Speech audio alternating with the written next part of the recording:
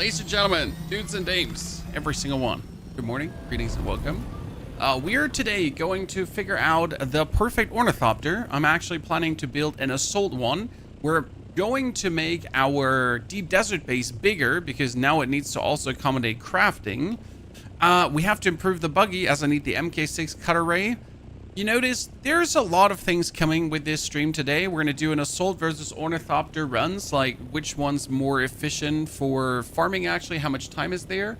And this all under the consideration of the brand new patch coming, because we're getting an absolute killer patch that's going to really shake up the game. Should be not even a week until that one is hitting. So I'm really looking forward to that.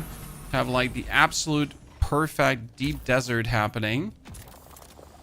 But for this, we need to make aluminum today. Aluminum for days.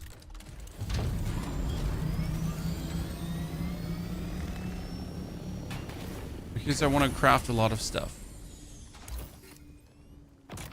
Including my actual hummingbird wings, because oh, what is that? Alright, my screen just turned black. Ooh, cool. Those crash sites are always good. Basaman, thank you for your subscription and support. Second sub of the day, appreciate it. Music from Guy, howdy. Are you excited for season 9 of Diablo? Yes, boosted. We'll definitely be playing. I mean, am I like giga excited because it's going to be the best season of Diablo? Absolutely not, because it's not going to be. I mean, the season is going to be fine as it looks right now, but I'm certainly looking forward to playing. But I'm generally looking forward to play things, right? I'm an optimist. I like to play games, you know.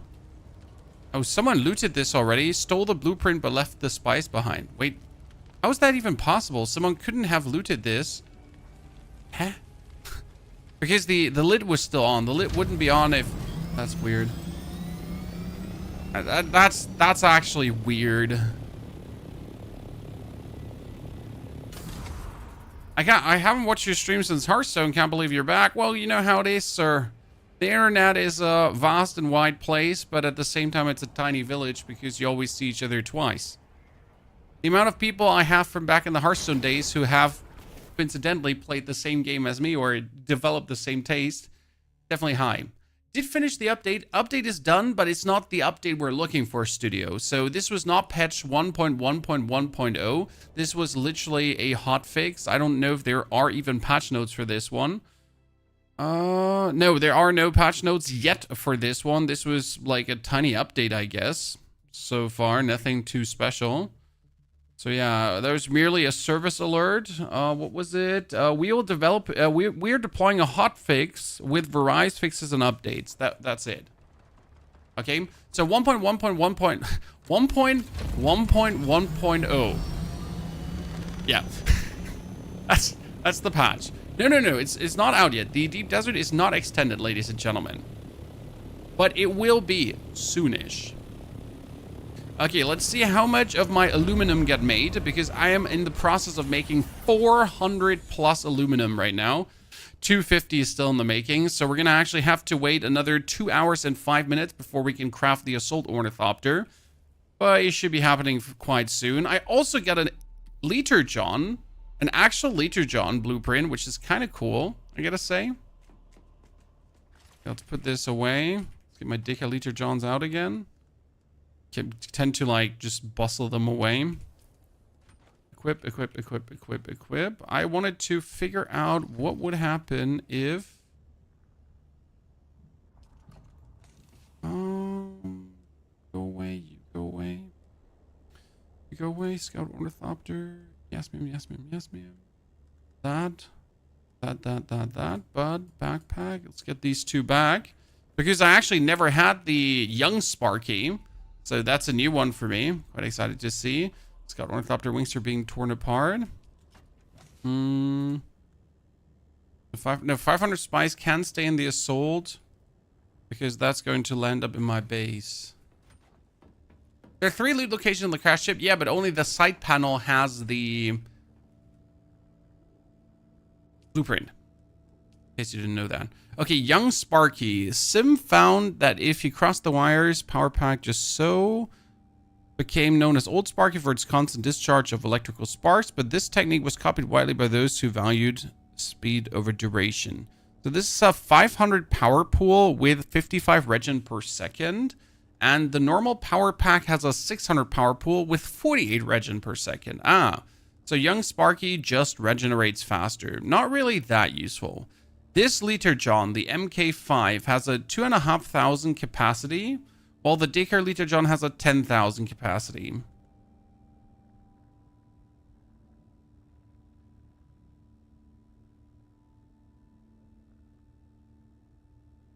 Huh? I mean, like, it only weighs 2, I guess, instead of 15. But... yeah, but still, Lee, like, the weight ain't worth it because I would have to carry, like, 4 of these. 4 slots in my inventory.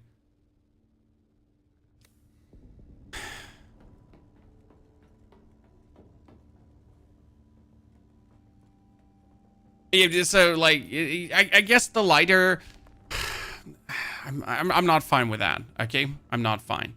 Okay, how many how many assault ornithopter pieces can we already make? So we have a steady assault boost module. We're obviously gonna make this one because I want to see like how well that works. I have 135 dur aluminum. We also do have the hummingbird wings, chat. So let's say how many wings does an ornithopter need? An assault one? Does it need 6 or 3? Well, I guess I find out by making the chassis. Step 1. And I'm gonna make the cabin next. 6? Okay. Oh, well, we're gonna have to make that in the long run. Make the engine too. I don't know if there's an engine you can actually find that's better. So if there is an assault ornithopter engine blueprint, does anyone know this by chance? If I look for the Mark V blueprints, there is, I think this could be inventory or thrusters. That's buggy or bike. I don't think there is more like assault blueprints, right? I already have the interesting ones, so yeah. What we're gonna do while we're waiting for aluminum, chat, is we're gonna be pushing our way into the deep desert. One thing that we have to do today is we actually have to make a bigger deep desert base. That sounds a bit weird. Like, Pony, you said your deep desert base is fine. It was, but they changed something. Chat.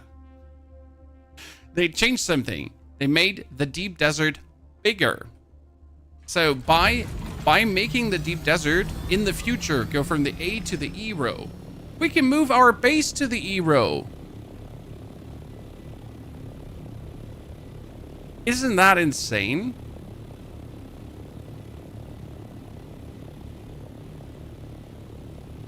Howdy, Prophet. It's cute that you're upset about the PvP nerf. I did actually not talk about it to Funcom at all. So it's funny that you're attacking content creators while probably just being a toxic griefer in PvP. So, GG.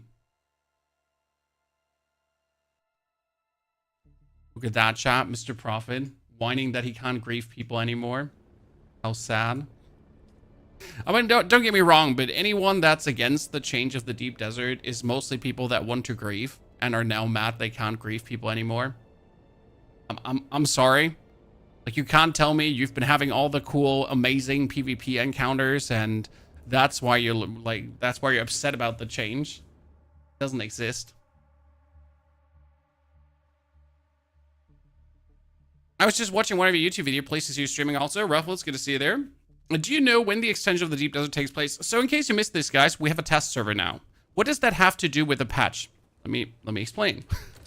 So, like, open your Steam. If you go on Dune Awakening currently, you can actually, on top of Dune Awakening, also now download the Dune Awakening test server. The Dune Awakening test server is to check out the new patch. The test server already has the patch 1.1.1.0. Jesus, what a mouthful. So it already has it. I should really not fly with half tank into the deep desert, but I'm still going to do it because I'm weird. So yeah, 1.1.0. Now, where was I going with this? Since we have a test server, I would assume that they're going to test for a week or a couple of days to see if things work, if there are problems, if stuff crops up. And then after testing things for a week, they're probably going to roll it out. So I count for the first week of July or second week of July for the patch right now. Someone said you have to start all over in the test server, though. You have to start all over in the test server. It doesn't change the fact that, you know, 1 or 2 weeks is max they're going to run that test server to then have the patch tested. Zenfalga, thank you for the prime. Zenfalga, Jesus, Zenfalga, what is that for a name? Thank you for your subscription and support. Welcome to the family. I mean, you can definitely still PvP. Brass, good to see you there, brother. So, like, even with a new patch, even with the deep desert changes, you can still PvP. Only that the PvP is now meaningful and chosen, right? So right now, the PvP we have is enforced and forced down our throat. Simple as it is. And the main people that enjoy it are big guilds and people that like to grief and bully. So now, with the new changes, PvP will be a choice. And there still will be PvP in shipwrecks in the A to E row, right? Only that you have more of a choice now. And that's great.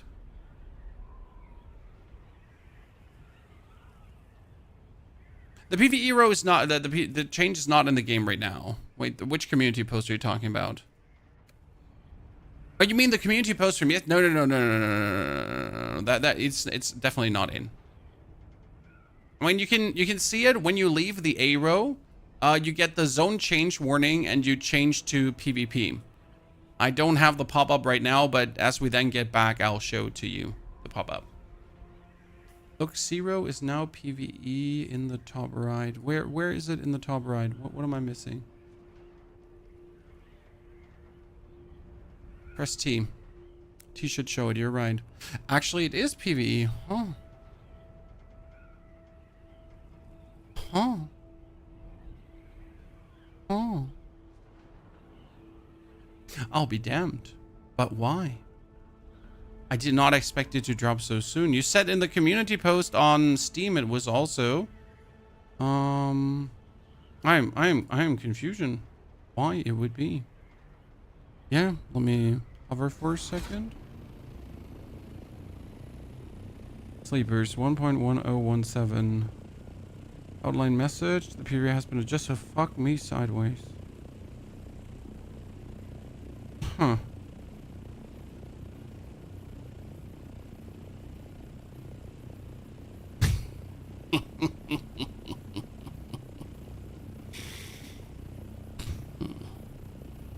They did a good thing though. So plasteel plates can only be found in the PvP zones, okay?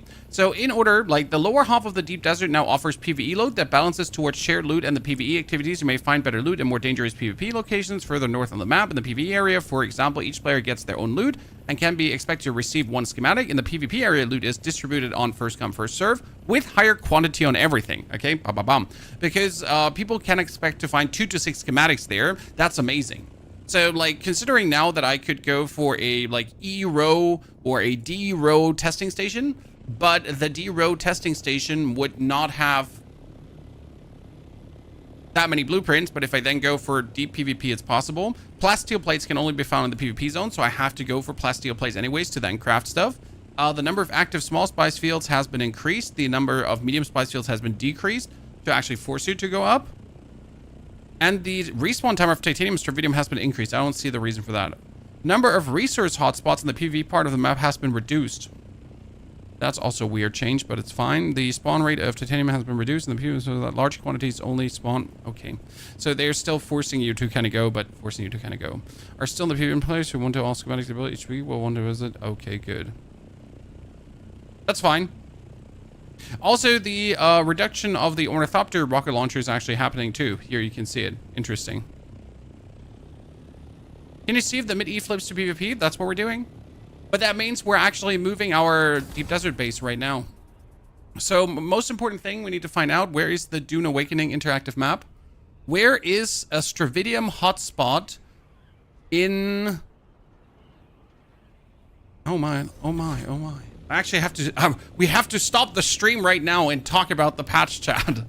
But the change is in, so that's huge. So I need to find an Eero spot now that has tons of Stravidium and Plastanium, because I was planning to actually bring my buggy in the long run.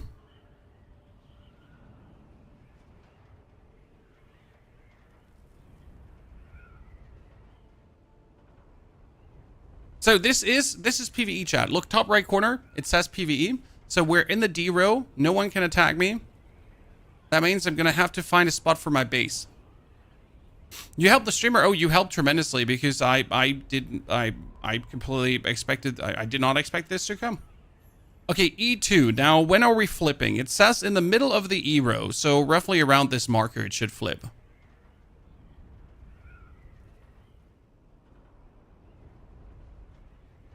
Well, graphic settings. Oh, I have a very powerful PC with a 7800X 3D and a 7900 XT. And at the same time, I am running a... I am playing in borderless window mode. I play everything in borderless window mode. Because I do have 6 screens. That's not a flex. It's just the reality of things. And I need to be able to flawlessly swap between those.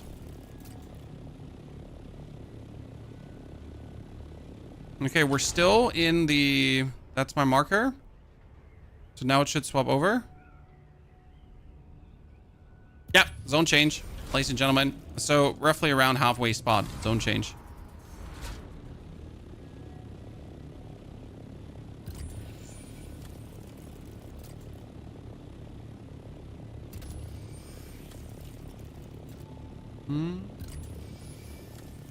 Why am I scanning all of this? Because I'm trying to find a good position for my base.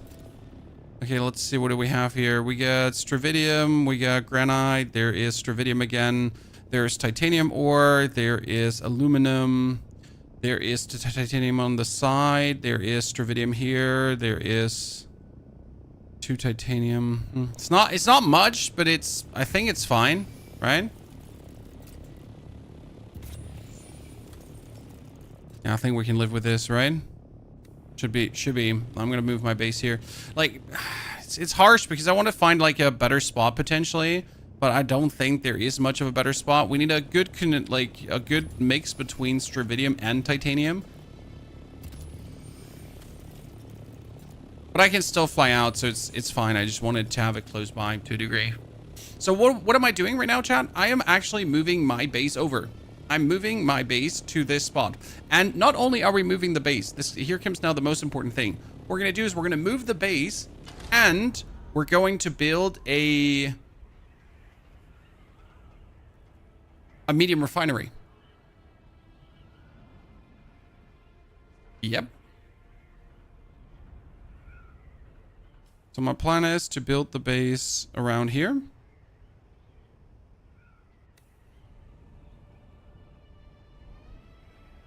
Hope they make environment and heat more punishing. Well, heat is punishing in the beginning of the game, and then later it gets less and less punishing, as it should, because let's face the reality here. You are progressing through the tiers, and you're progressing through the game. You're making the heat less mattering by the things that you're doing. So if the heat would keep actually screwing you over and punching you in the gut, that would make not much sense, as, well, I do everything to avoid being hit by heat.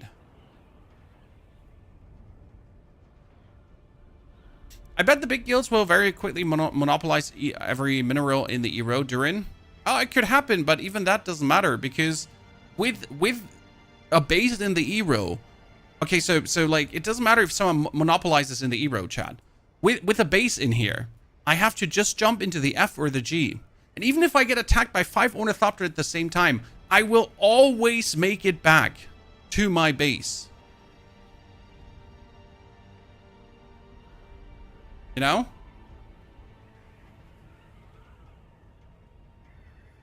So that's amazing. That's the best thing. Now if they build the base so that you can't mine shit Durin, well, again, Durin, there's enough resources in the deep desert. There is enough. You'll find a spot. You'll get your things.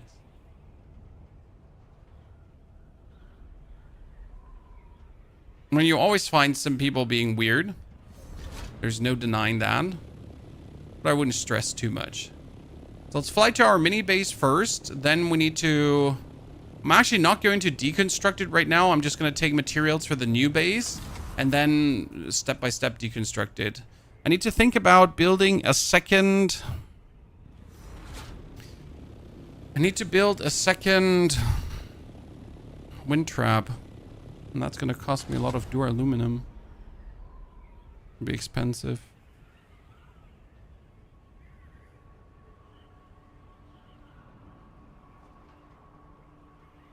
What about copying the replicator? Replicator just copies the outside of the building. So, I mean, like, replicators are somewhat useful. But I need to change the building design anyways. What was the update for? The update transformed the deep desert into the PvE area. It's happening.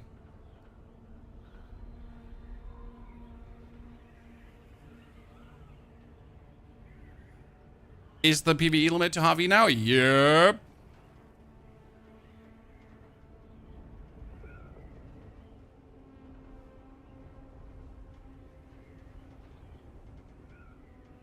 Is that a shared server? The deep desert is all the sieges together.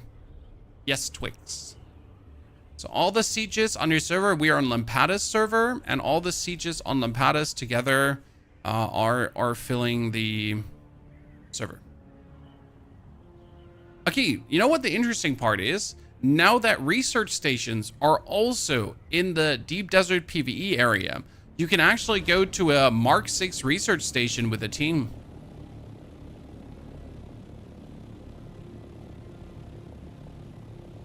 Because everyone gets the loot. I like that.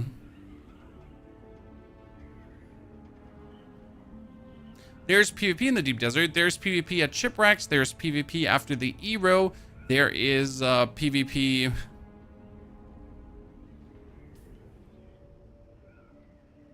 even in the A-row, but that on shipwrecks alone. Like here, these actual shipwrecks. So yeah, there is. For that, you need friends. Actually, you don't even need friends. You just need randoms there who have, like, the equipment to do it. Okay, we're gonna put the spies over. More spies melange. From the test server. No, this is live, ladies and gentlemen. This is the live server. We get the big change already. We're now moving our deep desert base. I mean, we're going to craft the assault ornithopter today. That's still the plan. Plan hasn't changed. But we also have to now move the deep desert base because things are different now. But actually, will have me make a video tomorrow. Jesus Christ. I didn't think that, like, I would have to make another deep desert base video, but then let's finish it. Do bases in the deep desert get destroyed after a time? Every week you have to rebuild your base. I know this sounds really painful, but on Monday, the Coriolis storm starts. On Monday, you deconstruct your base, put it into your assault ornithopter, bring it back to your main base, wait until the Coriolis storm is over, then discover a new good spot to put your base in, and do it again. That's just the gameplay loop, how it works. Decor, thank you very much for your Prime Gaming subscription. Decor, hope you're doing well. And that's fine. What day's the desert vibe? You should join their Discord because their Discord has all the infos. So you get the patch notes here, patch notes we just talked about. Then we have the server reports, the region statuses, the service alerts, and they also do announce the Coriolis storm here. By the way, the patch notes, I think we don't have to check them up anymore, but I'm still going to throw an eye on it quickly.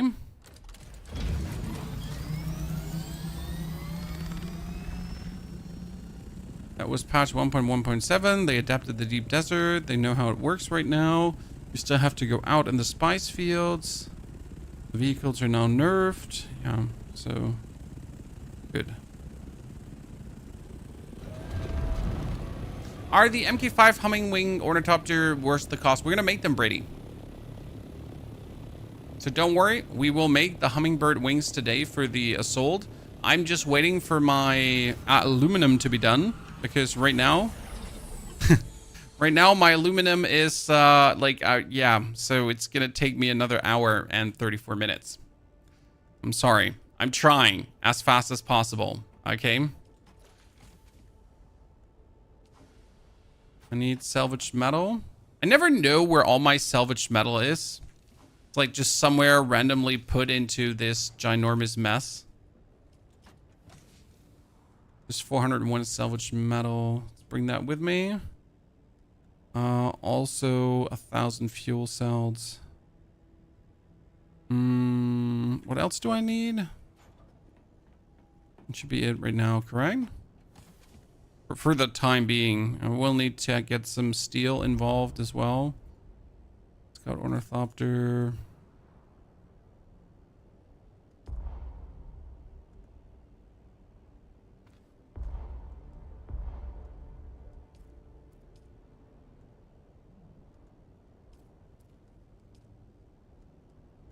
Okay. Should do for now.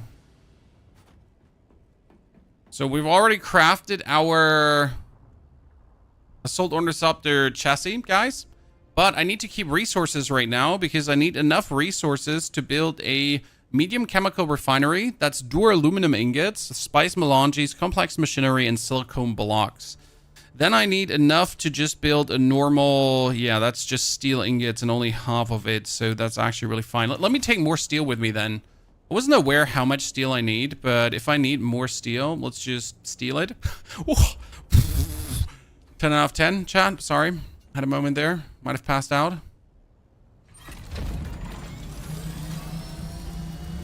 Tough crowd today again, as always.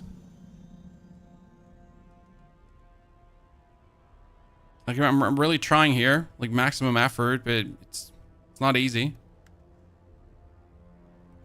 Do I have some more wire to repair things?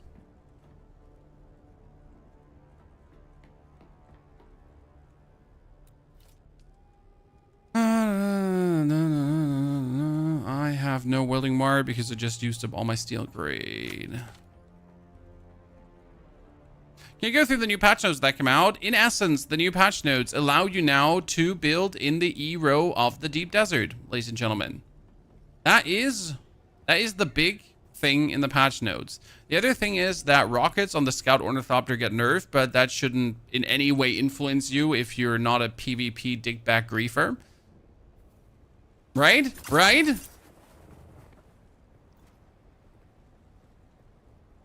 Luckily, that's not us. Surely.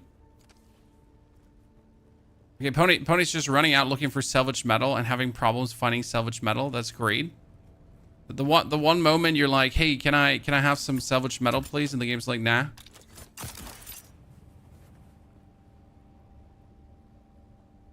No salvaged metal for you, nerd.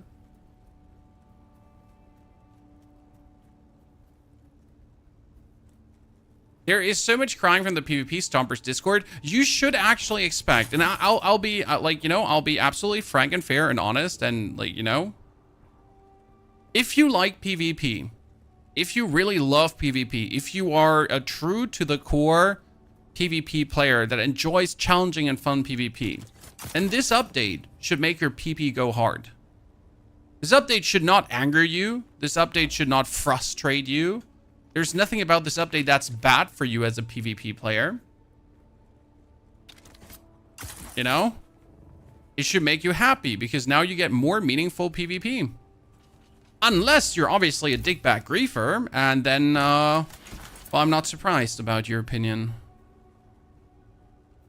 Right?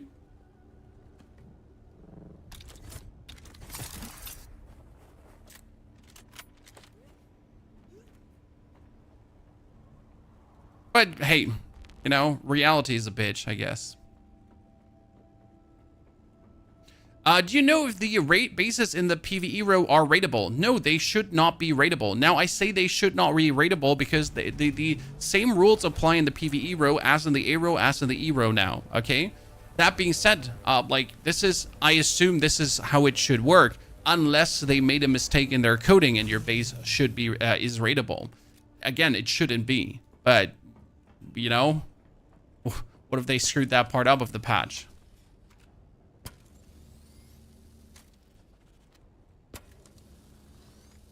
There's always a chance.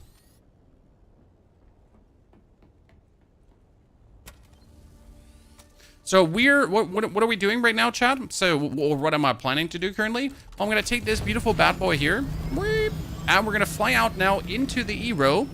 Oops, I didn't refuel you. Thank you. We're gonna fly now out into the E-row to build our base there.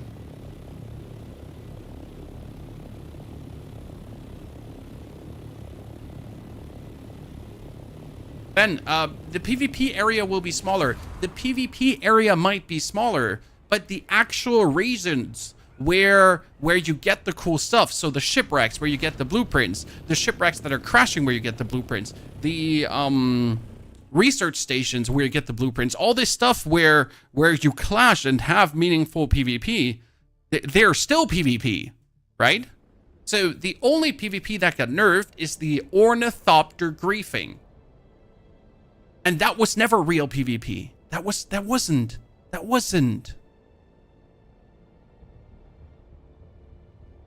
Last night I made the desert crossing with a bike. Homith. If I hadn't made the desert crossing during my beta gameplay, I would have been way more scared than I was.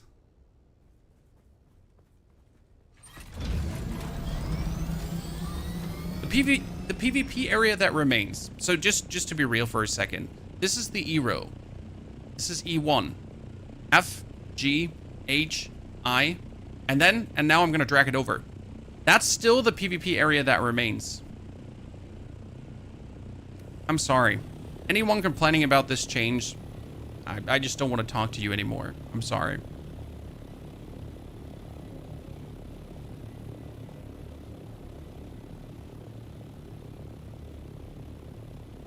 Doesn't the PvP zone change the next patch? No, it's changed. It's changed. It's changed. It's done. We got the patch, brother. We can be gaming now. I'm moving my deep desert base. Okay, ladies and gentlemen, look at this. My deep desert base is going to go now right here. Right here? Yeah. Yeah, right. E3.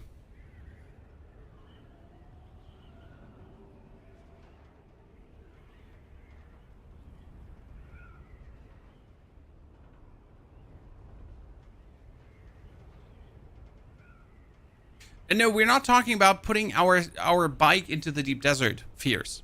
Our bike's not in the deep desert. We're talking about the very first crossing of the Haga Basin. There are still people that just started playing the game. Don't forget that.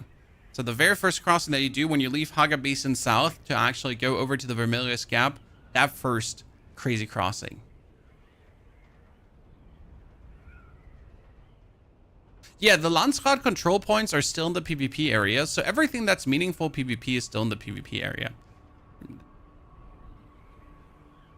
Is the gameplay loop similar to Once Human? No, but Once Human has a complete different gameplay loop, and I would reckon a more fleshed out gameplay loop at the given point. Once Human, though, is more like a short checklist that you go bop, bop, bop, bop, bop, and then you're done. Whereas Dune Awakening has a high level of immersion where you just like to survive on Arrakis. The reason I keep playing is because I actually like being in this world, right? It doesn't matter that the end game is not really fleshed out. It doesn't matter that the amount of activities is lacking, right? I just like spending time in this game.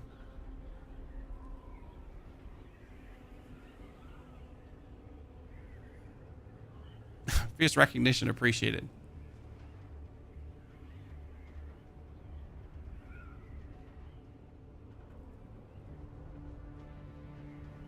That's not meaning that Once Human is bad. Like, Once Human is, for me, still my #1 survival game right now. So if I would have to rate the survival games I like, Once Human, #1 currently, because it's just really cool with the deviants and the building and the electricity and all that kind of stuff. Like, it's a bit more in-depth, building-wise.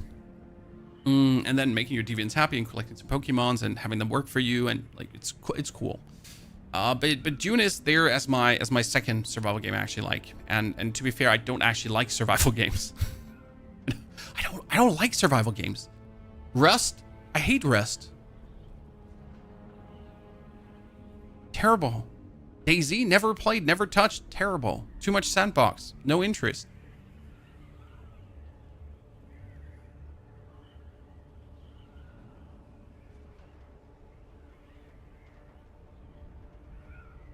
And yes, you still know harvesters in the future. I heavily disagree. You will see tons of harvesters in the future, and solo players will still get bullied away from big spice fields. I mean, there's no reason for guilds now to try to actually go to medium to small spice fields. They should be hogging the big ones. Oh my god, no! Another Ornithopter, Chad! Luckily, this is PvE. So I'm gonna crash him!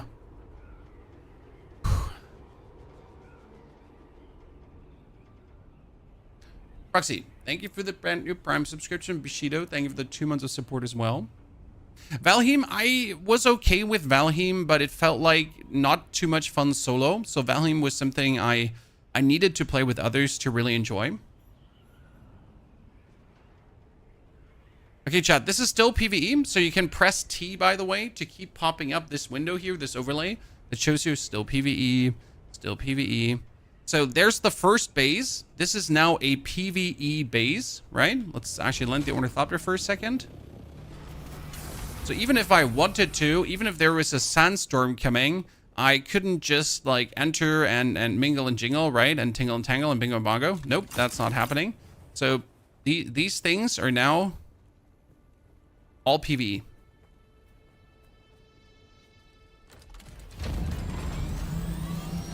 So what I'm looking for is, I'm looking for a spot currently that has fuel cells close by. Sounds, yep, perfect. Sounds a bit stupid, but having fuel cells close by is godsend, because I can just automatically refuel my base at any given time. So I'm gonna build a subfief console. Move it out of the way. Fly my Orny inside. So we can enter the storage. Then I'll pull out the plus zone. We can start constructing. And I'm going to actually go for a bit of a different construction style now. I'm going to put down the foundations. The foundations are going to be 3x3 still. Now, maybe it's going to be 4x3. Should be enough for this small area I got here. What we're going to have to do is we're going to have to build a row of walls as our bottom.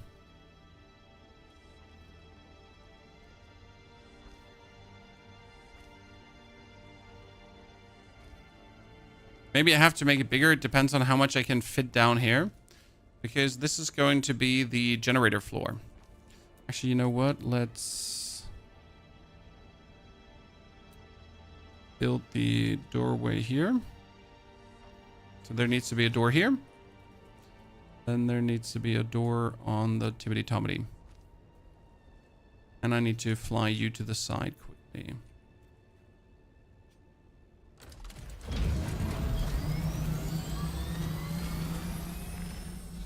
You almost have the thing to build the medium spice thingy, then go for it, brother. You're gonna love as soon as you have that medium spice thing. You're just gonna be like, fuck yeah, this is so good. It makes such a difference to actually have the medium spice thing.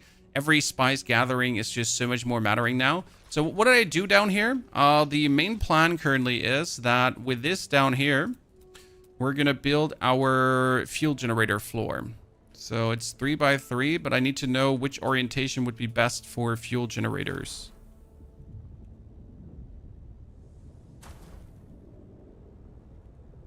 How many can I fit? How many sausages can I fit, chat?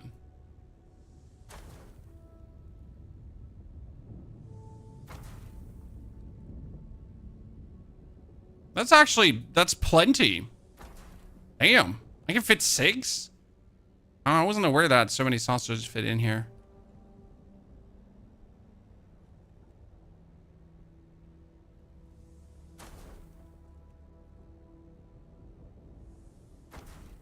How many do I need? I think 12 for what we're planning to do.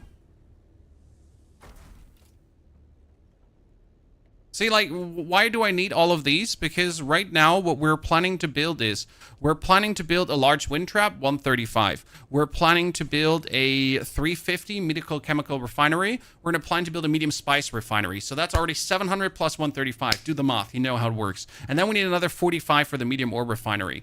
So right now, we get a power capacity of potentially 3, 6, 10. Is that 10? Yeah, so that would be 750 already. Not enough, so I need to jam a bit more in there. Name 3 downsides of the PvE extension. Exactly. It's funny because there are none. Call people out to actually tell you a downside of the PvE extension, and they're going to be like...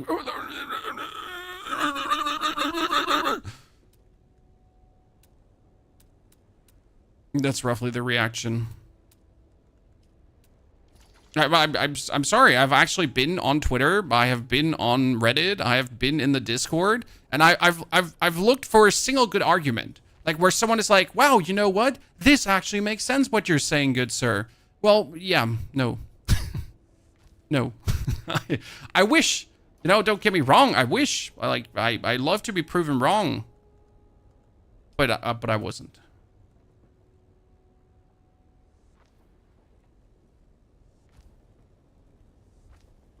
You can build an unrateable PvE base to a spice field. Yeah, but the spice fields are not permanent. The large spice fields are only in the later zones. And the medium and small spice fields are volatile and they spawn around the map. So no, you can't actually build a unrateable PvE base next to a spice field. And even if you do, I don't see the actual issue with that. Because you still have to go to get the spice. And the big spice fields are in the PvP area. So, potentially, you're still going to get PvP there.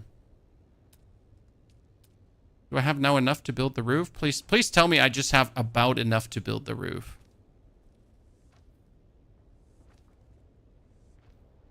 Come on. Come on. Oh, it's enough. Big Daddy, let's go. Ladies and gentlemen, that is done. So how would the interior look right now? The interior would look following. We're going to be building a medium spice refinery. That one comes in this corner.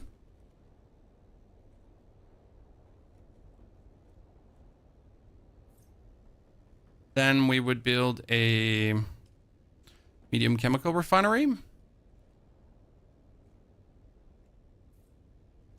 And we would build a medium ore refinery, which actually conveniently fits right next to each other. Perfect. We're also going to build storage because you can never have enough storage.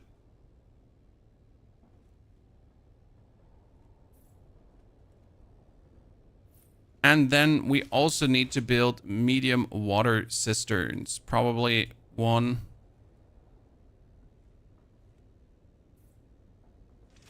2,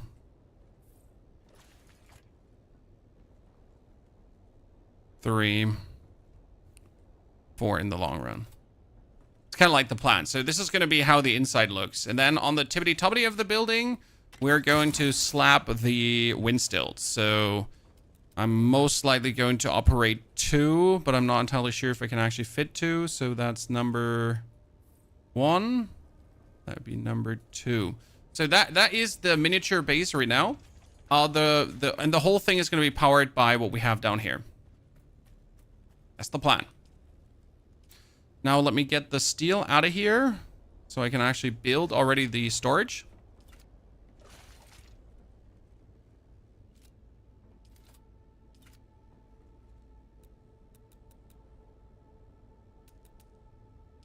You need iron, not steel. Mistakes were made. I forgot you need iron, not steel. I'm a professional, by the way.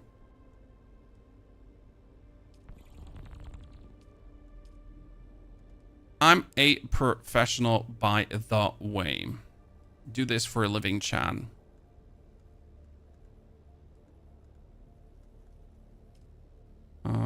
Let's get the fuel, because like, see, with the fuel I currently have, I can like pull out of my storage. So I get Ornithopter, pull the fuel, go back to the subfief console, refuel the generators. Boom, 2 days. Storage, go to the Scout Ornithopter, pull the 250 in again. Backpack, subfief console, boom. So my deep desert base is already now, with all the fuel I put in, ready to fuel for the whole time being, right? So we got this already cooking 4 days. I can put some of the storage back in. So let's put the steel over, and yeah, the salvage metal still stays there. What's supposed? No. So the Thief only has a storage right now, because the Thief I am using for as a chest. So that's what I'm using the Thief for. Bonus chest, nothing else.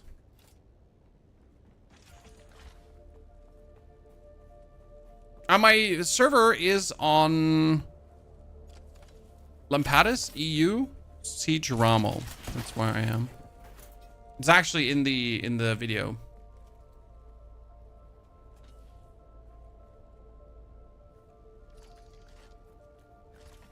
Is this the deep desert? This is not only the deep desert, this is the deep desert E-row. So right now I'm in the process of building this little base. So this is the E-row. I could jump F, G, H, I. I'm going to be farming so much material today, my brain is going to explode. But I need to get all that material, so let's go.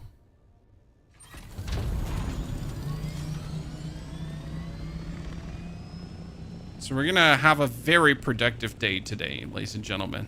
A very productive one.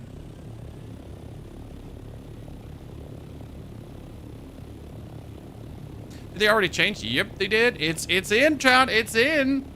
Come on, everyone. I know. Dana, thank you for the brand new subscription. Overflow, thank you for the 103 months of support. Overflow, did it not pop up? Let me double check.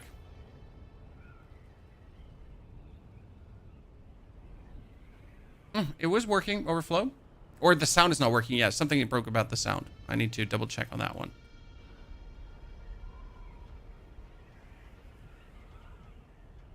Did anyone already try out the worms? No, the worms lingering around zones is not in yet, actually. I was already asking myself if that is in.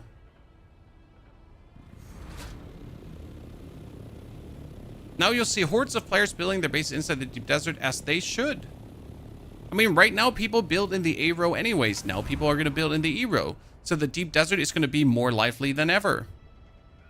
It's almost exactly what people want, a lively deep desert. Crazy, ain't it? Do you do all the quests? I did a lot of the quests because the quests give you crazy experience. I did not do as many quests as I should because, as you can see, my journey is still up and I actually still need to finish the quest Alara Turik is giving me. So I still have tons of main story quests to still do. How many times get a thumper when looting? I have not used the thumper a single time. I can imagine people using thumpers to grieve. So let's say there are spice fields in the PvE area that PvP players could go past you to put down thumpers. This is actually something I already have seen. So very sad PvP players, they have said that they're now going to go in the PvE area and they're going to put down thumpers to ruin the PvE players' spice farming.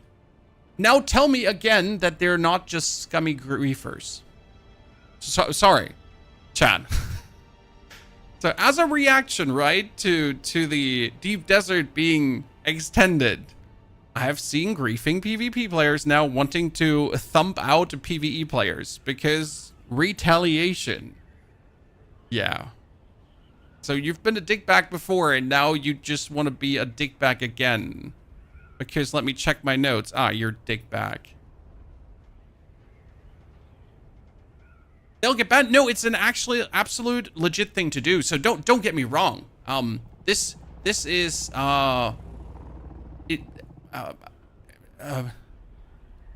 it's fine that they want to do this. So it's like it would make sense like if you have a competing guild and you're trying to slow them down. Yes, but just to ruin other players' games, it just shows your attitude as a player anyways. Right? Yeah, it's despicable but legit, but it just shows what kind of person you are pretty much. Like, a loser.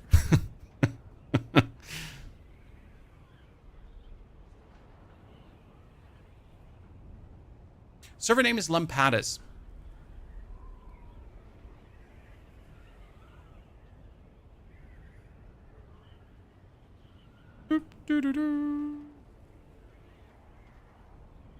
So we need to bring iron, we need to bring steel, we need to bring a lot of... Need to check the resources of all the items to build that stuff even.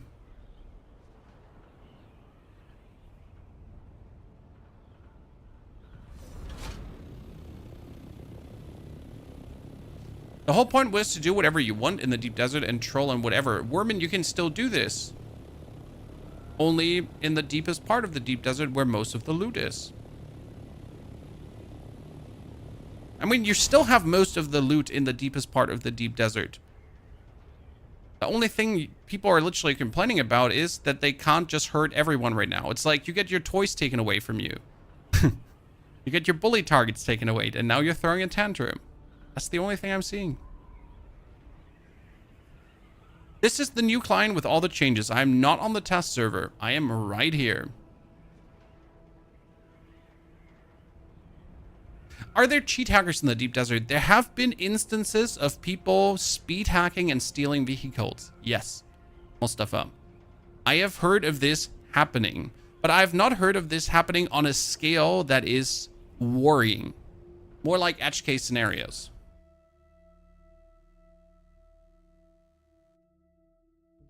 That's what I heard.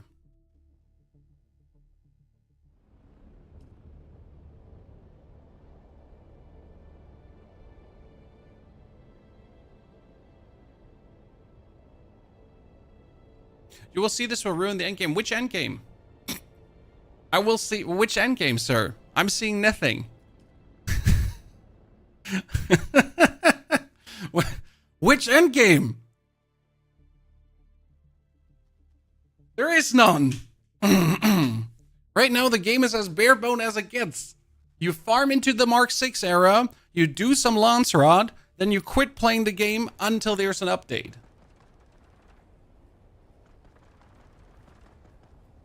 And the rest of the endgame is what you make out of it.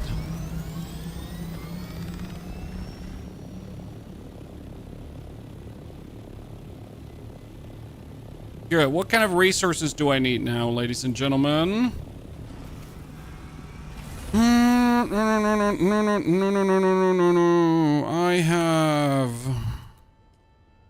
I have steel. I need silicone blocks. Where are my silicone blocks? Thank you very much, silicone blocks. You go into the Scout Ornithopter. I do need to get myself, I have silicone blocks, aluminum ingots, I need spice melanges, and I need complex machinery. Complex machinery. Where is my... I have a little bit of those. I mean, seriously, why do I have so many of these? That's honestly upsetting how many I have of that complex machinery. Some complex machinery. I needed, what was it? 25 for this. I need 25 for that. So 25. I would need... Calibrated Servox 35. Where do I have my Servox? Give me 35 of those. Thank you very much. Appreciate it. Then we need to get spice melanges. Yabba dabba doo. I need to get... let me do the numbers correctly. We had, what? 35. 35 is 18. And then I need another... 3. 21. If I knew where my spice melange is. Don't ask me to actually ever order this, Chad. Like, I won't. I will probably take like 1 day to order it, and then 1 day later, it's gone. Like, oh yeah, chat, look, I ordered all my chests. Ah, yikes, and it's gone again. It's quick. So I have almost like 5,000 duraluminum shit made. Okay, I need 120 ingots. That's really shitty. And 125 there. That's what I really don't want to make. I wanted to make my scout today, but this is kind of like throwing a stick in it. I mean, we're still going to make the assault ornithopters, so don't worry about that. But moving my base right now has precedence because I can actually do so much in that base. It's crazy. I have the steel. I need iron. I don't have iron. Do I not have like a little... I have 7 iron ingots, but that's probably it. I don't think I possess... Do I possess more iron than 7 in the whole base? Nah. I really have 7 ingots. That's honestly upsetting to a degree that I have a whole 7 ingots. I think I have a solution for this. Ta-da. I solved the problem. 4,000 IQ gameplay, chat. Where is my duraluminum now, though? That's the bigger question. Well, I farmed tons of yasmium today because I knew I'm going to have to make duraluminum, and I have everything. I'm just still asking myself why aluminum crafting takes so long, because I just don't see the reason why aluminum crafting would take like 400 years longer than anything else. But that's just me, like, you know, literally me no gusta, por favor. How much duraluminum do I have in the base, allegedly? 0, because I have it on me.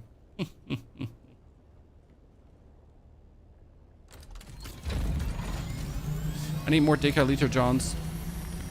I need more decaliter johns. And I need to empty them. That is true. You get enough base. You get enough water, Mr. Base. Need to empty these because I need to take the water out of the other base to bring into the other base. It's going to be like a bit of flying back and forth right now because I actually need to move a base, which is painful, I gotta admit. But it is what it is. It's gonna make me cry. It's definitely gonna make me cry.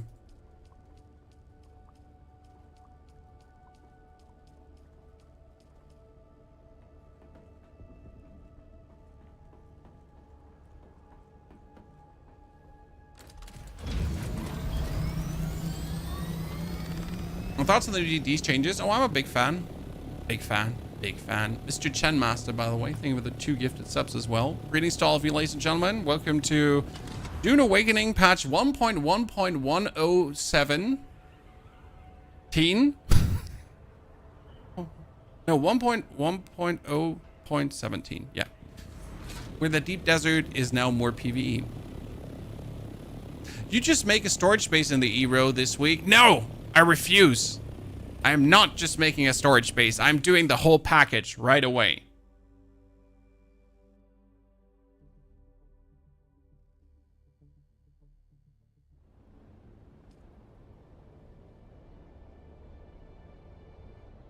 So I am absolutely doing the full thing. I mean, the main reason I'm doing the full thing is because I need to make it for a video anyways, pro players, right? Even if I only make it for a couple of days, because today is Thursday. That means Friday, Saturday I'm not streaming, Sunday and Monday. So like literally for 4 days I'm making this base now to then raise it already again and rebuild it. Carolyn, thank you for the brand new Prime subscription. Carolyn, appreciation. That is very kind of you. Do we know when the deep desert wipes every week? Yes, the times are communicated in... Are they even communicated in game? I don't know if they're communicated in game, but on their Discord they're communicated. So it also tells you whenever you lock out. So if I would now lock out, here, your character will remain. The Coriolis storm will reach its apex in 4 days and 17 hours, destroying everything within the deep desert and reshaping it. So in 4 days, 17 hours, that's how long I'm building my base for. I have to raise the base again.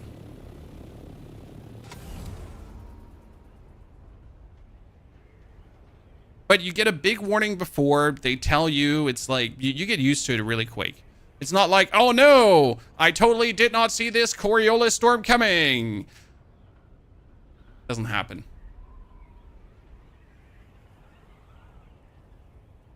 Now there are tier 6 resources for PvE players. So you see the game player count increasing. I think the game player count is really healthy. I mean, we've had over 1 million people that bought the game. That's amazing. No matter if not over 1 million people are playing. I think the game is doing well in terms of what it does and the groundwork it puts down. I would also say that in 6 months, the Deep Desert is not what it is right now. And that's just a simple... That's just a simple...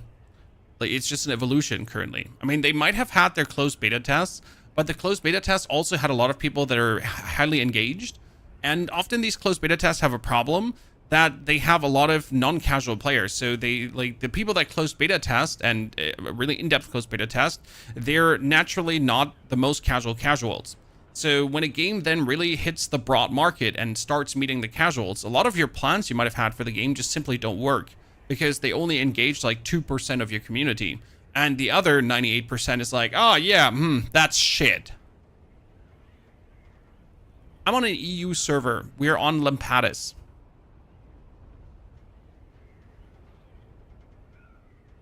You see the video with the cheater Oni? I just heard about it. I'm not really worried. I mean, if it happens, it happens. What do you want to do? It stings that cheaters exist. Yes. I hope they get rid of this very quick. Oh, there's a spice plume in the distance. Do you see how amazing this right now is, chat? So I am going out in the deep desert right now. I know there's a spice plume in front of me, but my base is here. The spice plume is there. So I literally just have to jump. Even if there's 4 ornithopters shooting rockets at me, I'm going to be like, fuck no. I don't want this, and I'm going to retreat. As it should be. Because I am here to gather spice. I'm not here to fight, right? So I should have the chance to run away. And by putting this in the E-row, I have a meaningful way to run away. Now, obviously, the PvP players are going to complain and say, well, that's shit. I can't, like, 4v1 that guy. Because I have a small PP.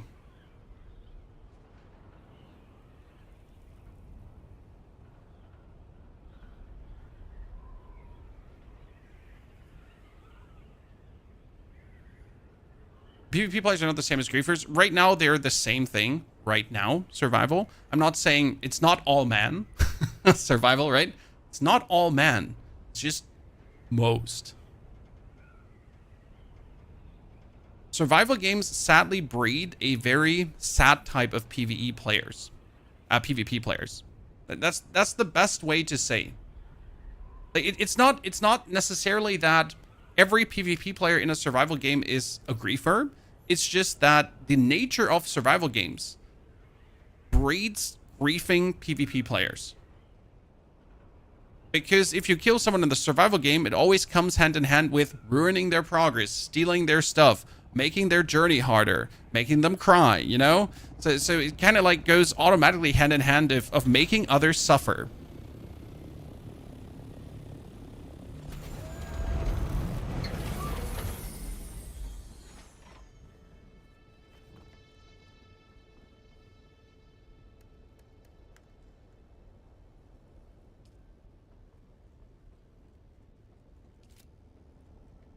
So finally we get the chest after I botched that one tremendously. And I can pull everything out of my Orny. I already make some of the buildings? I should be able to make some of the buildings, right? Orny, backpack, put the steel in, put the spice melange over. Before I lose it, put this over, put the Servox over. I can make these already because I have the steel ingots for them, actually. I need roughly 100 water. 100k water should be enough. That's great. How much energy do I need exactly, guys? Let's do the math quickly. I don't want to calculate in my head. So we got 350. 350 times 2, which is 700. Surprise. Plus 45. 700 plus 45. And then we have plus 270. So I need 1015 divided by 75. 14 generators. That's it.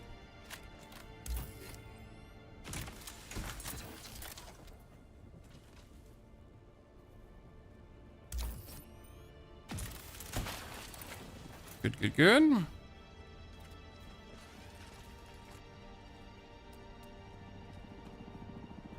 Now we figured out that 12 generators perfectly fit in here, Chad.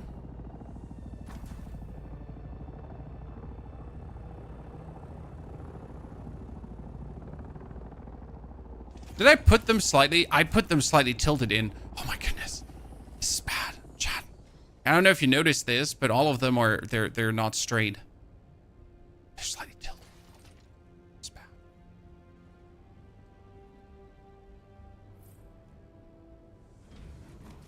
Totally not going to make my brain hurt from the inside. Oh, wow. I did not expect that to work. Shit, that's actually working. Look at this. I can fit 14 generators in here. Sausage fest. Let's go. Typhos, thank you for the 91 centuries. Mystery Raven, thank you for the 2 months of support. Appreciate it. Yeah, there's more traffic than ever in the deep desert. Exactly. This change made the deep desert more lively and active than ever. But boo-hoo. Poor deep desert is going to be not amazing anymore. Locked in here about sausage fest. Well, still a bunch of these generators look like sausages, so it's a sausage fest in there. There's change. I press T. We're PvE area in the sector E3. Now I'm flying over the midpoint of E3, and you can see zone change 4, 3, 2, 1, PvP. Oh, come on, fight me, fight me. Come on, fight me, shoot me. Do it! PvP!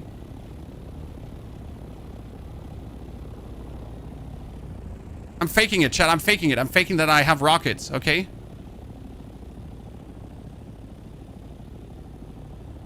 Wait, I'm barrel roll. I'm gonna do a barrel roll.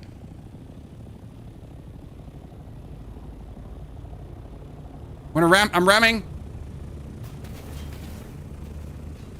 PvP! PvP! Okay, good. Now that we clarified that, dominance achieved. Chat.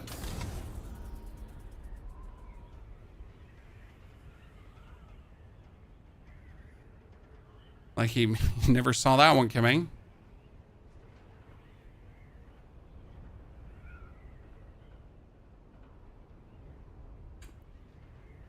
Salty, thank you for the gifted sub. To have you there, my friend. Appreciate it. So that was like a taste of the PvP in the deep desert you got there, chat. I hope it excites you. I know dogfighting is pretty intense. You should have peed on him. I tried, but my coolant wasn't leaking.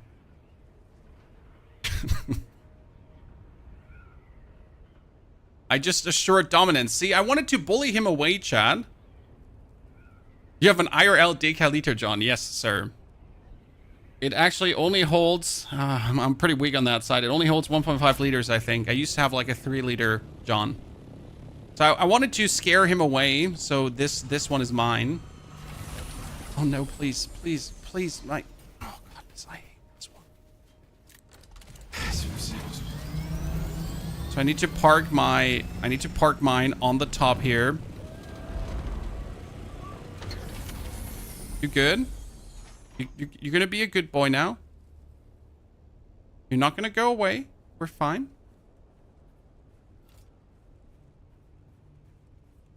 No, this is the PvE. This is PvP area now. So I just flew into the PvP area to get spice. But the thing is, my base is in the E row, and I am currently in the F row. So I'm going to be back in my base in no time to farm spice again. That's great. Do you know how much fun I'm gonna have? because I don't have to fly this long anymore. If I want to farm right now, I think this is like the underestimated thing about the whole gameplay loop. If I want to farm right now, I don't have to dish from I to A to the Haga Basin again. No, as a PvE player, as a solo player, I can make myself an Eero deep desert base and now go out for a spice farm, return, go out for the spice farm, return. It makes it faster, but it just simply makes it more convenient. It gives me more fun, and it might make me even consider doing PvP, because I don't have to struggle through all this hoops and loops just to get the basics together, right?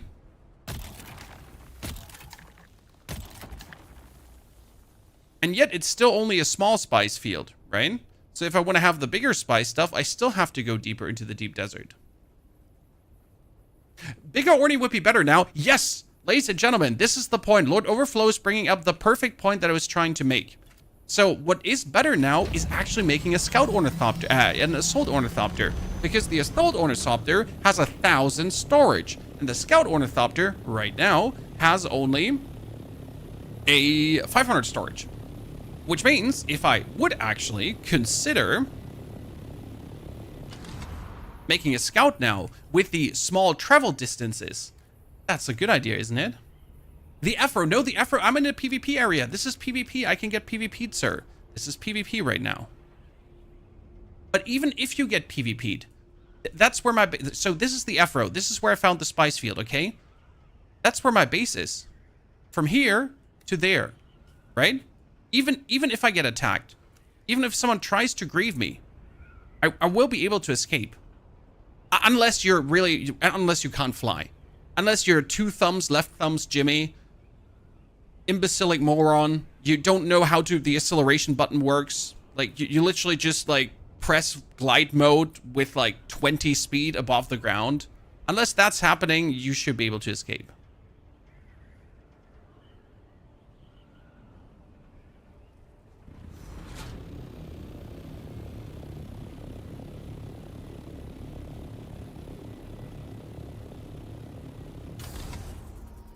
What is that back there? Is that a shipwreck or is that a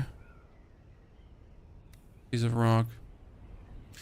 Can I ask for a piece of advice for buying a Steam Deck or not? Would like to play more and only get a laptop. I use an NVIDIA Now to play. GeForce Now is amazing to play, Barbis. I have seen many people be actually really happy with the Steam Deck. I personally don't own one because I don't game on the road because I'm always on the road with my family. That being said, I have seen actually people play Dune Awakening on the Steam Deck, so it certainly does work. I'm pretty sure there's someone in the chat who actually has a Steam Deck. You might also want to consider that new Asus ROG Ally Xbox thingy. That is also pretty interesting. Supposedly being able to play all the fancy-pantsy Xbox games.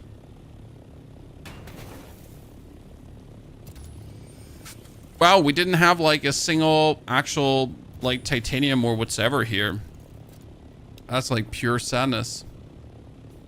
Like, seriously. Wow, there's a research station here. Wow. Okay, that's interesting. I didn't even know.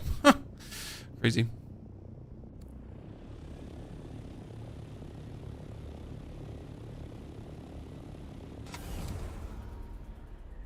So I would say right now that making our Scout Ornithopter, our Assault Ornithopter has become even more a priority. I mean, it was before something I really wanted to make, but now on top of that, it's even more. And this is the second cool thing here currently. So now I can farm this Stravidium, right? And I can farm this Titanium. And usually I would have to fly with the Stravidium and the Titanium all the way back to the A-row or to the Haga Basin. But now since I have a base in the E-row, my E-row base is going to be able to turn this into Stravidium fiber and also into Plastanium ore then. Crazy, right? Dana, Yuloha, thank you too for your subscription gifts, everyone. Happy to see you all here, chat. Welcome to the new update. I know we're all itching to see Pony build that Scout Ornithopter, Assault Ornithopter, sorry. But we have priorities right now. I'm sorry that, like, I'm literally forced to make this. Should I maybe move my medium chemical refinery from my main base into the deep desert? I could do that. That would save me building materials. I mean, the only problem that would make is that I then don't have one in my main base anymore. And that's slightly inconvenient, as everything is going to be more expensive in terms of cobalt paste, but I think that's a fine trade. I mean, it would definitely like make my life easier, so we could actually make the assault ornithopter today. And I think we all want to see the assault ornithopter today, right? You will lose your deep desert base on a weekly basis. You don't lose it. You go to your deep desert base, you deconstruct every single building, store it in your assault ornithopter. You have one single chest in your base. Okay, listen, one single chest where all the building materials go in off your deep desert base. Then when the Coriolis storm is over, you access that storage container, load everything into your assault ornithopter with the 1000 storage, and fly back out in the deep desert to rebuild your base in one single go. Okay? So you never lose your base. You just simply have to go for a little rebuild run.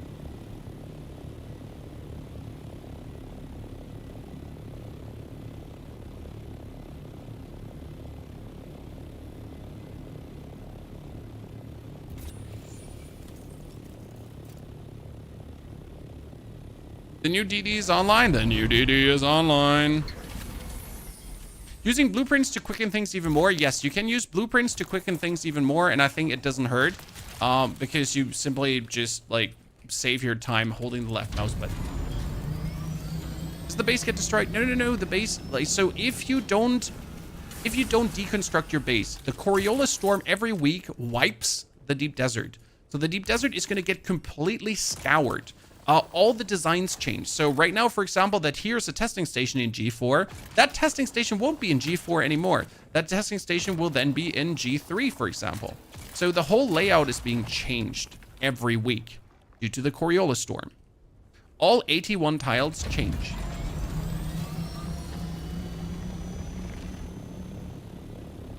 So many people are sour about the changes. I don't actually think so. Emphatic. Yes, the loud minority, as always in every game, is salty. But let's talk percentages. What do you personally think? How many percentage of the player base are negatively affected by the change? I'm talking negatively affected. So how much percentage of the player base? The patch with the Deep Desert is negatively affecting gameplay experience-wise.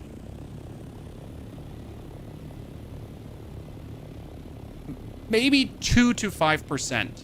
If we're generous, 10. But that means that the other 90% of 1 million people who have bought the game, we should be happier with this.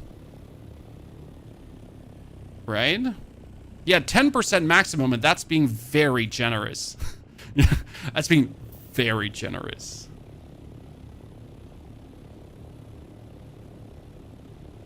A lot of people are complaining loud, though, of those 5%. Yeah, the loud minority, as in every game. When if you actually look at Diablo 4 as a comparison, right? Diablo 4 is okay-ish. And every season we get a new patch. Every season we get, like, interesting new things. And there's always that loud minority that's going to tell you D4 dead and D4 terrible. And yet still, there's 100,000, 200,000, 400,000, 500,000 people still playing the game that don't seem to mind that much. So, loud minority.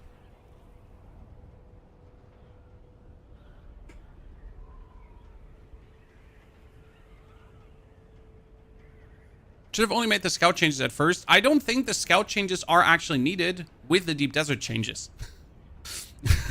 You know? Like, people were complaining that you don't even have to build an Assault Ornithopter. And that the Scout Ornithopter is too strong. Agree, by the way. But with the Deep Desert changes, were the Scout Ornithopter changes even needed? Oh god, I'm missing my base by a margin, guys. I'm just flying past. I'm sorry. I'm sorry, Mom. I was just going the complete wrong direction. Please. Apologies. Yulua, thank you for your brand new subscription as well. Appreciate you being here.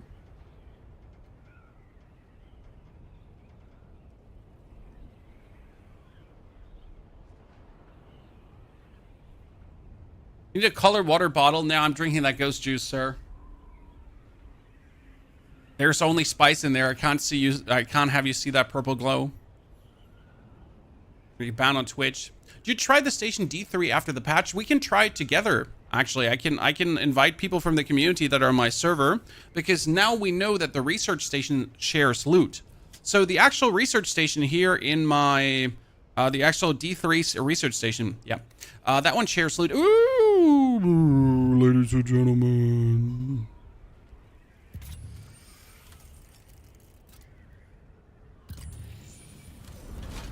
Oh, someone looted this already. Someone looted this already.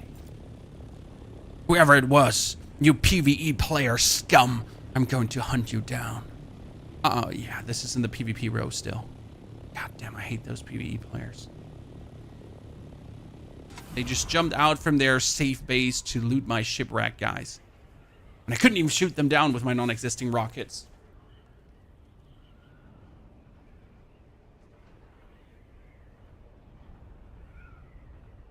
An easy way to reach tier 6. It's not an easy way to reach tier 6. It's still not easy to reach tier 6. Because in order to get most Stravidium, most Titanium, you still have to leave the E row. Because the real Stravidium and Titanium is in the H row. At least the vast quantity. Now, you can still obviously stay in the E row for everything. But it will take a significant amount of time, as the resources are more sparse over here. So yes, technically, could, would, should, but practically won't. Okay, spice, Stravidium, titanium ore. Oh, boy. But notice, I can now put Stravidium and titanium ore in here, and still get these water containers somewhat filled up. No, I need some water back.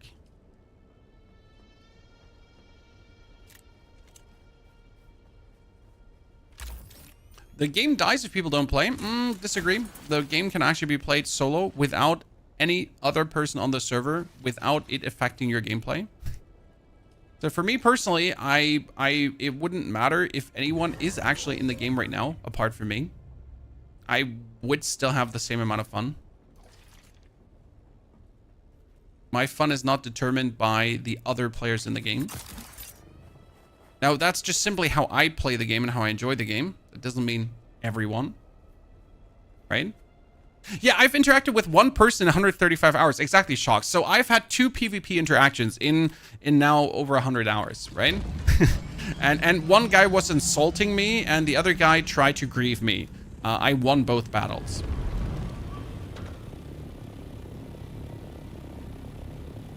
Seeing other bases and sometimes someone fly by is a feel. I don't disagree. I'm with you on that one. Yes, it is a vibe. But it is not mandatory for your game fun.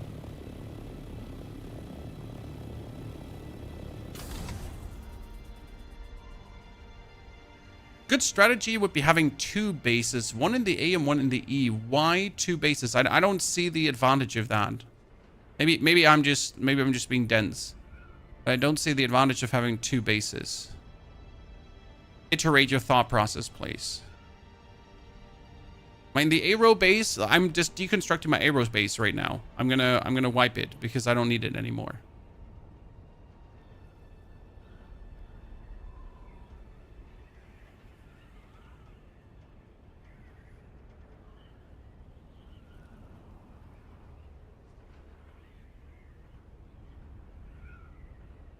How about E and H? You could definitely make a tiny base in the H row just for storage.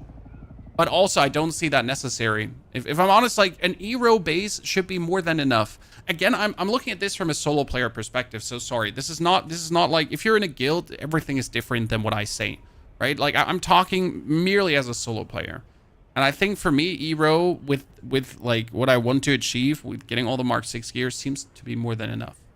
Hilo, thank you for the 2nd sub gift. Puis, also, thank you for the new sub and the sub gift on top. Is there a way to reduce the decay of vehicle parts? Yes. you need to make yourself a higher level welding torch. This welding torch has a 90% repair quality, and then with the skills from the plantologist that says vehicle repair, reduce max durability loss, that together with the MK3 welding torch, MK5 welding torch, like I have been having these wings forever now. It's funny because my actual engine and my actual generator here, these engine and generators, 44% and 29%. Look at how far they're decayed. They started at 50%. Okay. So these two started at 50% because I found them in the wild open and just put them into my shit. I never actually, like, I didn't craft these. Okay. I just found them and put them in, and I have been repairing them since then. And they just keep alive.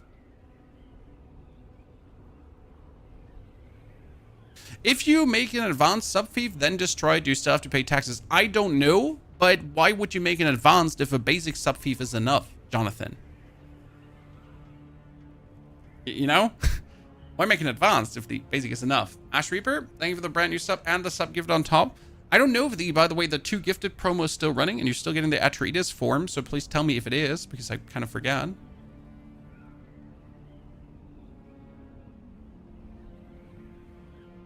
Bernie, good luck with the sad puppy eyes to your wife. I mean, the game is only, what was it, 40 bucks right now? 40 bucks? It's definitely not like an 80 bucks game, so definitely don't need the deluxe edition. It's like there are some interesting skins, but the cool building, the cool building swatches, the building skins you actually get for pushing your reputation. So the Harkon or the Atreides building styles, you get by just paying in-game money. So you don't actually need the deluxe edition. That's very important. I mean, sure, you could get the deluxe version, which has like the other cool thingy, but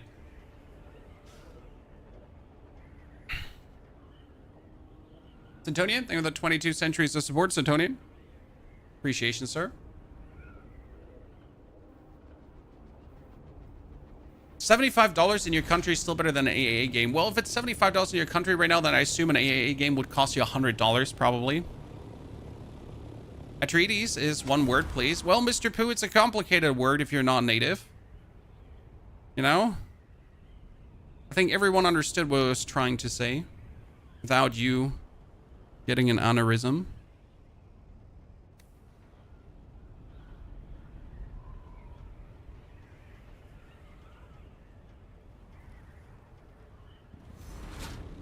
How do you build the force field wall again? It's called a pentashield. Just research pentashield, then you need to build the space where you put it in and then put it in. But watch the movies. But I watched the movies in German, sir, so it doesn't help. So in German it would be Atreides und die Harkonnen und Paul Atreides, the dude, the man und der böse Baron von Harkonnen. Ja, very not good.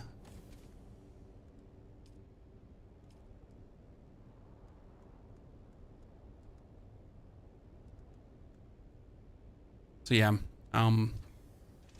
that's I think why we're gonna stick with that pronunciation, right? Should be better. Where are you from? I'm from Germany. I am German. Extract. Give me all your water.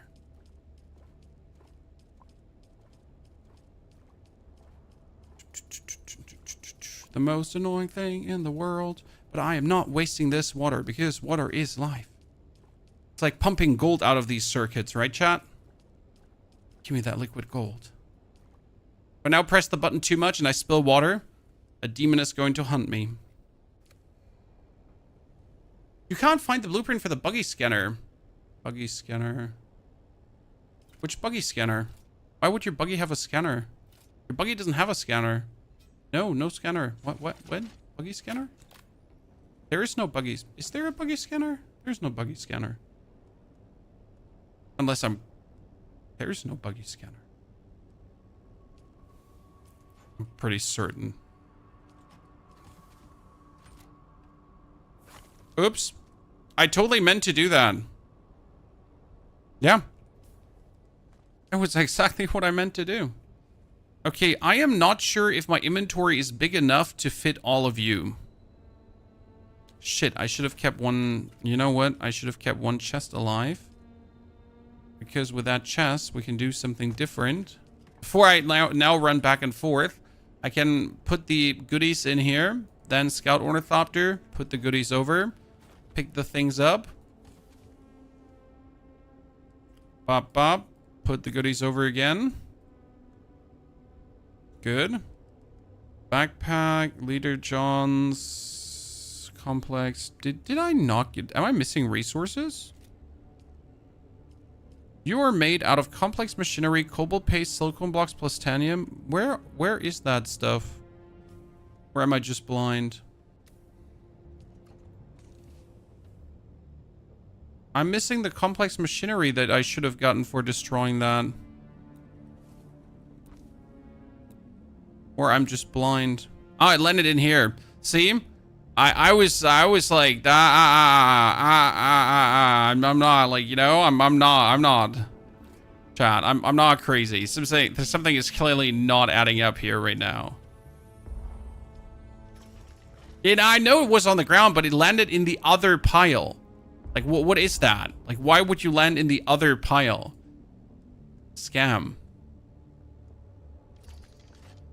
Also, why do I have over 100 spice melange? Because 68. 68 for that. That makes so much sense. I was like wondering, where's all that spice? That's 60 because Chad.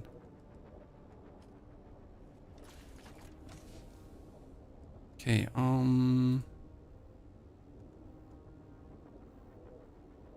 so what we're gonna do right now, because we're a smart person, Chad, we're going to break. We're going to take this chest with us. No, you know what? I should be able to actually make this different. I should take the Ornithopter with me. That should work equivalently. Please land on the building, Mr. Ornithopter. Oh, please land. Thank you very much. Okay, let's take the filter out. Storage. Thank you. These filters are hard to make. Just saying.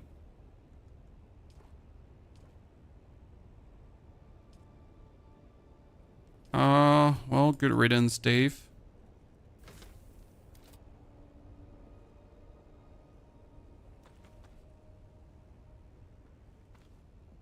Good. Now I can take these resources. Wait, let me double check.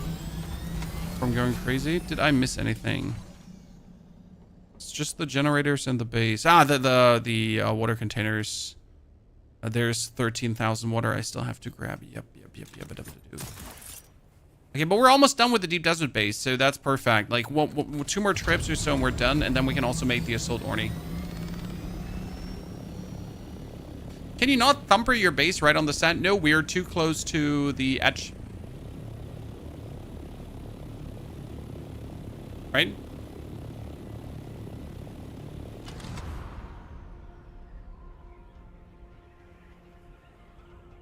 What section is my base? My base is in the E row now.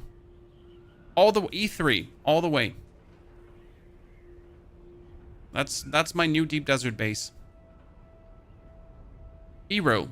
There's no reason to not build. So half of the E row is PvE. You're gonna build right on the border. Okay? Right on the goddamn border, and there's no reason why you wouldn't. Griefer and Gukin, thank you too for your subscription as well. Griefer and Gukin, appreciate it.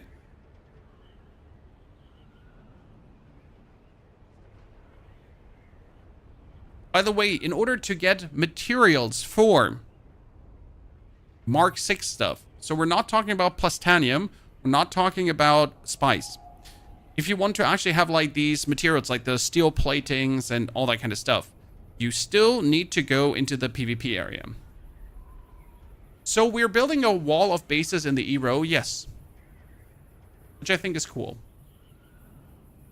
And that's also where, like, I kind of like the fact that I build a base now, but in a week everything is being wiped. So, and also the layout is being changed. That like every week I have to choose a new good spot.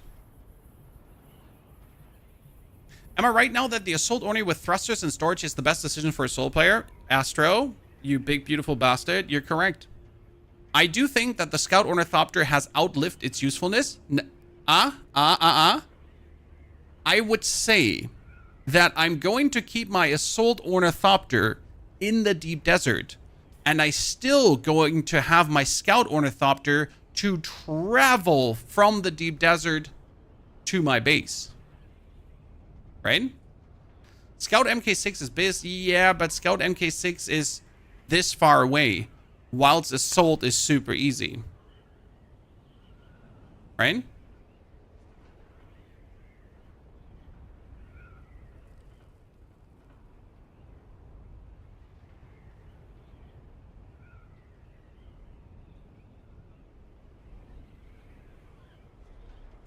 You can do storage and thrust on the Assault Thopter. Yarp.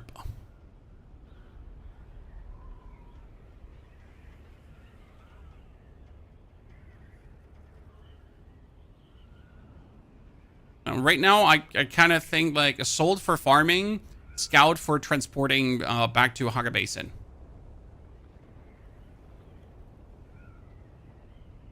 Is the quest system dumb? No clue what you're doing. I mean, the quest system tells you where exactly to go and what to do. Then you have to look at your compass often to figure out if things are on top or below you. It's kind of like the thing. Yeah. I certainly have seen more players than ever today in the deep desert. I mean, yesterday in our, 5-hour stream, we saw like 6 other Ornithopters. Apart from that guild of 4 with a spice harvester who tried to kill me because I made a mistake. It certainly wasn't my fault. It's all their fault. Evil people.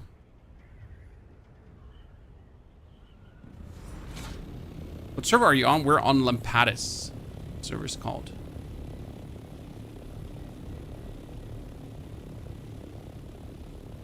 So, welcome to our tiny box, ladies and gentlemen. Our tiny box has evolved into a 2-floor. Okay. So we have 1 floor at the bottom, 1 floor at the tippity top. Step number 1. Need the steel. Oh, I forgot to deconstruct the 1 chest. I am an idiot. But it's fine. Should have enough. Scout, give me that. Give me that. Give me this. That, there, then thy. This, there, then thy. Okay, ladies and gentlemen, the spice refinery is up. Let's deposit the water.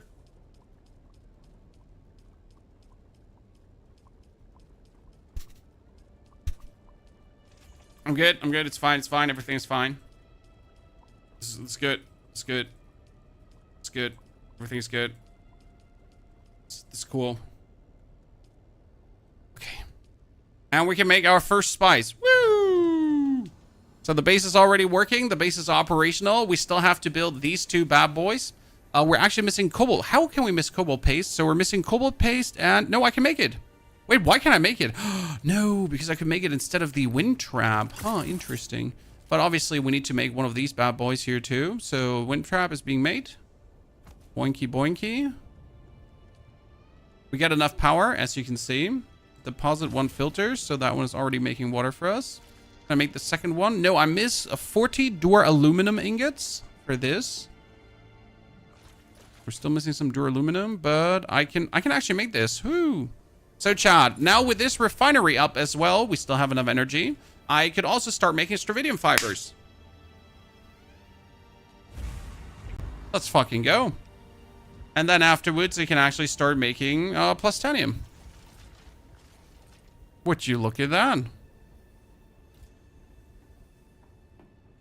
How much material am I missing now? Let's make a screening. I am missing calibrated servox. I got the melanges. I need Dur aluminum 120. And I need silicone blocks. So I need some cobalt paste, I need some silicone blocks, and I need Dur aluminum. That's it. Then we're good to go. What I also need to do is I need to not forget to get more fuel.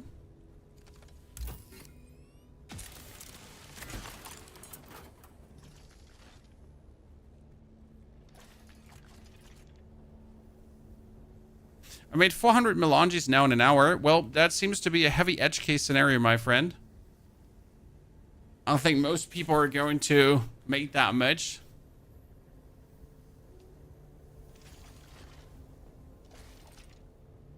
Does the weekly storm wipe the PvE bases too? Yes, so you need to deconstruct your base before it gets wiped. Okay? Don't let your base get wiped. Don't be an idiot. Or if you're being an idiot, at least be an educated idiot. Okay? I need to keep 3 melanges here, but the rest of the... I can already bring back. Huh? No reason why it would stay.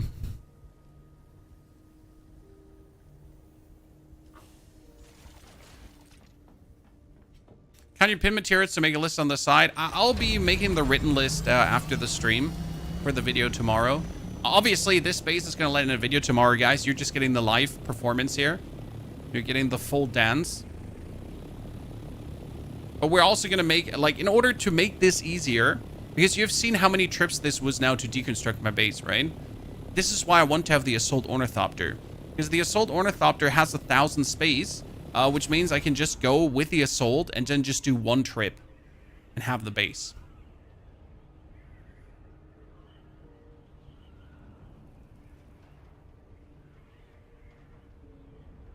It's better to have a scout or assault to move bases in DD. Assault.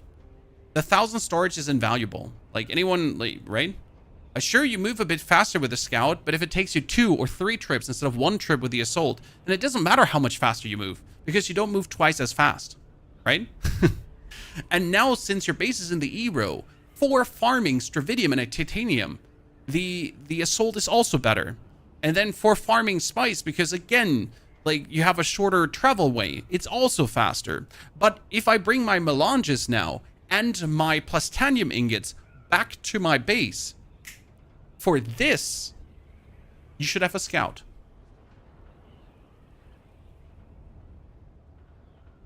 You've never seen the chat so active in game? Yep. That is true. Ooh, ladies and gentlemen, let's hope that not one of those scummy PvE griefers already griefed away my shipwreck. Second one today.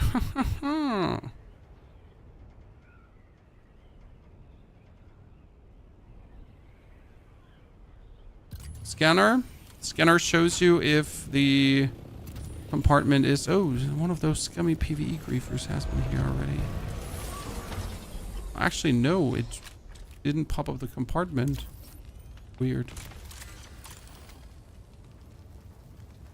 Give me the spice. The advanced machinery is here, the fluted, but actually plasteel plating is still in. I'll take it.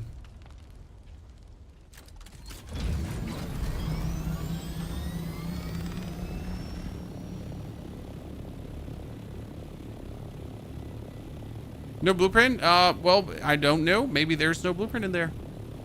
Or maybe it's because it's in the PvE row.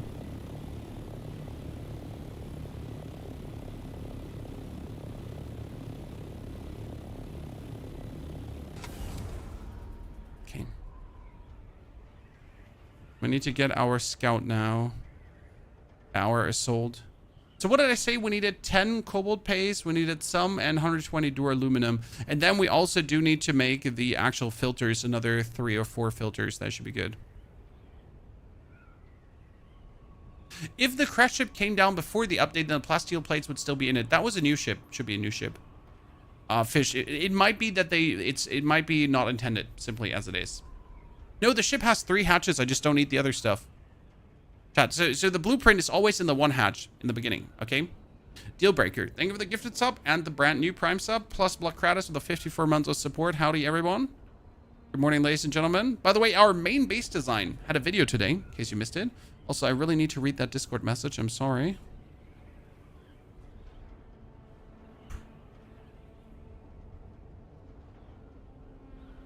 Oh, perfect.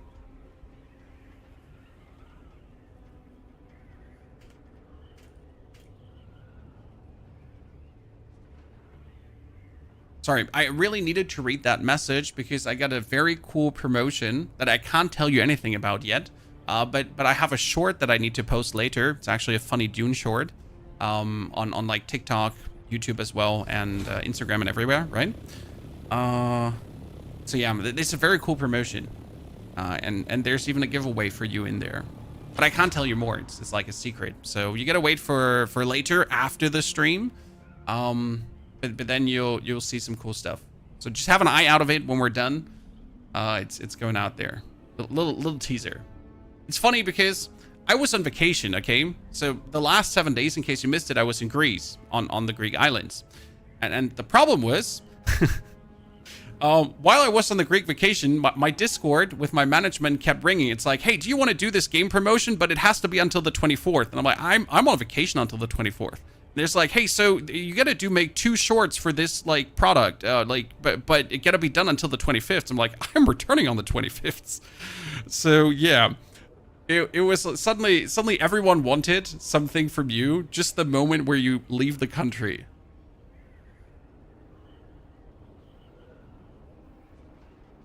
A Calimera Chaos Machine?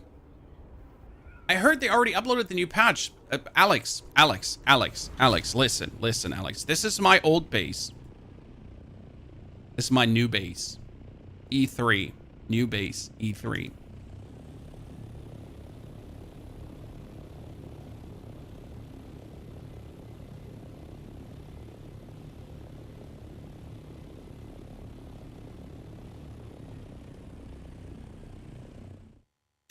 Did you redo your normal base also? Yes, in case you missed it, the video was out this very morning. So I already posted it. It's here. There. That was posted this morning by the Ugly Mug. We remodeled our whole normal base because I wasn't happy with the efficiency of the base and how we were producing energy. And now I have 20 days energy in my base. Yeah, my current base just produces energy for 20 days because why not?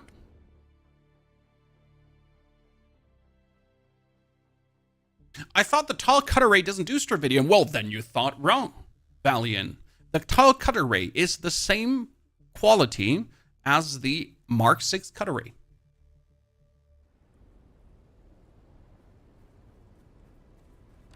What gear should we get with your melee build in the end game? I'm currently trying to get the Mark 6 sword. I have like a blueprint, my friend. It's called the Replica Pulse Sword. That's a Mark 6 sword, and it will do more damage than my current Yolt sword.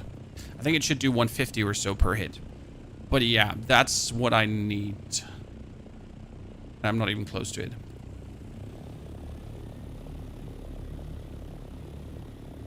But that's what I kind of would need.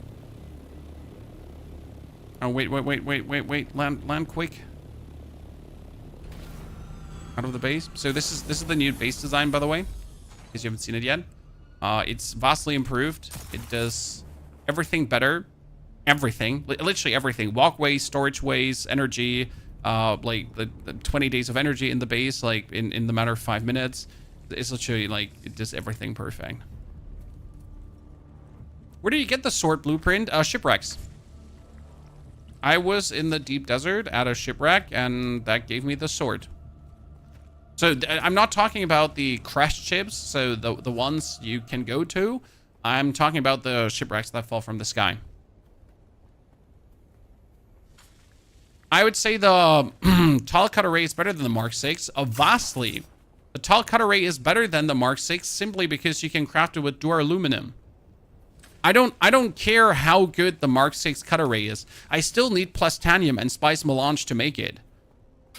My shitty tall cutter ray was made out of duraluminum. Done. And I never have to worry again.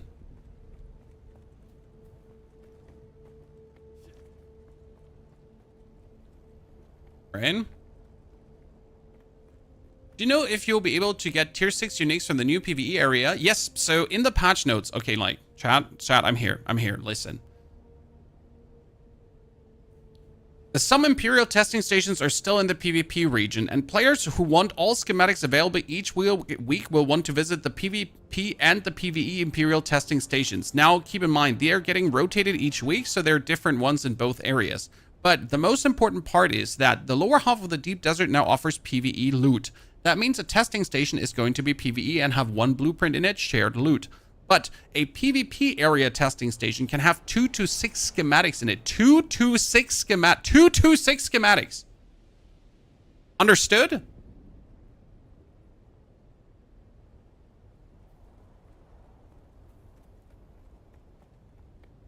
That's crazy. Where does the tall cut array drop? The tall cut array can drop right here. That is the Stone Step Village. It can also drop in the House of Fick and in the House of Ilm. Then there is another location right here with a box and another location up there with a box. That being said, I went to the Choam exchange in the Harko village and paid 80,000 Solari for my tall cut array blueprint. I also paid 120,000 Solari for the compact compactor MK5. Each of these are as good as their Mark 6 equivalent, so they're pretty fucking good.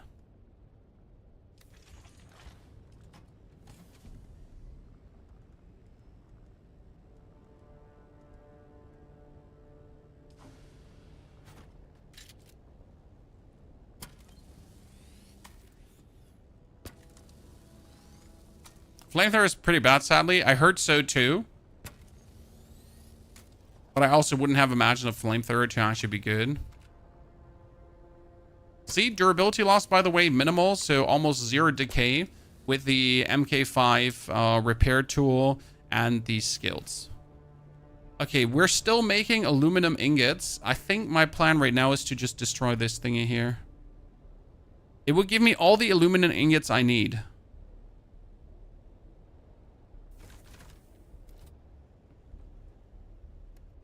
Right, destroying that thing is technically the best thing I can do.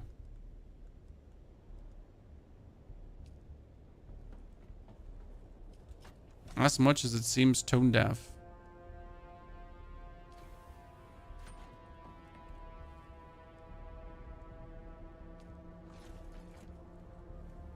I hate that I don't have one of these in my base then anymore.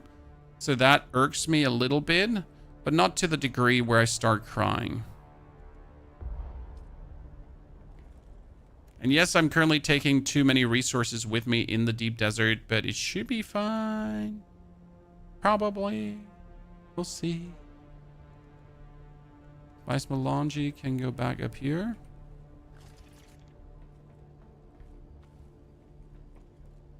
Okay, what did I want it to do now? I needed to... Filters. Filters.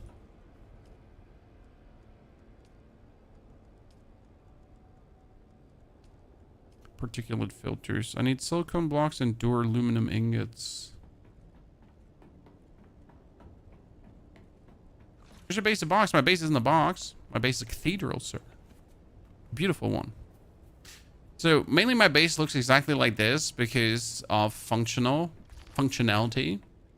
I can go everywhere extremely easy. I can do everything extremely easy. I have no hassle traveling around in my base anywhere, which is extremely important. And I got my generator floor. Deadpolls, thank you for the brand new Prime subscription. Howdy, my friend. Bogey, welcome back to you too. I needed 120 duraluminum, right? That means I can take 30 out. And I don't need all the silicone blocks, so I can take 30 out as well. And I need to get some fibers. Resetting, howdy. Are you surprised how fast they got the Deep Desert update out? I thought they would test it first, but I do think it's extremely healthy for the game, so it's a no-brainer to actually pump it out. Right now, so how do I put this? It doesn't matter how much they test the Deep Desert change. They need to shove it down our throats to see how the community reacts. Now, obviously, there's, again, the loud minority who's like, PvP ruined my game. I can't run people down with my 4 friends anymore. You know? And then there are the PvE players who are, like, really happy, actually. And yeah. So I think no matter how they put this update out, it would have been controversial. And right now, we're in the early stages of the game. So they can actually just throw shit at the fan, see where it flies and spreads, and then decide maybe it should only be until the D row. Maybe it should only be until the C row. Maybe this is fine.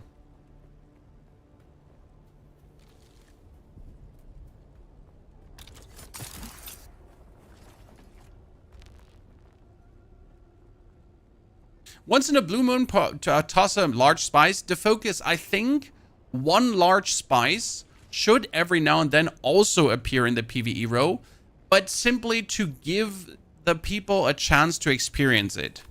So as you say, once in a blue moon, maybe even only once per week, there could be a large spice field in the PvE row, but it should be rare. It shouldn't be a normal occurrence. It should always be like, wow, wow, where's this from?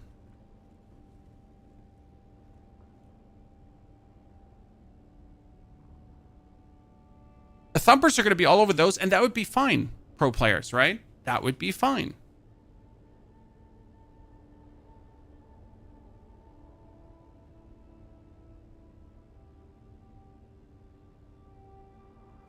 They should have just made this a full PvE game. I don't think people are ready for this discussion. I absolutely don't. I don't think people are ready. But yes, the game, in my personal opinion, should have 0 world PvP because it's just no fun.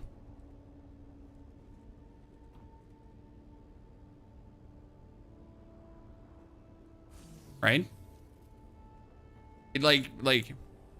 I am a fan of instance PvP. I'm sorry, like I've always been. So like actually my PvP roots are right now from playing World of Warcraft. So back in the days I was 14. 14? Oh wow, I'm old. Now I was 14, and there was first the Terrence Mill open world PvP. I know a lot of people have fond memories of it. It was shit.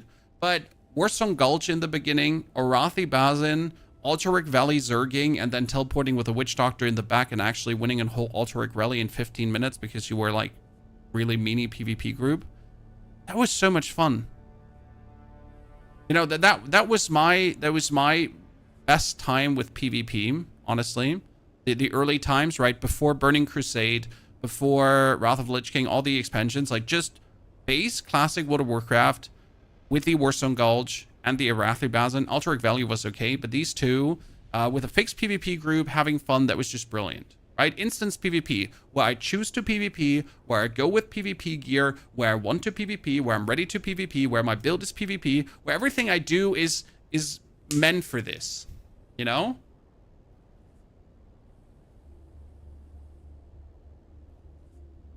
And that's like, if I could sign up for a battlefield. So let's say one deep desert tile, only ground vehicles and infantry. And I could sign up for this, and I roll up with my buggy, and I put a rocket launcher on my buggy. My friend sits in my buggy, and we're actually like we're going at each other in an instanced area where it's still about resources, blueprints, and whatsoever.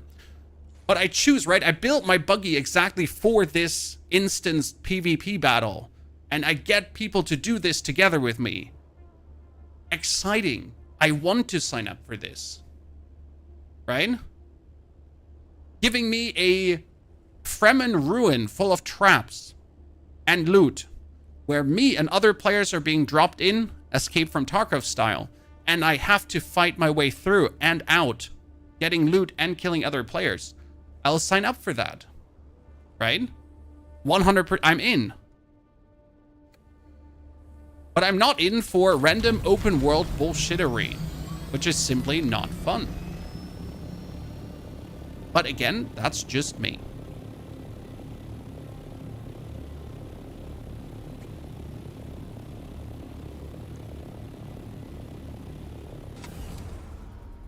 I just don't enjoy open world PvP concepts. I get that people like them, and it's just a taste question. I like, people keep telling me, what was the Dark Age of Camelot, the other one back in the days, like they were so cool, right? I keep being told these things, but I never experienced it personally.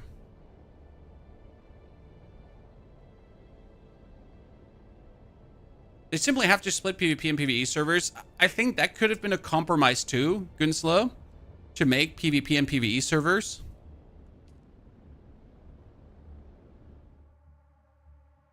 Technically, if you're not interested in Mark 6 resources, you'll never go into the deep desert.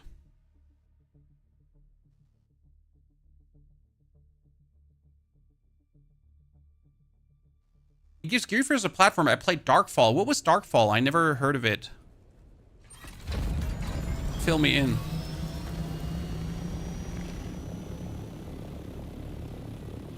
I just think we have an actual cool fighting and ability system, right? I mean, I play a melee build, and I've gotten into 2 PvP melee fights yet. And I really liked it. Because the way how the PvP melee fight went, so my enemy was playing melee too. So I was dancing around, right, left, right, left, right. I put my chicken wire claw on to disassemble it. Then he was running away, and I used my shadow stab to teleport this distance. He was literally at the rocks back there. Boom, shadow stab. I was right behind him, gave him the heavy hit. He tried to run away, knee charge to the groin, another heavy hit, and he was dead. That was such a cool encounter. And then another one, we were dancing around each other. I was running out of stamina. He started shooting drill shots at me. I had this red light, and I managed to dash out of it, get into my Ornithopter, and actually run away and squash him with the Ornithopter because he was mean to me first. Those were exciting battles, actual exciting battles. But they're few and far between. But having these now in an instanced way, where I know that I will get these battles, please. I'm all yours.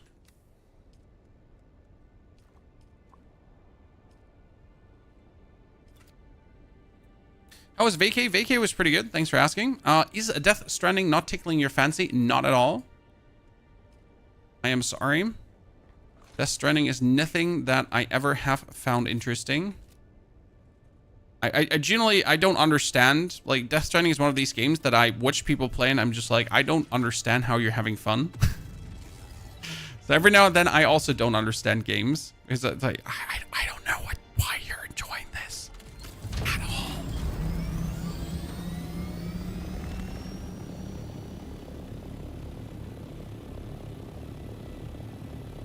What's a realistic prediction on the Dune Awakening console release? I don't think it's priority right now, Rexy. If you're looking at how fast the game is changing, they need to do a lot of things to currently balance the game and make it work. That being said, we got Gamescom coming.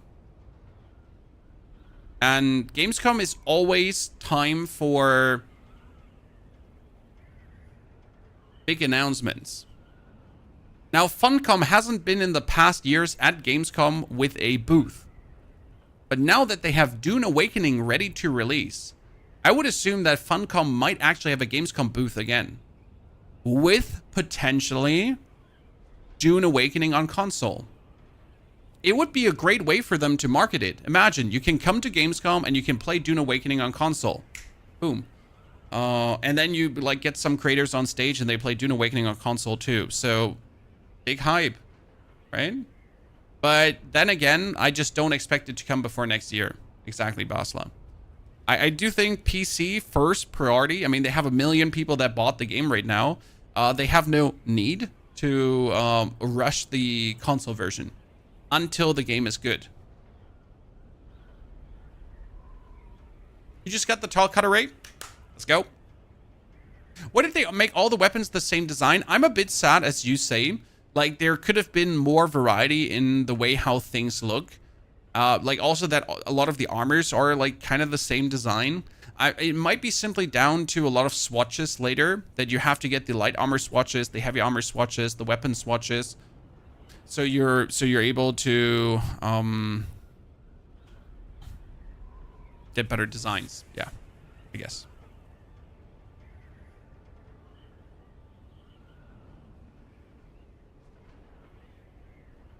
Tile cut array is not better than the MK6. It's exactly the same as the MK6. And the tile cut array costs you only duraluminum.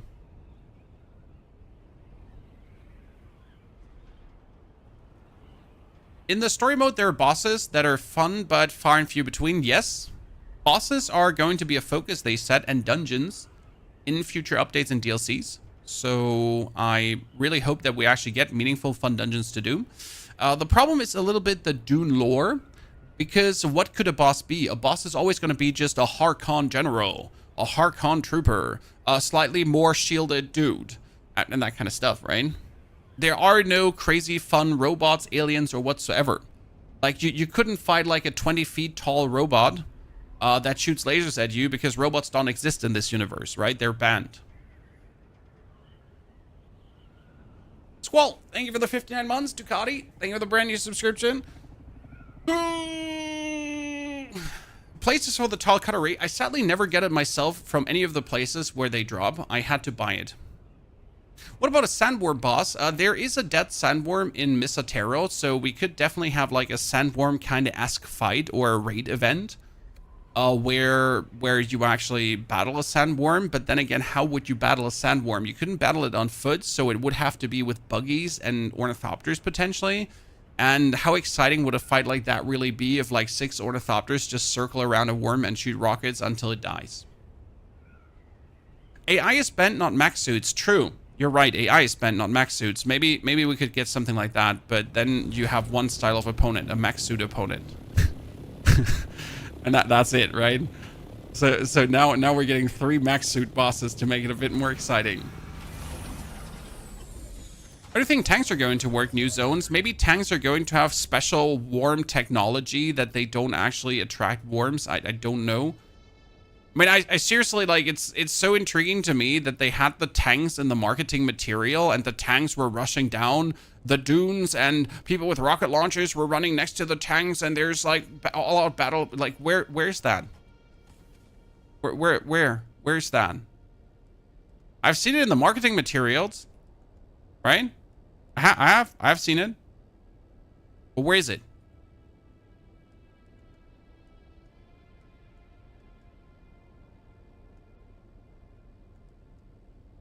Where are you hiding it?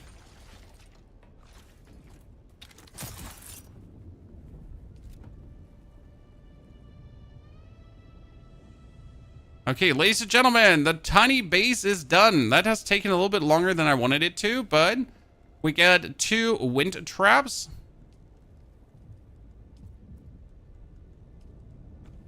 That are making water now.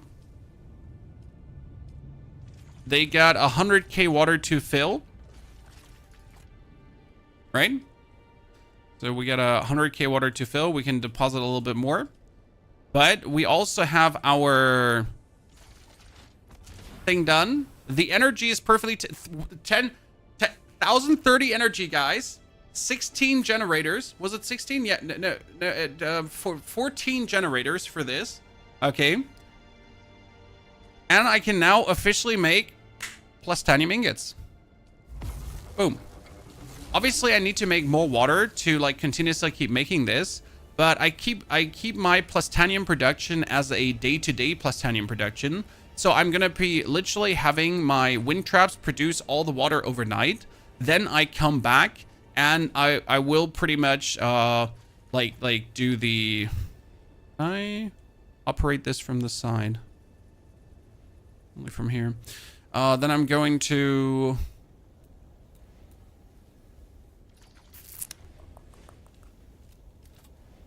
craft like pretty much all the materials in one go, instead of always when I could. It seems to be, for me, the best way to handle this situation. I'm going to make more water storage, but because I think it's just opportune.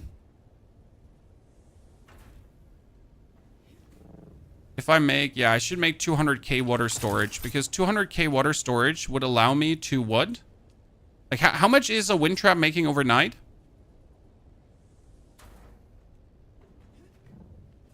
Someone give me the numbers right now. Mason, the numbers.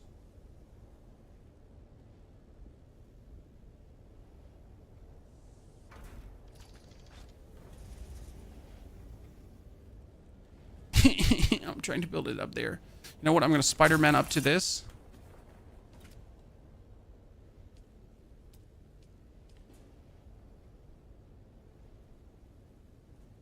And while standing here, I'm gonna build it. So we get a water shebang bang. How much water are you making per? You're making water gather rate is 1.75. That's per second, right?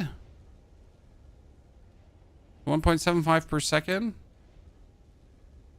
was like times 60 per minute, times 60 per hour.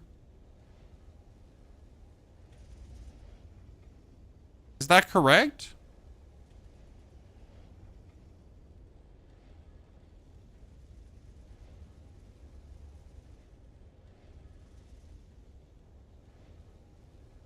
So 2 wind traps are then going to produce tons of water for me, right?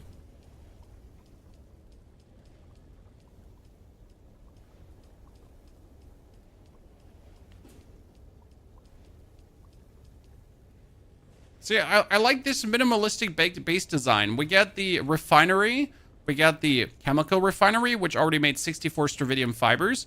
We get the 3 chests, we get the spice refinery as well. And then in the bottom, we get all the generators. Ta-da! It's such a cute base design that just works. And the best part again is if you build this next to a fuel cell tank, right? So right now my base is already fueled for how many hours, ladies and gentlemen? Let's double check. My base is easily fueled for the next 4 days and 22 hours. When is the Coriolis storm coming? In 4 days and 16 hours. I'm done. Now I can just farm. So I have the production up. I have the water production up. I'm good to go. I can now just stay here. I don't have to leave this area anymore, right? I can just live in this area and farm. Right? I can go out here to get my stravidium. I can get my titanium. I can go for the caves or whatever I wanted to go to. I can go for my spice fields. I can get all that stuff and like, I can now fill this chest up to the brim that I get all the titanium and all the stravidium mass to make plastanium for days.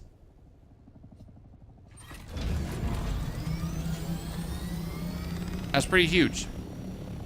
This is the main server, ladies and gentlemen. Why do you have the deep desert base? Okay, so the deep desert base is very simple. First, building cost is half. Every building is half the cost, but I'm now in the E row. The big spice field are in the I rows, but that's not the point, okay? If you bring your stravidium and your titanium ore back, it's heavy. But instead of bringing it back right now, I only have to fly out to F, G, or the H sector, which is 1 or 2 minutes.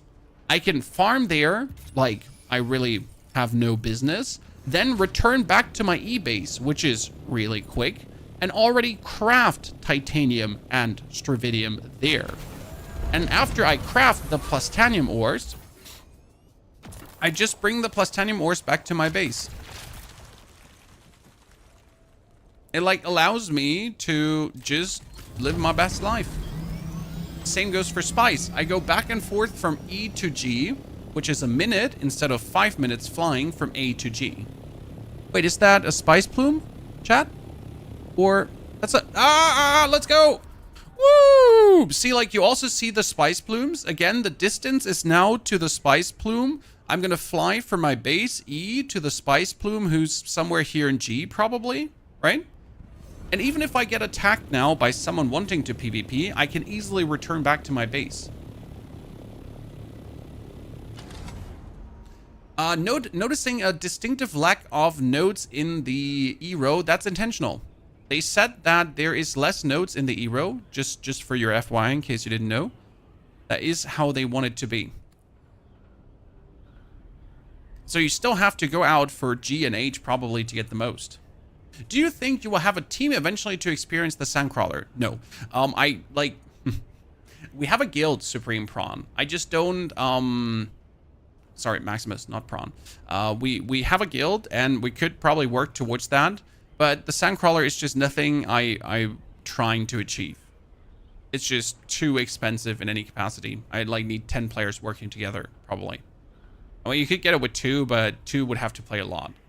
This is the real server. The real server, chat. It's changed already. To use an online resource map for the deep desert, there is an online map here. It's called plantologist.app. That shows you where the testing stations are. Really useful. Extremely useful. I can link this in the description. Second. This gets refreshed every week. It's player made, so keep that in mind. Like it's not like I made this, right? It's made by people for people. Where's the spice?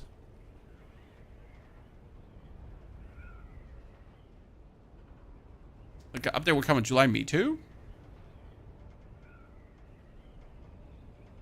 What's the difference in the Deep Desert Testing Station and Haga Basin? Mark 6 loot. Gigaballs. Not only Mark 6 loot, Mark 6 opponents. So you're going to get your ass handed to you.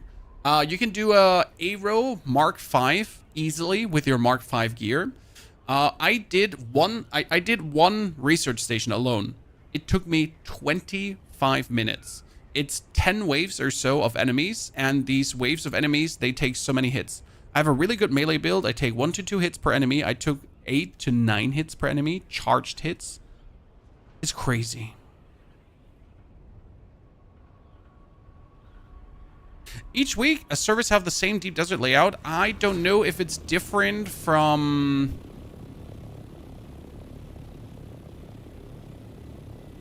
region to region. Like if EU has a different layout than NA, for example. So I don't know that. Where's the spice? Oh, it was only a small spice plume. I'll take it.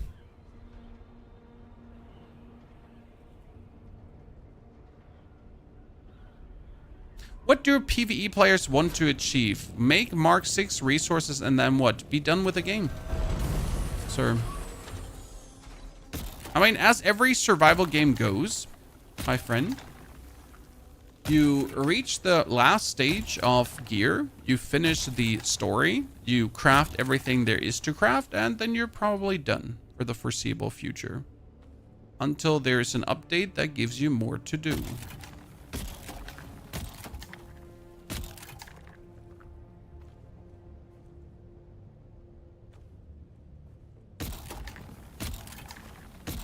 But you could also keep interacting with a Landsrad.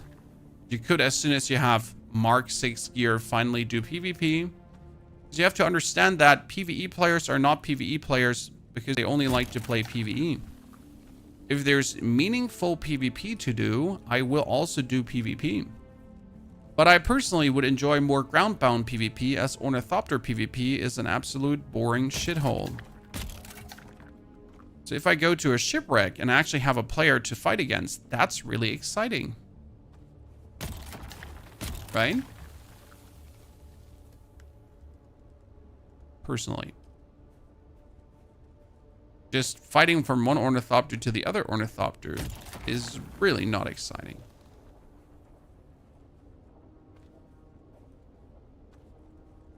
Why kill PvP? PvP is not killed. If you think PvP is killed, you're a griefer. I'm sorry. Like, if you truly believe this update actually killed PvP and didn't bring more people to the deep desert, you are probably a griefer, sir. Because this certainly did not kill PvP. I mean, I could just get PvP'd right now.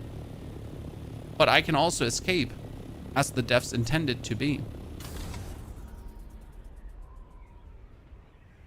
Vehicle PvP looks completely off-putting. I don't know if ground vehicle PvP would look more interesting, but yes, flying PvP is absolutely off-putting. I mean, I had it was four Ornithopters hunt me yesterday because I was trying to ram their sandcrawler. So yesterday's stream, guys, we went to a big spice field and they had a spice crawler and I wanted to ram it for no reason. Okay, like literally, there's zero reason why I wanted to do this. I just wanted to. And but they had like a lot of Ornithopters with rockets. So what I ended up doing is I flew high. And then there was a bunch of Ornithopters behind me. And then I started gliding, right? And then I did this. And that was the PvP.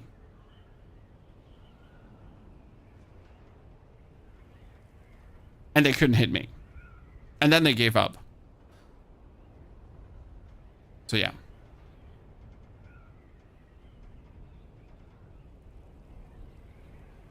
There's an MK5 compact compactor, yes. Oh my god, PvP chat, PvP in the PvP zone. Or not.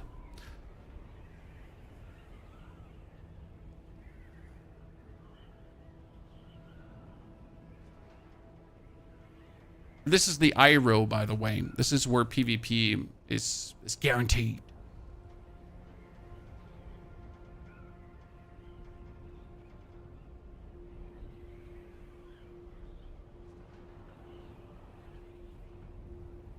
It's true, the update killed PvP. You saw it here, chat. Even in the IRO, they don't even want to fight anymore. Saddening.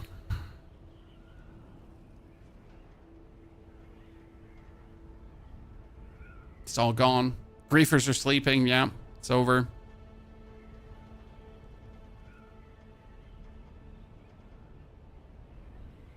Have you seen the video of a cheater stealing a carrier moment and owner exited it? I have heard, but I have not had anything happen like this on my server, so yay, I guess. Best way. If they add faction reputation to PvP, it will be open war. See? Could be a good way to do it.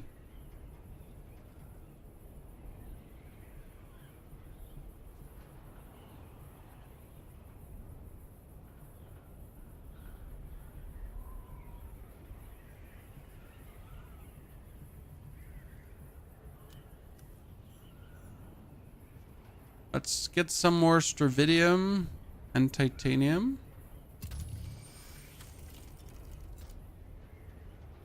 I actually need more titanium than stravidium, and I seem to only find stravidium as of now. I know there is in H2, there is a huge titanium deposit.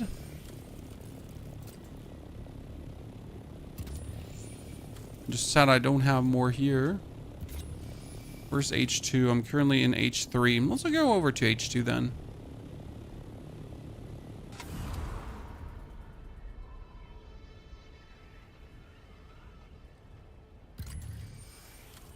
Oh, there we go. See, this is what I'm looking for.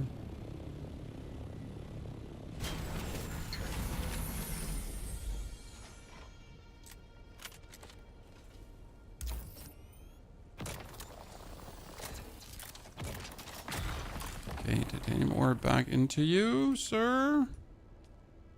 Good. See, these loot runs are just way more fun now because I know I don't have to fly all the way back. I think that's like a big part why I'm enjoying this way more. Because I simply know when my Ornithopter is full, I don't have to fly back to the Haga Basin. Right? So this is like kind of what was a bit my problem before with the Deep Desert. So I went to the Deep Desert to then leave the Deep Desert to go back to the Haga Basin to then go back to the Deep Desert to leave the Deep Desert to go back to the Haga Basin to... You get the drift, right? It was back and forth.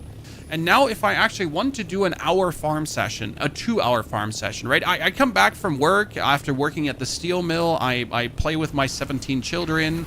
My name is Jebediah. And then I decide I want to play some Dune.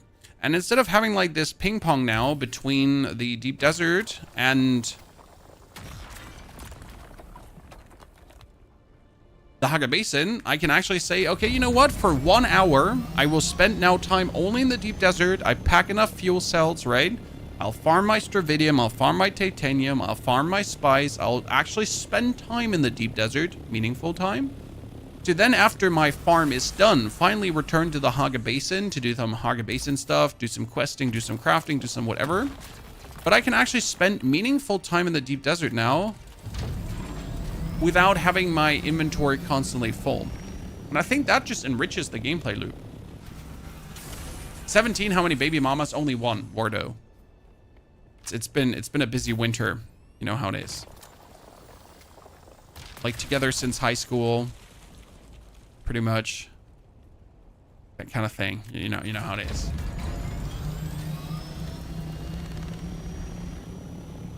How did you know there was so much titanium in H2? H2, titanium, and stravidium. It was just known from the internet. Also, people kept telling me that currently H2 has a lot of titanium. So that helps. What site is that? It was just posted. It's called ontologist.app. Player created. It's better than buying sync charts in the game. For sure. Is it a bad take that the only players mad about this are the PvP players that like to grieve? Yes. That's not a bad take. That's just the reality of things.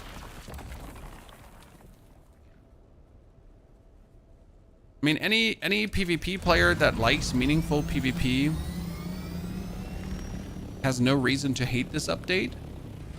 The PvP players that like to grieve, they obviously have a reason to hate this update. And then there are people that and then there are even PvE players. Like I've actually had someone tell me yesterday that as a PvE player, he hates this update. And do you know the reason, chat? The reason is as simple that that PvE player is already in Mark 6 gear. And he is very unhappy that people now can get Mark 6 gear without struggling.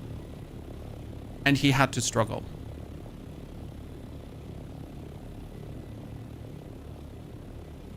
And that's why he's going to quit the game now. It should be a struggle. It's still a struggle, Sly Dog. It's still a struggle. The struggle isn't gone. It's still going to take time. And as a solo player, like, in order to get myself an MK6 Ornithopter, like, I have to make 70 plus tanium, 15 plus tanium, 60, 60, 85, 85, and I have to make 55 melange, 55. I have to make 400 melange for this helicopter. It's still a struggle. It's still going to take significant time. It's still, I'm not in a week going to have everything Mark 6. It's still going to take me weeks to get this stuff. But it's now going to take me weeks opposed to months, or just giving up because it's too tedious. Because the fact is that as a solo player, the Deep Desert was too tedious. In the state where I build an A-row base, fly out to I-row, back to A-row, I-row, A-row, I-row, A-row, it was too tedious. Now, you could make a case that it's now too easy for guilds. You could say that the current update made the game too easy for guilds. That being said, guilds anyways had it easy already, because their farm is minimized by being a guild.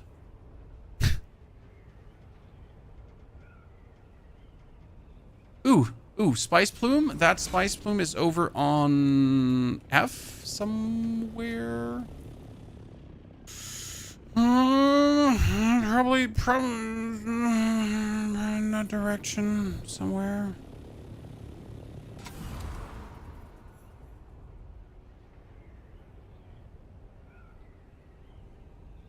PvE wanted to have everything with zero risk. That's completely wrong. That's just PvE, PvP players coping and crying right now. No one ever said there should be zero risk involved. It should just be reasonable.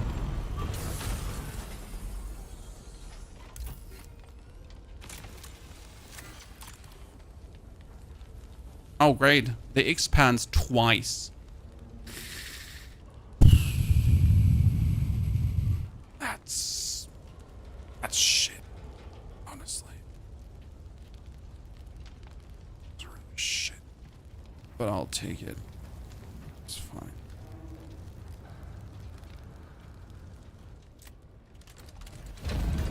Okay, we know that the Spice Plume is in that distance. So I'm going to go back to my base. And this is what I meant about the loop right now. So I see this Spice Plume, but my Ornithopter is full. So what would happen right now with the old patch?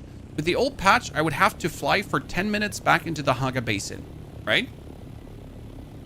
Chad? I have to now fly back for 10 minutes into the Haga Basin. It's going to take me a while. Then I'm going to fly back, and the Spice Plume is most likely gone. So I just miss out. Like, I make this, I see this, I'm excited, but I couldn't interact with it. Because I'm going to be back in 20 minutes now.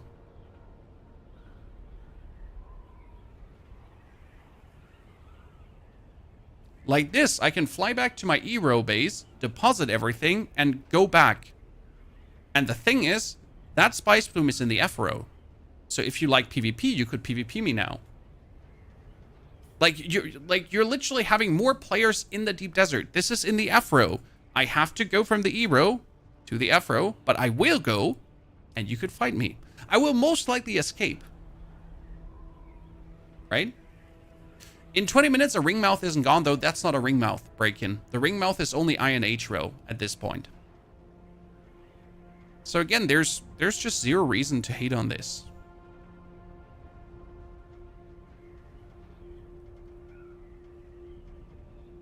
This is public, Lee. Sorry, by the way, for the people that keep hearing this over and over and over again today. It's going to be a constant topic for day one. So if you're already annoyed, apologies.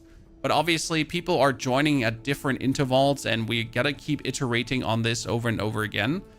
So don't be mad, you know, if you have to hear the same topic a lot of times. I hope that's fine. But I think it's important to actually talk about this, as it is an important topic for the game. Okay, I have brought more things. I can make more stravidium. I can make more titanium. I am going to make more spice now. Thank you. That's my next 10. I'm also going to make more plastanium ingots. Thank you. Another 12. And my water is gone again. Making plastanium is actually really water intensive. So I should probably determine that I make only plastanium overnight. Because it's just too expensive to make it throughout the day. But here, Spice Plume still in the distance, chat. My Ornithopter is empty, so the Spice Plume is still there. I am going! Let's go!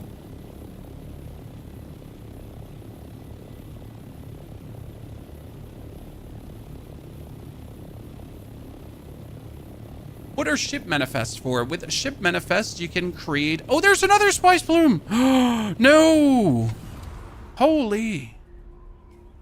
Okay, I'm gonna fly to that one. But we got two. It might have been an explosion.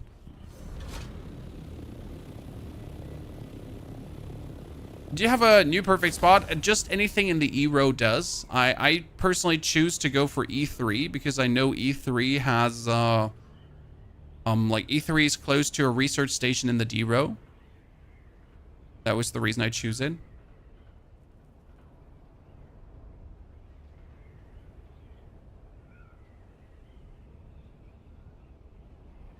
Mr. Ruffles, please post your question again. I might have just missed it. Nevitt, by the way, thank you for the 58. Squall, thank you for the 86. And Mr. Anonymous Gifter, thank you for the anonymous gift. Best water gathering method in the deep desert. Technically death stills, but you will have to bring bodies. Okay.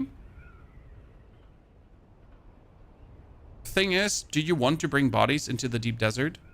Honest question. I don't. I use wind traps because one filter is 15 hours on a wind trap. If you build enough storage, one filter in 24 hours, one gives you 100,000 water or something. It runs for 15 hours. You make 6,300 per hour, so 1,000 water, roughly, right? Yeah, actually 1,000 water is accurate. 100,000 water, sorry, 100,000 water. Which means you're pretty much just there to make 100,000 of water, right? Overnight. And then when you return, you make 200,000 water storage, and you just literally craft all the spice and plastanium you want. Is water a problem in the end game? It's not a problem. You just are water capped. So 1 plastanium ore is 1,250 water. That means 10 plastanium ore is 12,000 water. 100 plastanium ore is 125,000 water. In order to craft a piece of plastanium here, I would need now 30 plastanium ingots. 30 plastanium ingots, 30 times 1,250. That's how much water you need then to actually make the weapon, right?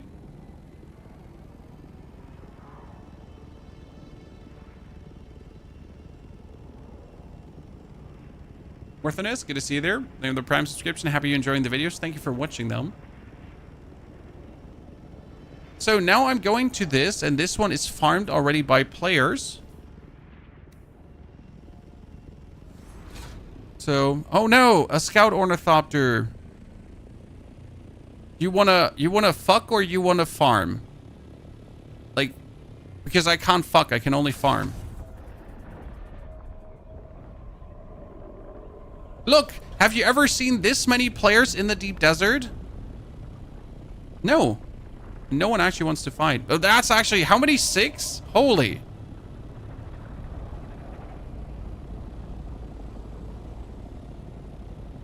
Look at how many. Jeez.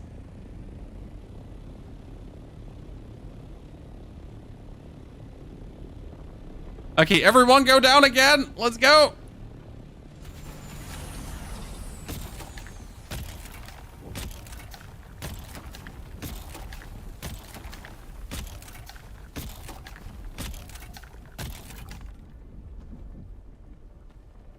So now, if you are a PvPer, you could come and attack everyone on this spice field. Look. I mean, just roll up with your PvP guild now. Right? And attack everyone.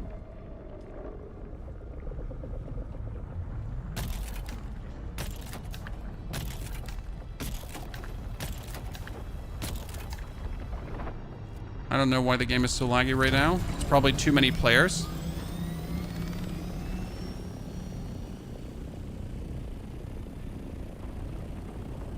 Imagine being the only person with a missile launcher in the area. Well, you could be that only person. Easily. I mean, that's what the deep desert is. The deep desert is full of possibilities. So if you wanted to, if you weren't interested in gathering resources, if you wanted to just PvP, if you have all the resources, just go. Do that. Did I hear a worm? Rear 10?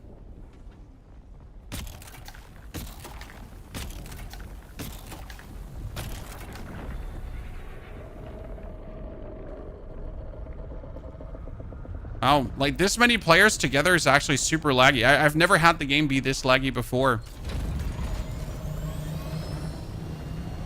How do I know if Shia is coming, chat? The big worm.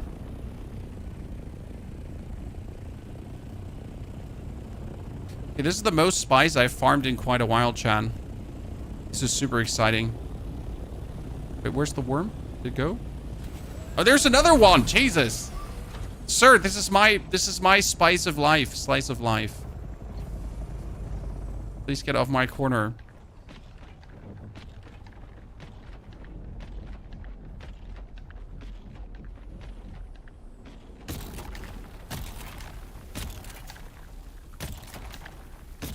So if, by the way, now a guild would roll up, or even 2 players with rockets to attack everyone here, that would be fine. Because that's exactly what the PvP is there for, right? Oh, there is one worm. There's 2 worms. Wait, did there just 2 worms come? Did they attract 2 different worms? Okay, 1, 2, 3, 4, 5, 6, 7, 8. I have never seen this many players at one spice field. That's literally the first time.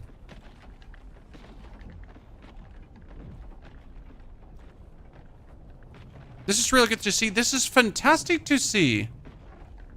I mean, again, this is a choice. The deep desert is a choice. We all choose to not PvP right now. But again, I wouldn't blame anyone rolling up right now wanting to PvP, because I could just escape to the E-row. Right? I'm not mad.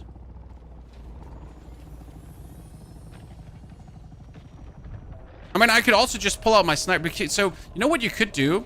Really interesting. Because this is PvP area, okay? And everyone has no shields activated. Because people just want to farm their spice. And if they have shield activated, they will attract the worm. I could now just try to melee someone. Right? I could pull myself in, knee hit him, and try to kill him with a heavy melee hit before he can react. I could also pull out a sniper rifle and try to, like, double headshot bop someone. Right? I mean, it's a dick move, but you could. Like, right? Like this dude here. He's farming. I could just put out my sniper rifle. Oh, drama.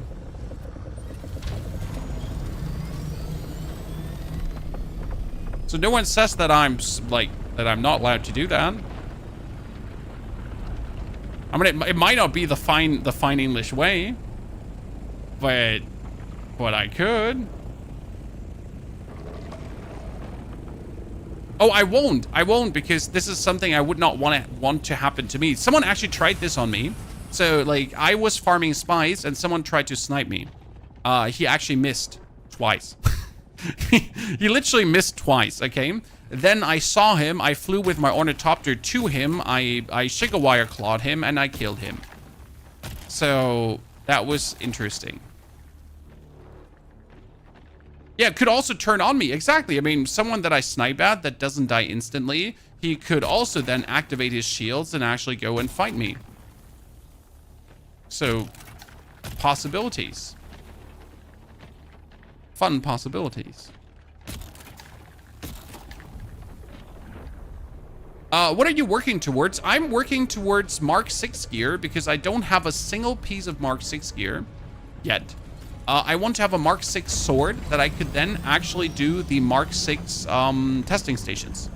So that's what I'm currently hardcore working towards too, because I want to do these Mark 6 testing stations. Also, I want to see a Shia-Lut because I haven't seen a Shia-Lut worm yet personally. I'm still hoping that one day I will see the whole glory of the big fat ass worm mommy or daddy or gender neutral, whatever you want to be, I guess. I don't actually know if worms in Dune are gendered. I literally don't.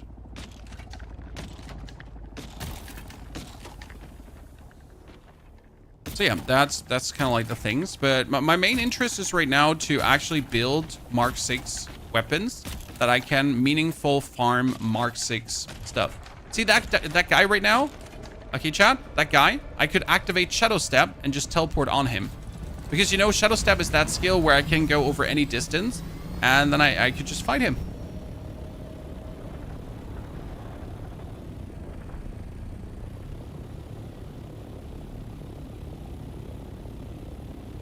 I wonder if they fight when there's the last rest of the spice left. Maybe. I mean, if I was a big guild with a spice harvester right now, I would definitely start fighting. I'm like, you have to consider this. Where would a big guild have their base right now? A big guild would also have their base in the Ebro, correct? So if actually one of these spice fields opened up right now, the big guild would roll out with their harvester, with their 6 assault ornithopters and their 4 scout ornithopters, and they would fuck that spot up.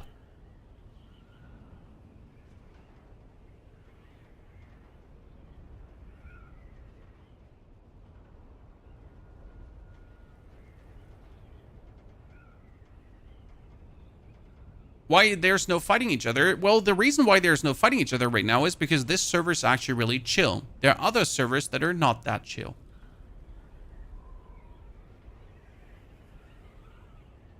Our guild with our spice harvester just told people to leave so they don't aggro. Break in.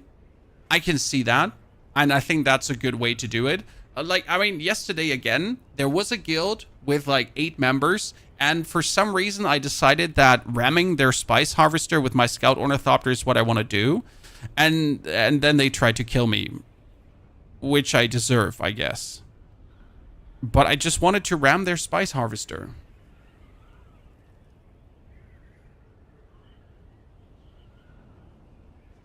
How do you travel another siege on your server? I have absolutely no clue, Ducati.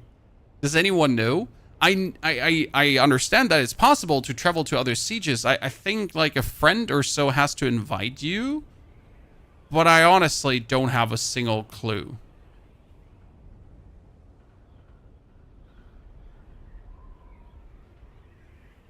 Is there an ability gear combo that would allow you to cross 600 to 700 meter distance without a vehicle?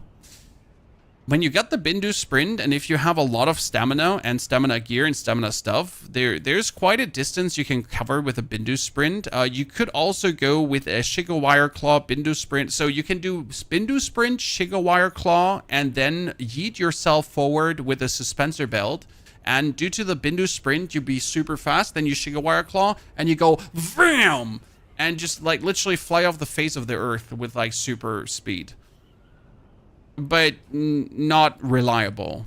So yeah.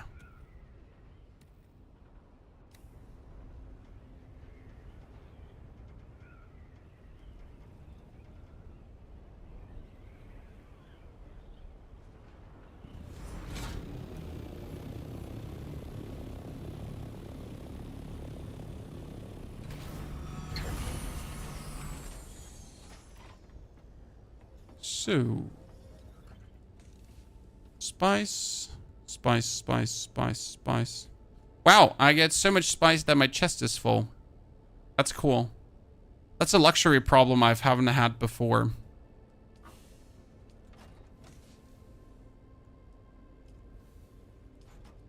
I mean, luckily I have more, so I'm not really, worried.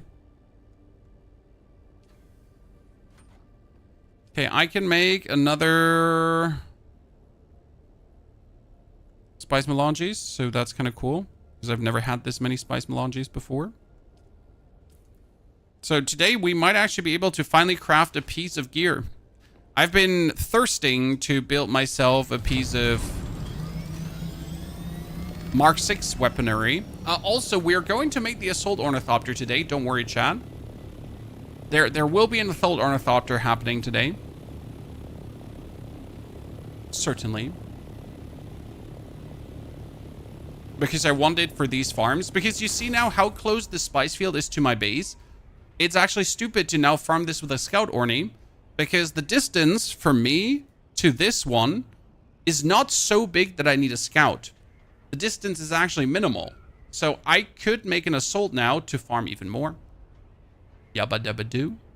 Is it viable to farm with a buggy in the deep desert for minerals? If you find a good position. So right now my base is here. My buggy could cross over this distance. But I only have like 1 titanium ore, 1 stravidium, and also 1 titanium. So actually having the buggy here would not be worth it for these little outcomes. Unless you actually build yourself a base in the H2 region, for example, and the H2 region all the way up here has a bit more. So there's like stravidium, titanium, stravidium, titanium. So then the buggy would actually be worth it, but that also would be a base then in the PvP area. Okay. On the siege list of your server, you select a different siege, and instead of the join button, you'll see the visit button. Ah. Okay, cool. I haven't tried. The first G6 gear I made was Scout Wings. I should make Scout Wings as well. I just don't want to. I want to be able to farm research stations solo. So I need to make weapons.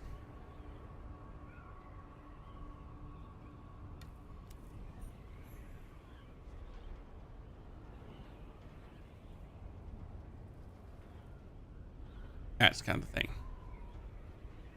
Seems cheap that only the MK6 buggy laser can mine titanium. Shouldn't be the MK5 also be fine? Technically, yes. Practically, no. Because in order to efficiently use a buggy in the end game, you optimally would have an carrier ornithopter that can pick up the buggy to fly it to the position you want to have it in. Like, using a buggy in the deep desert is an end game strategy, a guild end game strategy, right? Using your ornithopter in the end game is nothing that you do haphazardly. Just like, oh, I would like to use a buggy in the deep desert. Right? Like, technically, you have your friend and your guild, and they have a carrier ornithopter. They pick up your buggy. They drop you off in the H2 row. You farm the thingies. They pick you back up. You bring back the resources en masse. Technically the way it goes. Yeah, or you just take it apart and reassemble it. Obviously also an option.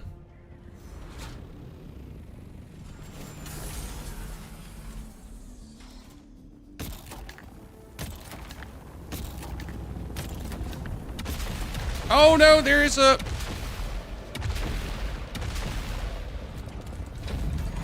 someone with rockets.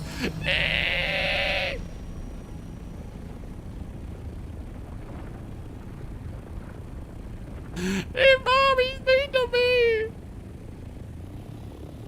Now I need to leave because I got bullied.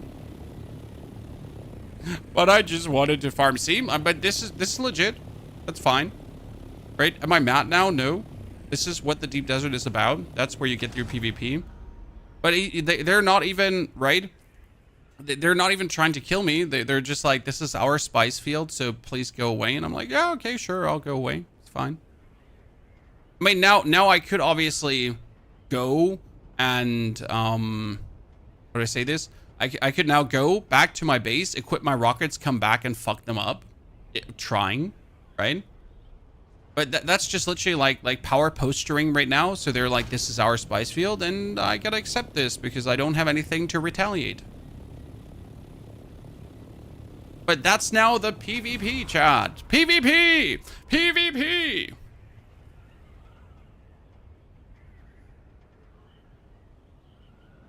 That's how it is. Am I mad about this now? No. And if I would be mad about this, I would be a loser. Right? Literally, if I would now throw a temper tantrum for them doing this, I would be the problem.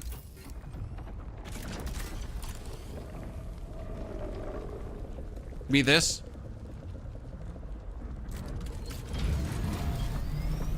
Bye! And thank you for the blueprints. I hate the PvP in this game. The current iteration of PvP is just sad, and that's a fact. But I am looking forward to the future PvP the game will have, because there is 100%, and I don't think we need to argue about this, right, Chad? There will 100% be different PvP. There will be more PvP coming. There will be more instance PvP coming. There will be other style of PvP coming. The Deep Desert is not the final iteration of PvP in this game. Okay, I got a Walker Sandcrawler engine, but I also got Albatross Wing module, chat. What is the Albatross Wing for? For which one? Does it say somewhere? Albatross schematic? I'm trying to see where it's for. It's Scout. Oh, that's for Scout. Ooh. Damn. Damn. Do I sell these now for top credits, chat?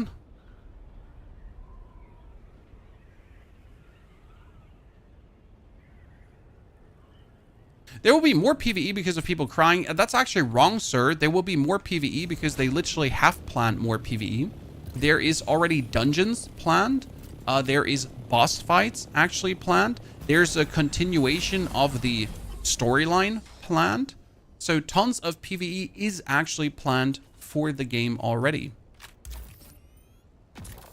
Which is actually nothing to do with crying and everything to do with their plan for the game. Just in case you actually never watched the developer interview or listened to anything the developer said. And are just here to, I don't know, be weird. So, just in case you didn't know, that's kind of like what's on the menu.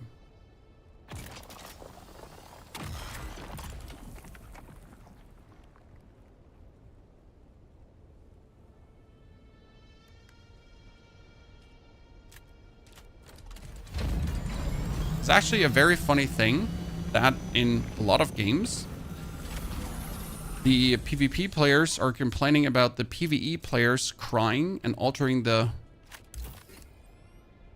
course of a game, where I don't know how it's so hard to understand. The PvP players are always like the 2 to 5% of the player base, right?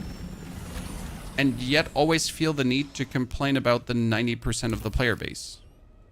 You know, the people that actually allow the game to exist, allow the game to function, that you know, allow you to be able to possibly even enjoy PvP. But yet for some reason, they're the problem.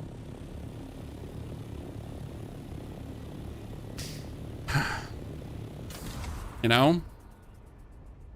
But logic is, or common sense is shit anyways, right?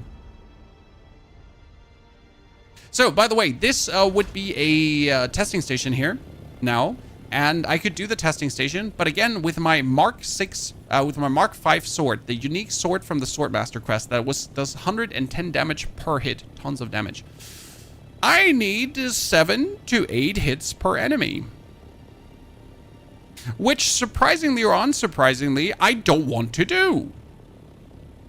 And that's why I desperately need a piece of Mark 6 weaponry.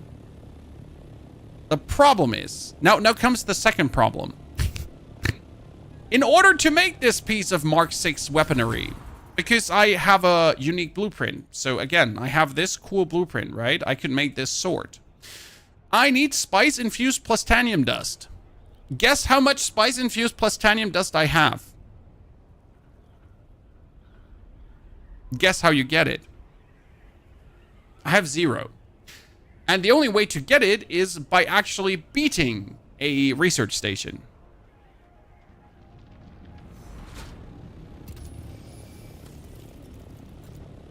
Shoo.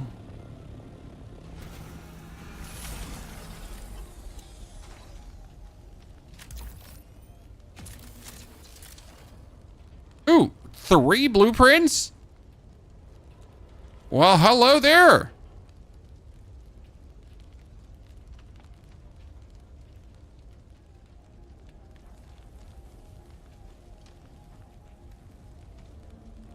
Just an MK5 shield. Make a tier 6 green sword. I don't want a tier 6 green sword. I want a tier 6 purple sword. Listen, sir.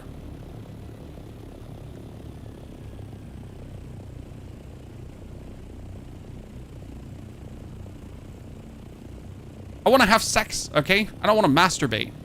I want that purple goodness.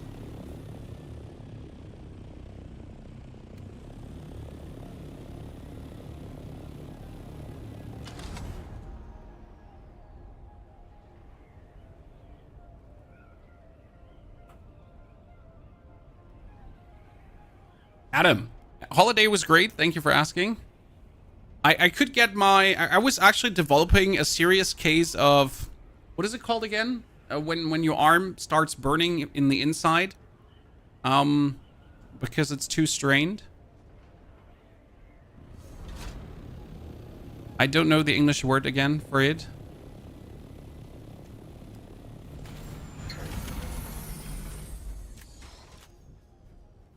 The carpal tunnel stuff. Yeah, so definitely my tendons and arm were a bit inflamed. Usually, like, so from playing shooter games, I always had pain here in the arm because of clicking, right? I've actually never had pain here, like in the lower part. But in the past couple of weeks, actually, from playing this game, because it doesn't have an auto walk, and you have to fly your Ornithopters a lot, my arm might have started burning severely at times during the day. So actually going on vacation wasn't all too bad because it helped that to go away. Now let's see how long it takes until it starts again. Yeah, from shooter games, right? Actually, shooter games almost ruined my arm. Also a reason why I'm not too interested to playing more shooter games. Like usually every MMO I play that doesn't have an auto walk feature is something I don't play. Because I need auto walk, auto run. That's why I like Once Human. Once Human does have an auto run, so you could like, and auto drive too. So you could just press the forward button and then you're cool. But yeah, in this game I actually have to like fly in a direction. You're still weightlifting? Yes, sir. That is mandatory to stay alive. I also got myself a punching bag, heavy bag. Which also might have not been optimal for the arms, because I noticed bonus strains on the arms. But it's too much fun. It's actually my favorite cardio to do. Just dancing a bit and punching back. It's very good, fun cardio exercise over actually running around.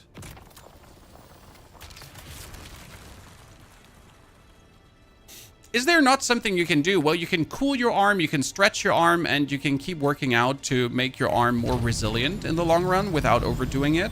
So I mean, obviously, the number one thing to do in order for your carpal tunnel or for your arm pain to not get worse is just to stop doing the activity that makes it worse, aka playing computer games. But hey, this is my job, so ta-da.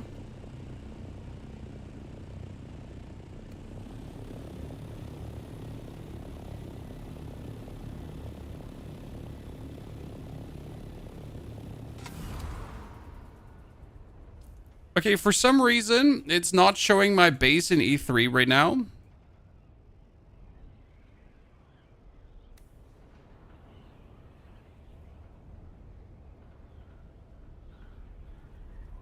Yeah, they're good videos for stretches. I do actually have like a full set of stretches to do for my arms. Was that the big spice field that exploded?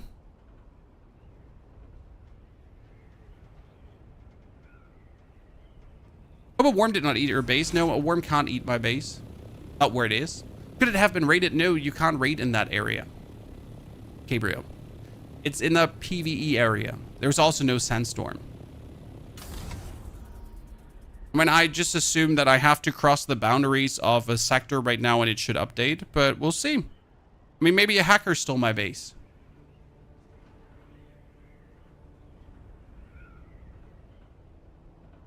Maybe a hacker stole my base.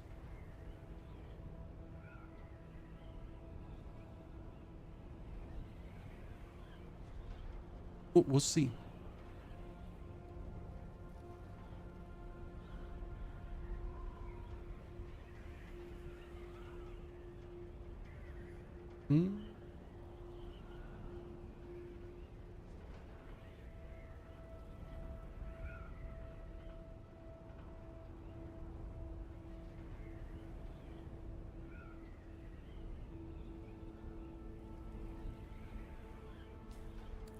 Let's see. Maybe the base is covered in sand now. Your base can't be raided in the extended PvE zone. No, because it's PvE zone.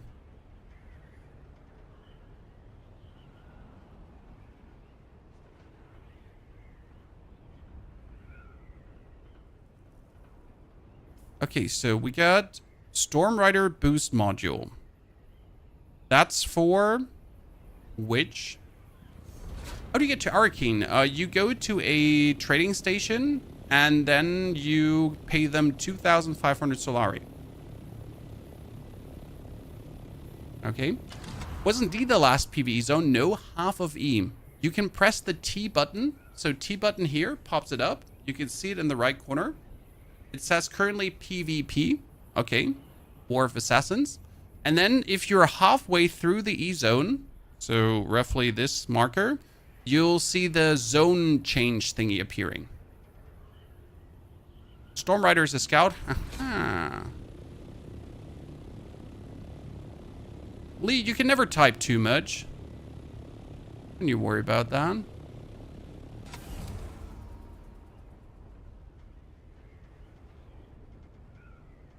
See, my base is still there.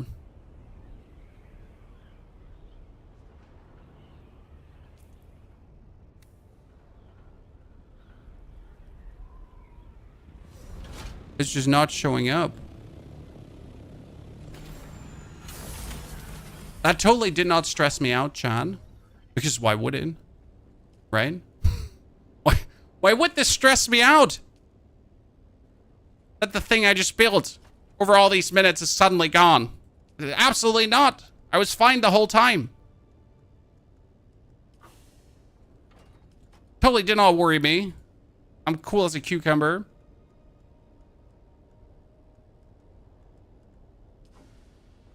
It's stress-free, absolutely stress-free game, stress-free game, stress-free game. Why would that stress me? It's just fine, this is fine, this is fine. Okay, Storm Rider boost module, Albatross wings.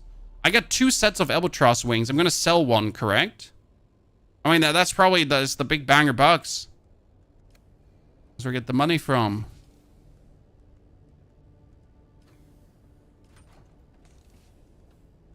I mean, the X-Core pans I have 400 times over already. Okay, we made 28 plus titanium. I'm going to take that with me. We made tons of stravidium fiber as well. How much water did we make in my absence? Another 7k water, so we can make more spice melanges. We're gonna take the residue with me. So right now, I could go farm more, right? But I don't have the water to actually make plastanium ingots. So right now, I could make another 50 plastanium ingots. But for 50 plastanium ingots, I would need how much water? So I need 62,000 water. Now, I could bring 62,000 water. I could, again, work with death stills, or I just chill for a while and let my wind traps do their job. Because that's the thing. Like, I can just keep gathering titanium now and that kind of stuff. I can keep having them just produce water. And then after a while, I can just return to craft the stuff I need. And that's now my cue to actually return back. Finally, after all this time, after everything we have done, it's finally time to return back to the Haga Basin. Right, I've now spent an actual, how long was it, chat? 1.5 hours in the deep desert without leaving it. Because I didn't have a single reason to. And I can now, finally, after all this time, after doing all of this, I can return back to the Haga Basin, to my actual main base, to craft myself some duraluminum stuff, to do some quests, to go back to Harku Village, like, you know, that stuff, actual different gameplay. And then if I want to be doing deep desert stuff again, I will go to the deep desert. And I think that's great. Because you like, again, you can now spend meaningful time in the deep desert. Long, meaningful time. By the way, Max, thank you for the hydration redeem, and also Captain Space Cat for the double subscription gift. Appreciate it. Cheerio, chat. Ew!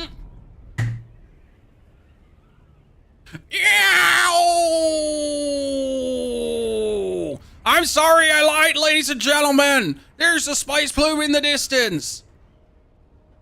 I mean, like, come on, it's right behind me. Like, how am I, how am I not gonna go for that one? You cannot blame me. Okay, listen, chat. You cannot blame me. I promise we're going back to the basin. Now, we'll go back. It's just a tiny spice plume. So this is going to be like just small spice field. But still, I mean, small spice field is still spice.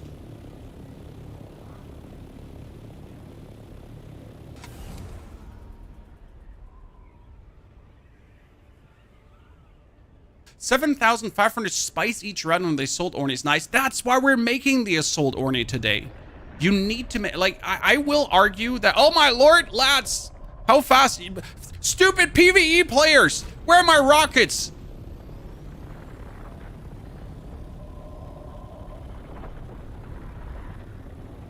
Like the flies to poo-poo, ladies and gentlemen. Stupid PvE players. I'm so mad now. I couldn't even shoot them. So angry.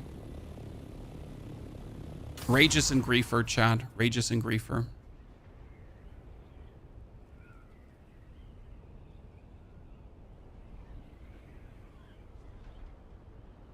I think it's sick that they pushed it so fast. The devs are not pushing, mucking around. I do believe that the change of the deep desert is going to be visibly noticeable when it comes down to player retention. Yeah. Did that sentence make any sense? I think it did. Because honestly, like, the deep desert change is going to make players play more, not less. I mean, I'm probably going to see there are definitely PvP players who are going to be whining and upset. But in reality, there's more people that are going to play now or be like, there's more people that are finally going to dare the deep desert than there are people that are not going to dare the deep desert because of the change.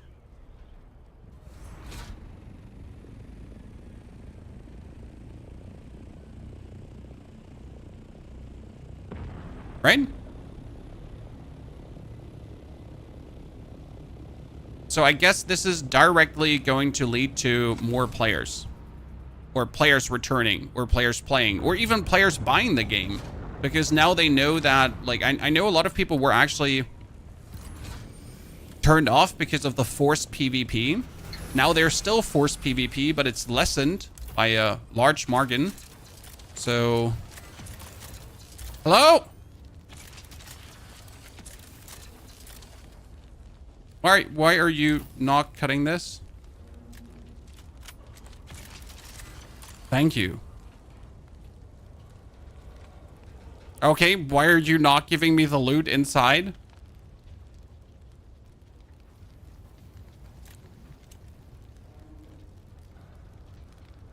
Thank you. I am totally not about to yell at the screen. That would be weak-ass behavior.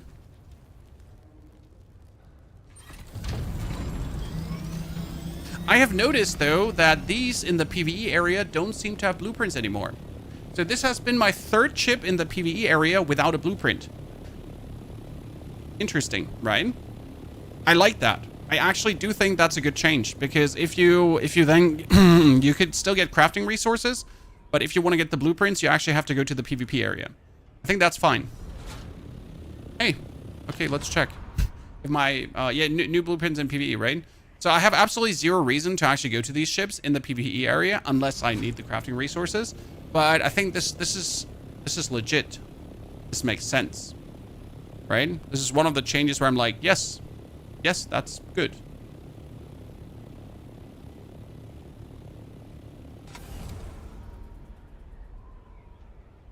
So, Riex, thank you for the 2 gifted. Dino Nimis, thank you for the 2 gifted too. Welcome there, chat. Sorry if I missed any questions, by the way.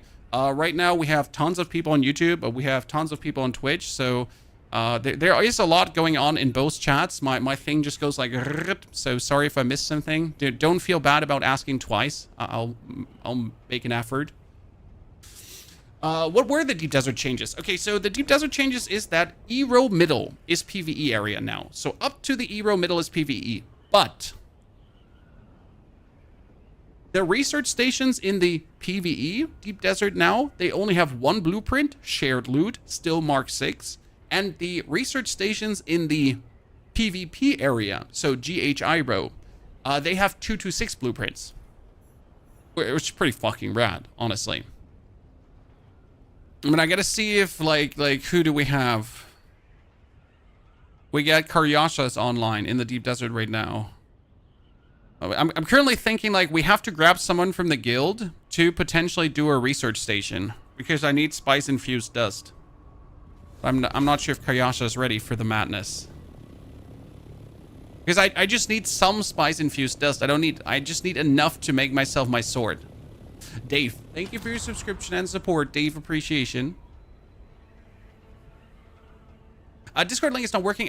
Discord should show you the working Discord link. The one when someone subscribes is not working, and I still couldn't fix that. I'm sorry. But the one when you type in ! Discord works. What does spice help with? Without spice, you can't craft Mark 6 gear. Spice needs to be turned into spice melanges, and then with spice melanges, you can make yourself the Mark 6 gear.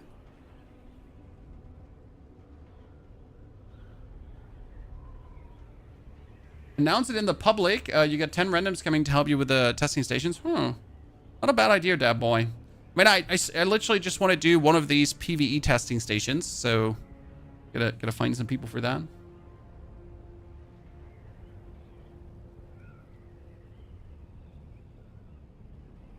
On what do you spend your credits? I spent my credits on a blueprint for the compact compactor and on the tall cut array blueprint. I went to the Chom Exchange, bought me both schematics, and now I'm very happy. Question, what builds are you going for in Diablo Season 9 Chicken? There's actually going to be videos coming towards July, so on the 29th and on the 30th, you're definitely going to get videos, but I will play Hydra Sork and Archmage Necromancer. Those are my 2 main builds I want to do, but I'm going to do, obviously, every single class again, as always.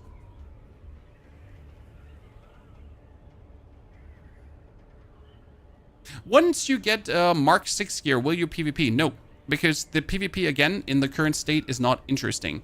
The only PvP I would like to engage with is ground PvP, actually person-to-person PvP, fighting people sword to sword or with guns. That's the only thing I find personally interesting. So maybe I will as soon as I have Mark 6 gear, go more for these shipwrecks, the actual big shipwrecks where that are always PvP, where you have to go on the ground. But even those are not the optimal scenario. So when it comes down to PvP, I'm waiting personally for more meaningful PvP updates with instanced fun PvP. Yeah. How long does it take to consume one particulate filter? 15 hours. Why do you need tier 6 gear if you don't want to play PvP? Because I need the tier 6 gear to clear out the research stations, sir? I mean, I want to beat Dune, so I need to reach the last crafting tier to craft the most important gear. What is so hard to understand that just having things for having things is great? I don't need a reason why I want Mark 6 gear. I just want to have it. You know? I know it's hard to understand for people that like PvP, that PvP players, single player gamers, play games to play games because they're fun. You know? This is not a personal attack to anyone, but it's often that people that play online games, people that play competitive online games, people that play for fighting, they often don't understand when people play games for fun. You know, just because you like playing a game, it's often a foreign concept to more result-oriented gamers. I guess that's the best way to say it. You know, I just like to play this game. And it's fun to play the game. Okay, so where's my assault ornithopter? We finally have the mate, chat. 500 aluminum ingots. Yes. Yabba dabba doo. And now I need to make aluminum ingots. 274. Bam. Okay, we need some more yasmium though, and I need to put some corpses into the death stills so we can make our beautiful assault ornithopter. That was the main goal for the day. So yeah, to answer your question why I want Mark 6 gear, because I want Mark 6 gear. I want it. I want it. I don't have a reason. I don't need a reason. I just want it.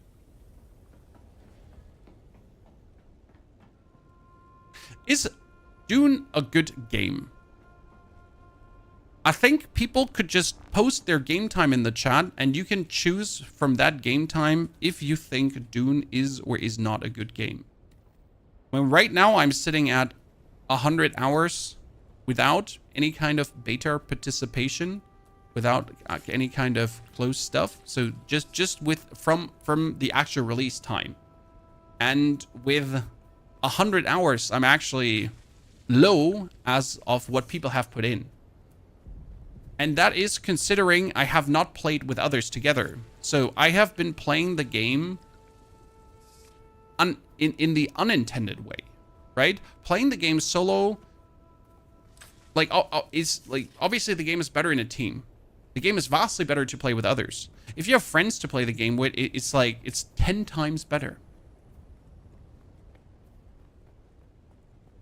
You have a buggy in the game, and the buggy has a cut array on top. And if you play together with a friend, then you can drive the buggy, and your friend can operate the cut array at the same time. So you can drive past an aluminum node, and your friend farms the aluminum while you drive past. That's super fun. That's actually, like, freaking fantastic.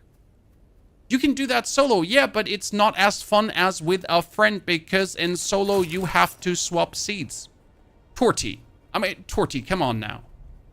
Like, if you want to be intentionally difficult, that's fine. But be it somewhere else. Like, I think everyone with 10 IQ understands that it's more fun with a friend to do that action instead of swapping the seat.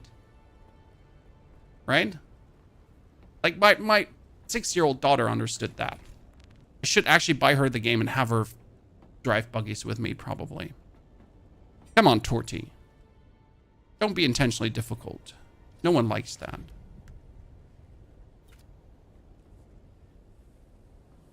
Oh, we get some steel. Stop having fun the way I don't have fun. You need to have my sort of fun, or you're doing it wrong.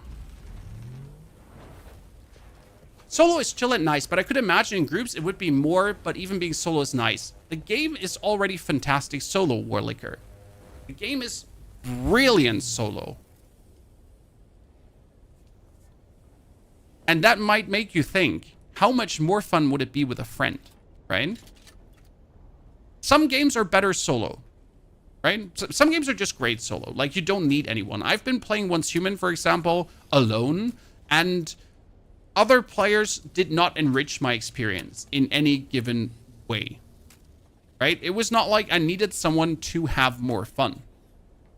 But I can definitely see for Dune that if I had someone that would always play with me, it would be more fun, for sure.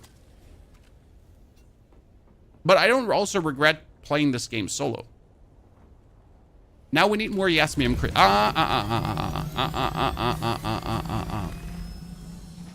My suit. I almost forgot it. Where is it actually? Where did I put it? I should definitely sort this, but I refuse. I have a good explanation in the video why I refuse, because I would just mess it up 2 hours later. No, I would literally spend like 10 hours sorting these boxes, and then 2 hours later, everything would be messed up again anyways, so I don't even bother. Why no Ornithopter skin? I have not gotten the reputation for it. So is Sector A safe in the deep desert? No, Sector E is safe. Half of Sector E. Vermin Lord, why don't you play with the people in your chat in-game? That's actually very simple, because on the 1st of July, Diablo 4 is releasing, okay? The new season.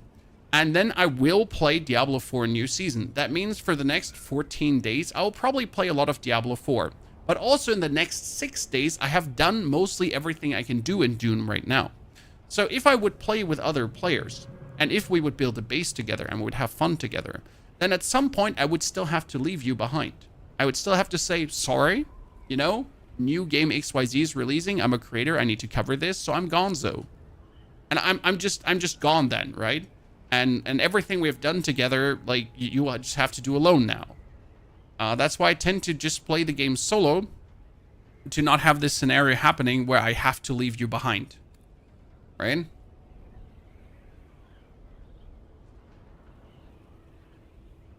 Oh, is it already 2? Okay.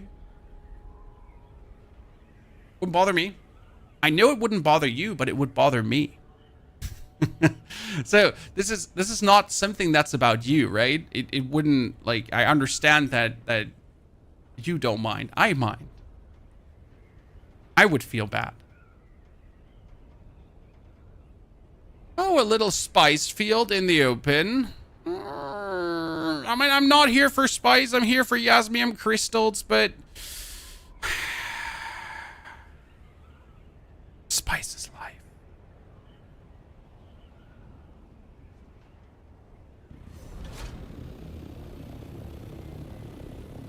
Like, once you reach Mark 6 and you just notice how important spice is. Oh, I need to put on the boots for a second. The best way to farm spice, naked, with warm thread boots. Oh no, little more deep. Did you know that you can kill the mouse and then drink the water from killing the mouse?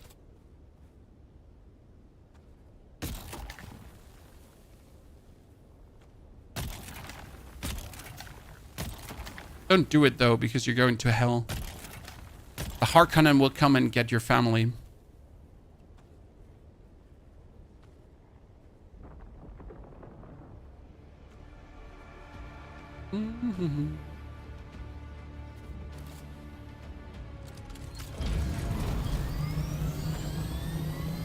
That worm was aggressive.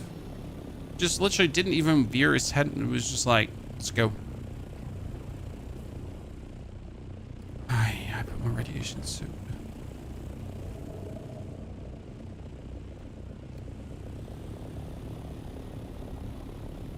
Is Dune Awakening good? It's fantastic. Naked with warm thread boots. You know how it is. the best way to farm it. Get a nice crisp tan in. Where are you getting your dose of spice? Skeetle, good to see you there, brother. When you reach the end game, we are in the end game right now. I'm currently farming Dur Aluminum so I can make myself a Scout Ornithopter, because the changes to the end game in the deep desert made the Scout Ornithopter objectively the better Ornithopter for farming. And that's where we're sitting right now. We can farm, we can get a lot of resources, but with a Scout, we can get even more. How many hours do you have with this? 100. But I've been playing very efficient, so I've been not loitering around. I've been not wasting time. I've been not doing quests that I don't need to do. I've been doing the quests that I want to do, so I generally play relatively efficient. We get our Ornithopter, I think, at the 20-hour mark. I think I could get it in 10 if I would try again. Oh, that's Sandstorm again. By the way, if you ever get hit by a sandstorm and you don't see shit anymore, I highly recommend a scanner, because the scanner actually reveals the area around you, and therefore you can see stuff. Very useful. It's actually saved me because I was completely stuck in a sandstorm and I couldn't see shit anymore. So the scanner made it possible to scan my way out of that sandstorm. They should use radiation zones in the deep desert for funsies. I don't know if there's a lore reason why that ain't happening. Like honestly, I just don't know if there might be a lore reason why we can't have radiation zones in the deep desert. Because obviously they're trying to do, like, the game is very immersive and very lore accurate, right? But I just, like, literally, I don't know if there is an ample reason why that, like, is maybe not a thing.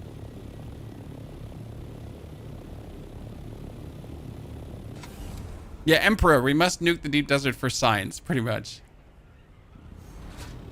Will you be YouTubing the Bleed build before you leave us for Diablo? Oh, don't worry. I mean, we have the 26th right now. So that means we have another 4 days of Dune streaming, 4 days of Dune videos. So don't you worry. And even if I play Diablo, okay, so like, don't get me wrong, Chad. So I might be making Diablo content, okay? I might be making Diablo videos and stream some Diablo 4 new season. That doesn't mean I won't make Dune videos anymore. If there's anything relevant popping up Dune-wise, if I figure out something interesting, if I find a cool piece of loot, there will still be Dune videos. Don't you worry.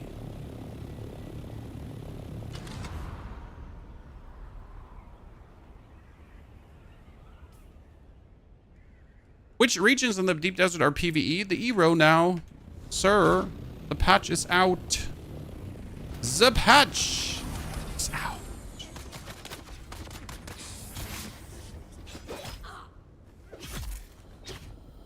The patch is out.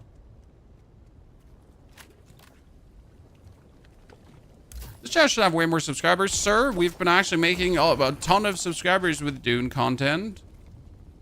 I'm just happy that people are here enjoying. I mean, funny story, you might not know this, but Dune has actually been my most watched live stream content so far.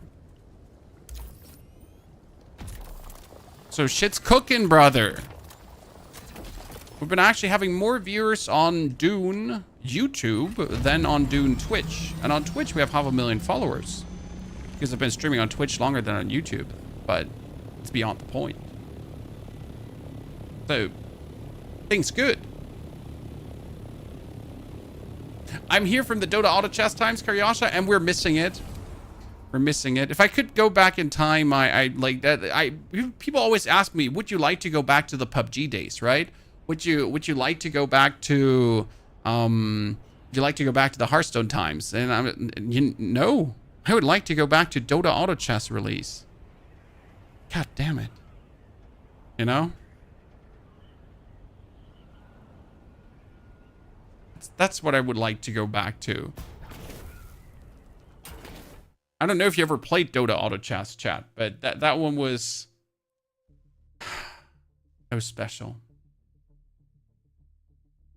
It was really special. Do you want to travel to the Haga Basin? No, I want to go up here and then travel to the Haga Basin. Where do you need to put the cursor for the optimal ornithopter speed? You are going for the horizontal line, and it has like this little pyramid. And then either you're going to put your dot right on the pyramid top point, and every now and then press W to maintain top speeds, or you're going to put it slightly above and press W for top speed and minimal altitude loss. Here. You're going to fly up 750 meters. Then you're going to stare at the pyramid you have there. You know, this little pyramid. And I tend to put my dot on top, like either right on top or slightly above. Because you're going to dive down. You're going to get top speeds, right? Then you're going to align it here. And you're going to slowly lose speed. And then you just press W. W. W. And maintain your top speed. It's actually very simple. I'm not sure if that's like hard to do on controller, but on mouse and keyboard, it's relatively simple to do. Jim, thank you very much for your brand new subscription support. Dave also for the sub and the gift. Considering Blitz will nerf overpower, do you think that it will make builds like Bloodwave for Death? No, they're still going to be great, Chicken. Just weaker. Just weaker. Sheol region is radioactive because of the nuclear explosion used to breach the shield wall during a conflict. The resulting fallout and lingering radiation made Sheol a hazardous area. That's what I'm saying. Like they have their lore reasons why things are the way they are, and they want also lore reasons to be the reason why things are the way they are. And not things to just be the way they are because they are the way they are. Wow. Yeah. Okay, ladies and gentlemen, I have good news. Very good news. Thick news. Okay. We are extremely close to the advanced weapon fabricator. We only need 9 more plutonium ingots. 9 more. That's it. Because we got 119 spice melange. And we need silicone blocks, but fuck silicone blocks. I can make them like sand on the ocean, right? And then we can actually make ourselves our goddamn sword. That's what I've been thirsting for such a long time now. And technically this is a mistake, by the way. So what I should do, instead of crafting the sword, I should craft myself the research. I should craft myself the advanced vehicle fabricator. Because the advanced vehicle fabricator allows me to get Mark 6 Ornithopter stuff.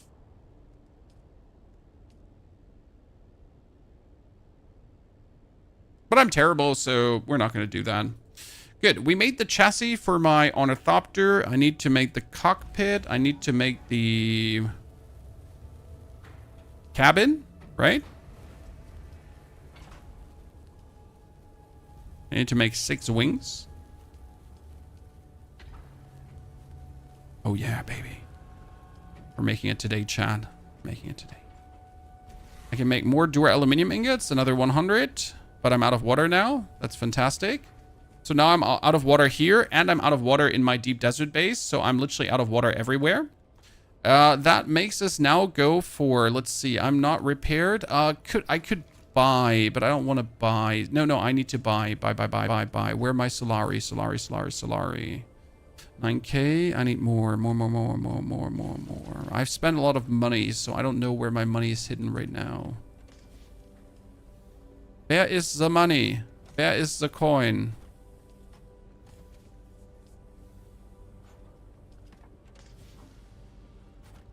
I should take these with me. Wait a second. I don't need the sandbag booster. I don't need the Baron's blood back. I do not need the Walker Sandcrawler engine. I don't also need the...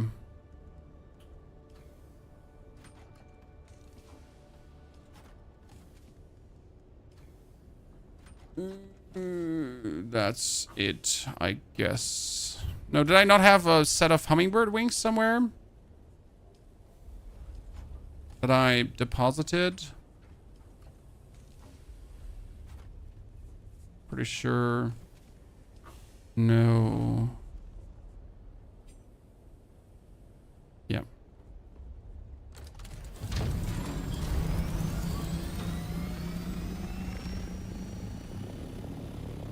You can just build the vehicle first, build wings, then dismantle the advanced vehicle and go for the advanced weapon one for build the sword. Yeah, I could do that. Feels shitty though, but true. True Religion Playboy, thank you for your subscription gift. Appreciate it. The storage is all over the place. I have no order in my storage. I cannot. Like, you should see my storage in any game. There has only been one single time where I actually ordered my storage, and that was in my... that was in a Path of Exile 2 playthrough, where I was really trying to actually make sure that my storage wasn't a mess. So that it really doesn't happen often that I take care of that properly. Okay, I know one trader is selling... medicals. Thank you very much. Because why would I craft medicals if I can just buy this for... Oops, that was a bit many. If I can just buy like another 40 here for 800. You know how convenient this is to just buy this shit and not craft it? Oh, that's my family. Give me a second. I'll be right back and then we do some fun stuff.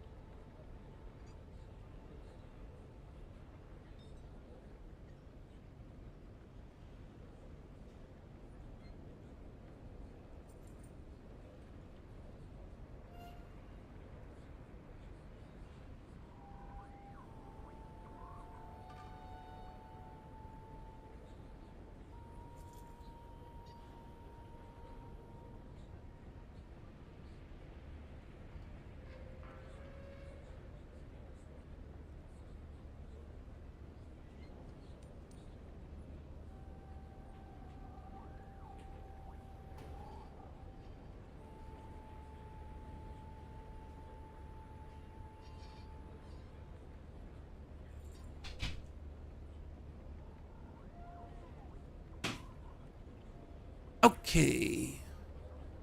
Good. So what did we wanted to do? Oh yeah, I wanted to travel to the Harko village, but I'm lazy. So we're going to travel to the Harko village by proxy.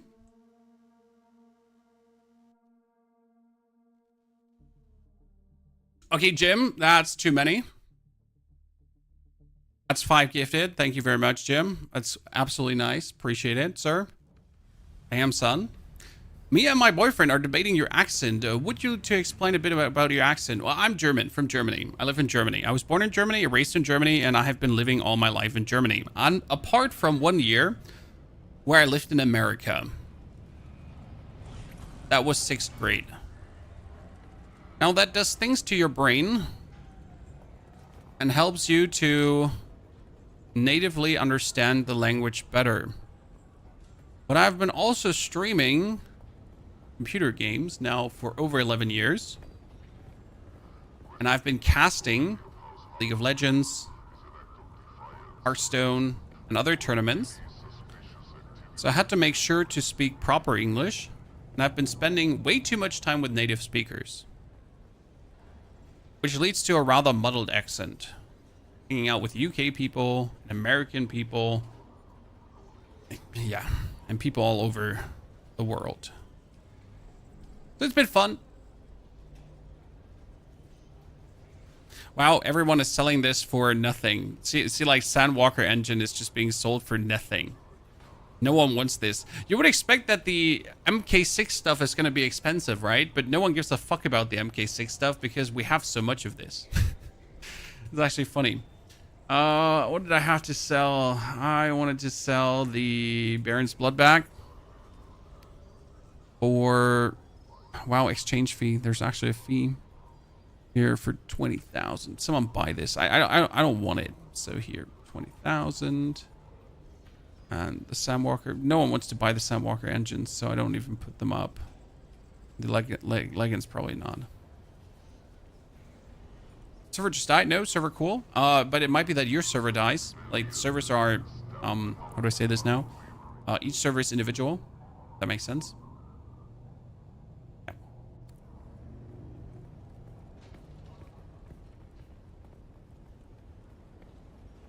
Yeah. Right now, Greenmore. So in the Deep Desert, blueprints rotate. Okay. And like everyone and their mom has a Walker Sandcrawler engine. Everyone and their mom has the X-Core Leggings, and everyone and their mom has the Senpai Boost. Because that's right now the blueprints you get in the Deep Desert. So there's always going to be an oversupply of those, pretty much. Yeah, EU servers are having problems right now. There was a post on the Discord that they have an issue.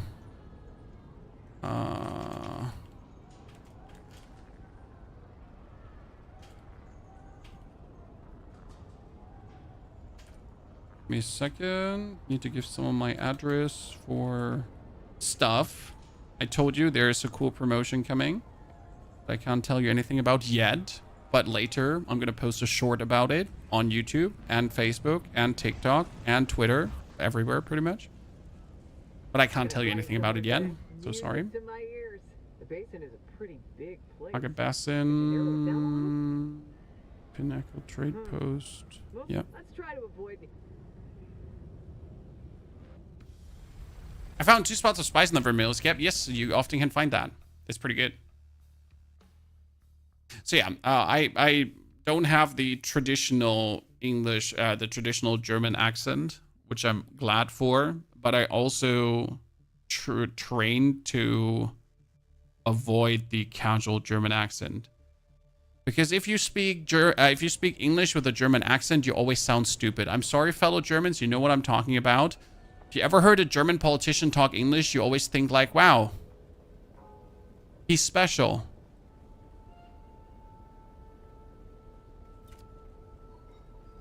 That's how bad German English actually sounds.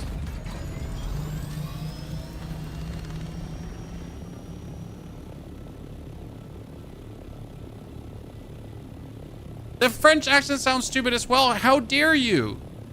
French English sounds beautiful. But I assume that everyone just feels like their personal accent is stupid. Right? But how dare you?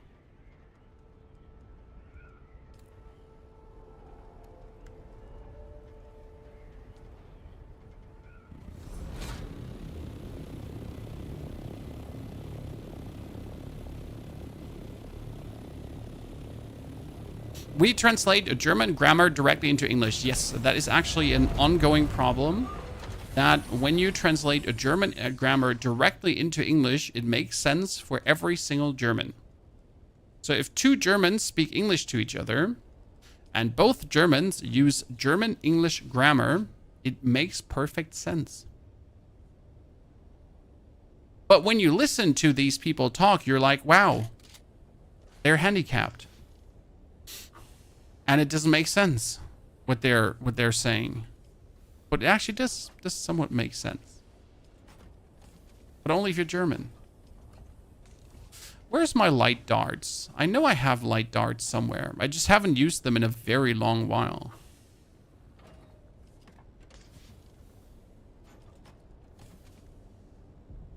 I mean, like, seriously. Oh, by the way, for the Assault Ornithopter, I do actually have Mark V parts already. I made sure to keep some of these. Like, see, I have tons of wings and all that kind of stuff. Wait, what does my gun need? Does my gun need heavy darts or light darts? Ah, heavy darts. Okay, so I would like to do a research station. Where is the research station again? So I would like to do the D3 research lab. And there's an F1. So I want to do the D3 one. That means I need a person for this. Chat, I need a person. So let's check. Karyasha, would you like to... Let me see. Karyasha is online. I don't know what you're doing right now, Karyasha.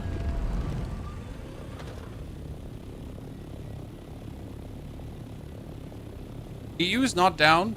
I repeat, EU is not down. Just your EU is down. So, sorry, again, like, EU is currently in shambles. D3, yes, Karyasha, let me see. Can I invite you? I don't even know how to invite people. Invite to partay.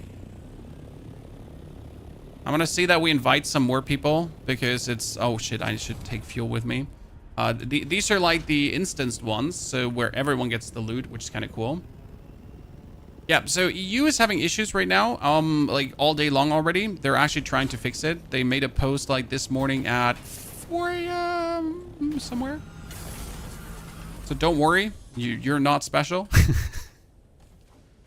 Your case is being looked into. Wait, where's my fuel cells already? And Jesus, how do I keep losing my fuel cells, chat? I know they're here. I remember they were down here. I had a bunch of large fuel cells. I'm just blind. There, in the first one. Oh, I need to take the Stravidium and actually bring that over to my deep desert base. Nah, I have enough Stravidium to do that. Do I need to do that? Do that. Not right now. I won't have the water to mess with it for the time being. In the future, we need to check. Okay, chat, stop with the down messages. You're making me worried about my server also biting the curb in a second. I'm also down myself, down for some spice. Ale, if I could like your comment, I'd do it. You took your chance and you dove into it. That's fine.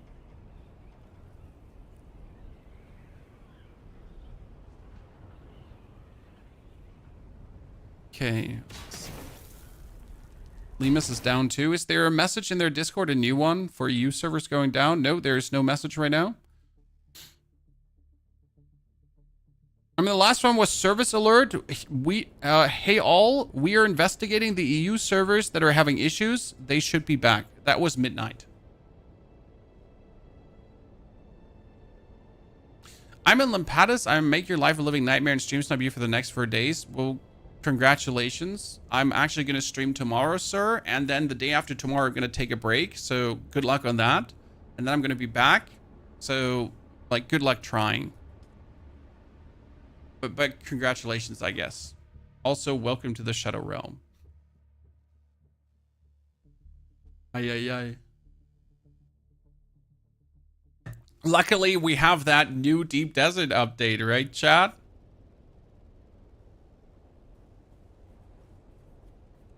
Hi there, Darkest. Good to see you there. Channel proximity, Deep Desert. Anyone want to do the D3 test research lab? We are two. I'm just asking. Let's see.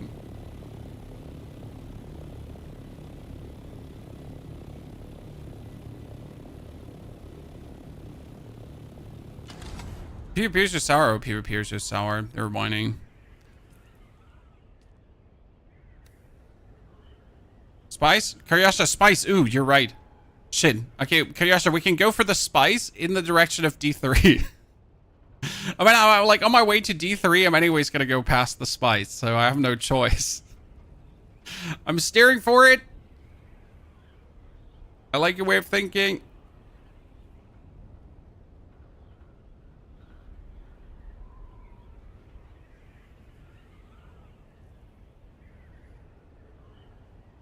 Actually, your accent reminds me of my friend who is from South Africa but spent 3 years in Germany in her 20s. Similar tone and inflections. When like if she speaks Afrikaans, right? That's anyways like all the European languages meshed together. That's a small bibbity boob. That's probably a small bibbity boob. Karyasha, are you true about that?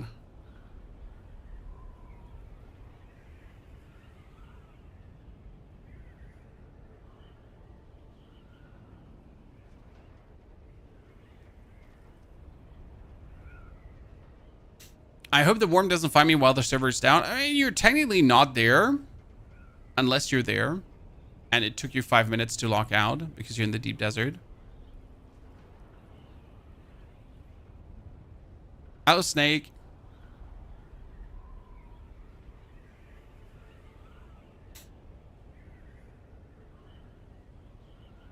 I don't see the spice. I'm blind. Servers are back. That's good to know. Thank you, everyone. Servers seem to be back for most people. Well, we gotta be honest. Most people have been. Tony, invite to party. Most people have been rather. Most servers have been rather stable. I mean, I have yet to actually have server issues, right? Some lag, sure, but nothing like terrible. Yeah, take your time. Take your time, no worries. By the way, one thing I actually got to start deactivating though is audio. Can you deactivate the voice chat?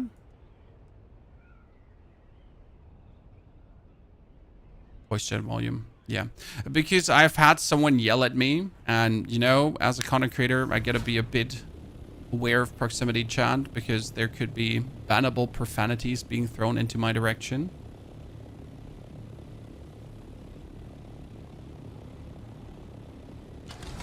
How do you feel about the patch notes? I mean, I love the patch notes. If I could, I would marry the patch notes, but I'm already married. Humble flex. Like, for me, the patch notes are exactly what I've been looking for. They're right up my alley. They're exactly doing what the game needs, in my humble opinion.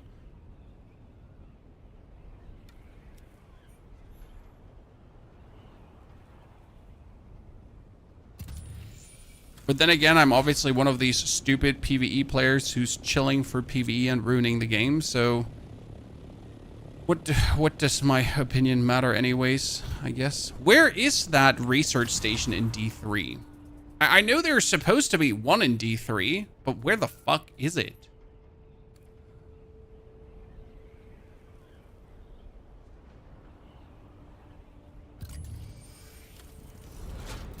D3, D2? On the border? Was it where I was?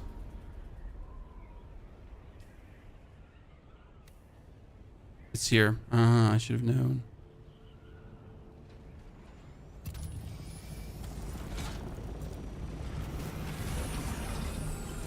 Actually, I can leave my bibbity boop out here, but let me fly it forward to the sheltered area. I mean, this is PvE area, so I can just leave my Ornithopter out. What do I have in the storage right now? I got spice. Yeah, I don't want to overfill myself. Look at us, absolute gamers. Can I inspect you? Wait, Kiryasha? F? I don't think I can inspect you, right? Stop walking. Stop walking. Inspect. No, I can. Private message. But I can't see his equipment. That's kind of sad, actually. I want to see, like, what he has. But I can't. It's sad. Ha! PvP! PvP! Sorry. Had a moment there.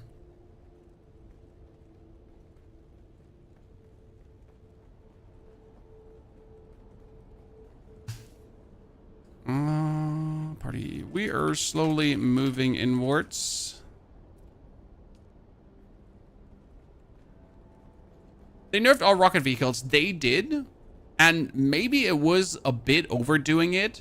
Because I honestly feel like with the tile change, the rocket change wasn't needed. Right? I mean, the tile change in the deep desert already was good enough. We didn't actually need a change to the rockets anymore after that.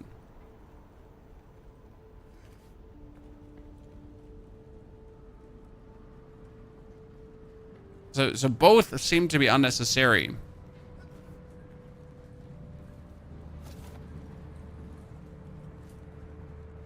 I like the thrill idea of the deep desert. I mean, technically, the thrill idea of the deep desert ain't bad until you have like 10 people trying to shove it down your throat. The biggest issue that people have been having with the PvP in the deep desert has simply been that it's forced PvP. So you're unable to make a choice if you do want or do not want to PvP, right? That choice is being taken away from you, and you're just being told that this is PvP now, and you will PvP now, right? And you're pretty much like, you're showing up with an inventory to a gunfight.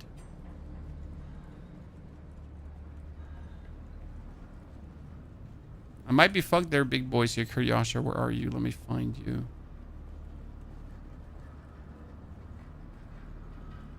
Let me refill my water. So I get the full hydrated stamina bonus. Shebang bang. Okay. Oops.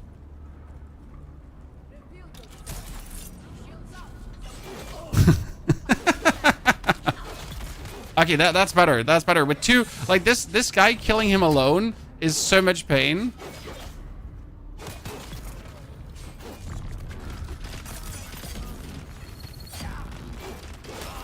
Okay, we need to cover. Don't get shot at.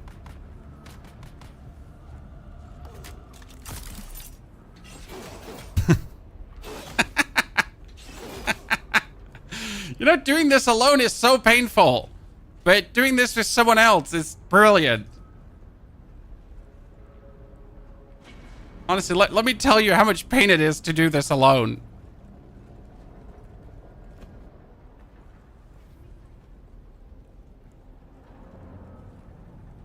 Here.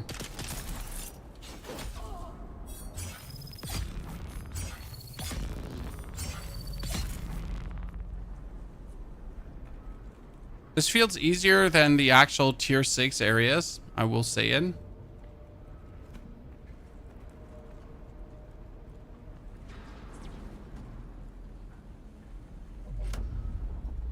What the PvE zone in the deep desert does is let people get comfortable with the deep desert. Exactly. Is the best way to put it. Like this, people are at least considering the deep desert, because without the changes, people were just straight up saying, I'm not going. So what do you rather have? Tons of people who are saying, I'm not going? Or people now that at least consider going or actually go? Right? Because the amount of people that straight up just refused to interact with the deep desert was actually there. Oh god, my stamina just burned away.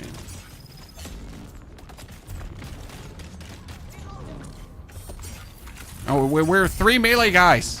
Let's go, melee gang gang. Okay. Just shows that melee is definitely superior, Chan. By a margin.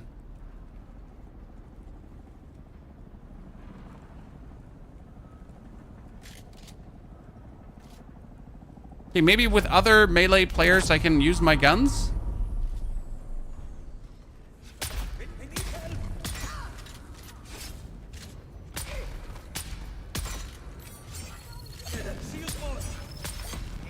Oh.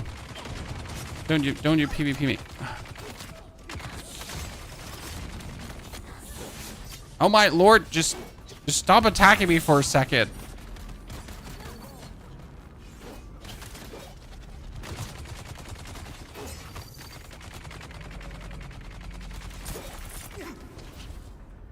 I did not mean to fall down. I'm not pulling my weight, chat.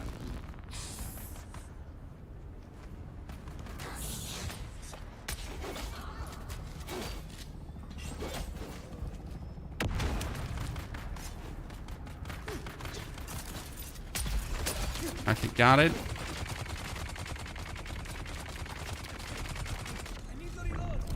Neat. Oh no.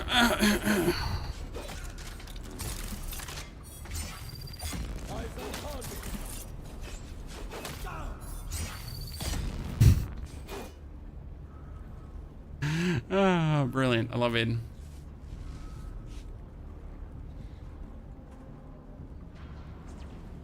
I lost all my shit last week without knowing that all my stuff will be dropped, so I quit till I saw your video mentioning that there is a spot in the deep desert for PvE.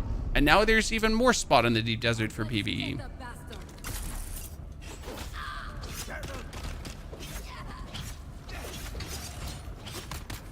Oh, I'm stuck. Stepfather.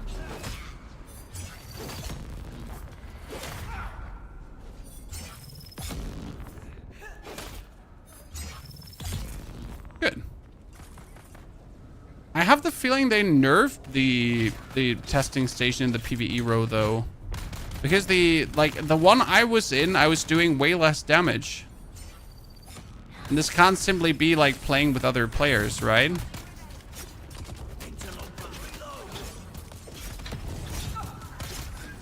See like how many hits you take like solo to take him out? This is painful, isn't it? Like with normal hits, you're just busy for a year to take someone out. But if you can like land your empowered hits because there are more targets, makes such a big difference.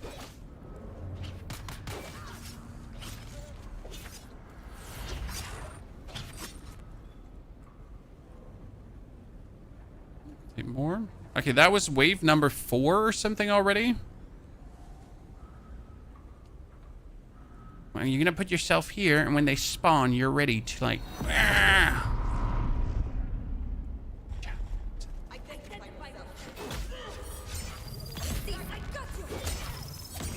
Oh, out of here!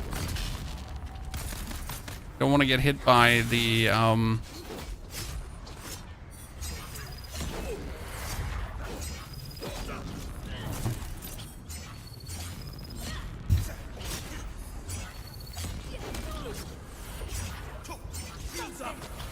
He charged into all of them.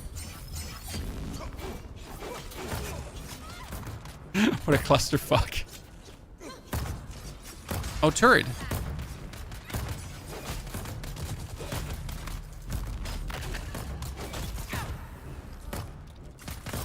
See, like, and imagine doing this alone now. Okay, guys, you see the enemy density, right? I did one of these alone.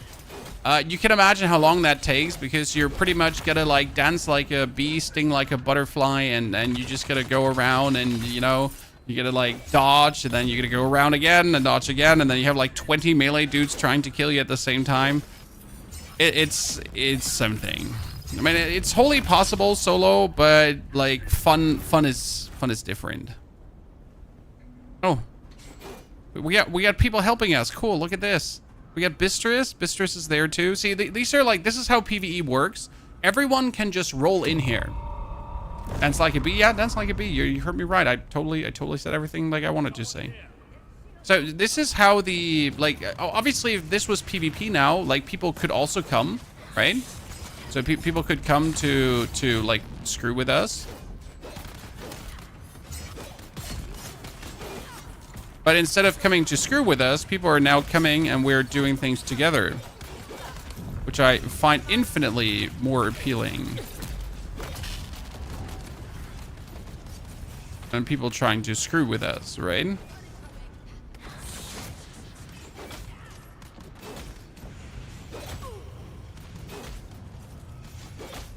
Especially since the enemy density doesn't go up with more players.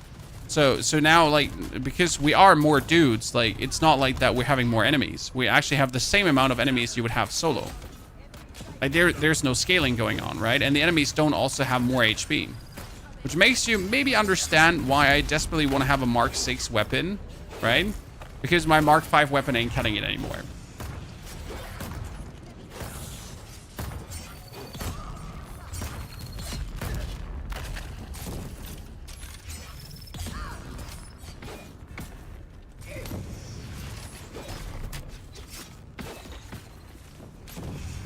Oh, he really hates us.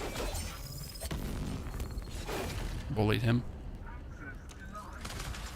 Wouldn't the NPCs die like flies if you popped your spice powers?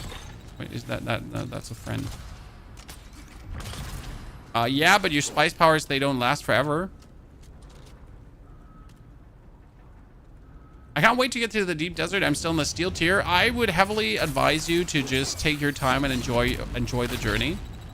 The game is great, but I'd say the most fun I've had going from copper to iron to steel to aluminum.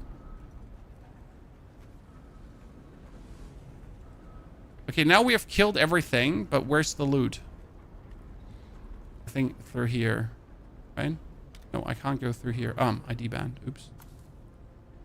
Okay, that was now the testing station, D3, ladies and gentlemen.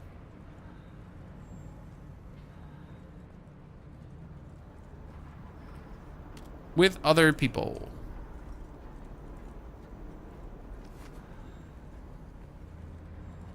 Get yourself permanent intel.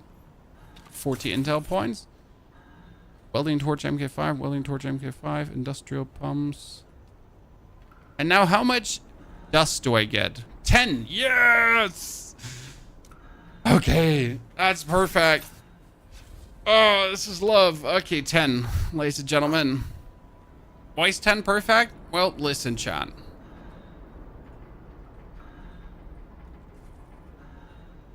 With 10 dust,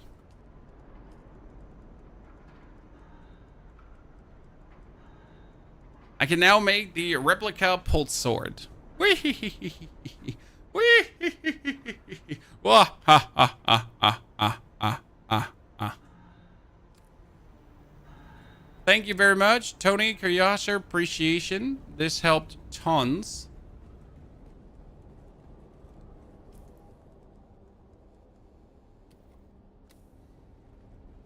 Do you have the advanced weapon bench already? I just need 9 more plastanium to make it, and then I obviously need 30 more plastanium to make the sword in itself. But I can make it. Wait, my wife's calling.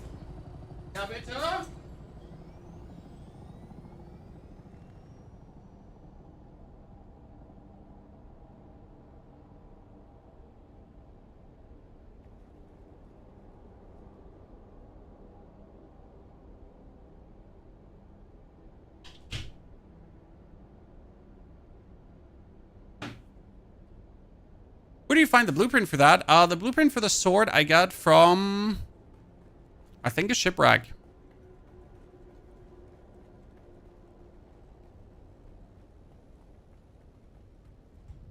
See, and in this experience right now that I just had with the guys, this did not exist before the patch.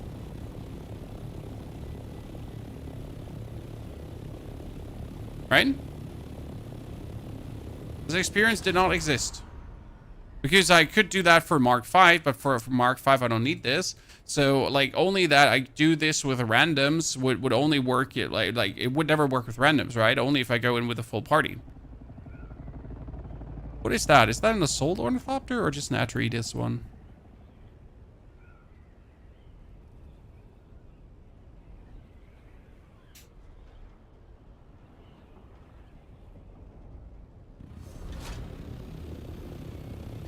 Is there a way to land Ornithopter in a sheltered space while farming?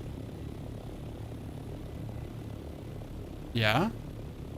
I mean, here, this is sheltered space.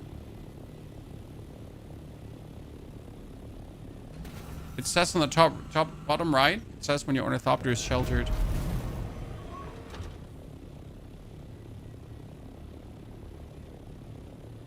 Look, someone has my base design too, chat. That's cute. A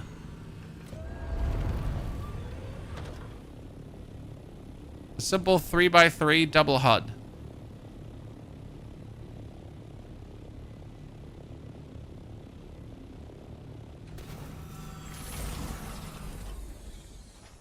How do I deactivate the all chat, guys?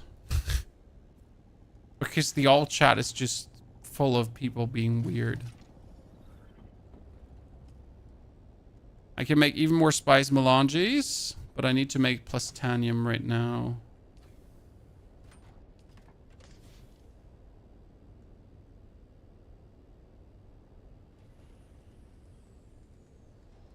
I'll take all of this with me. I need to make 11 more plastanium, and then I need to make 30 more plastanium. So let's actually deposit some water. This is why I always have my filled decaliter johns with me, because worst case scenario, if my wind traps are still making things, I can actually make more plastanium right now. So I think that's valid, right?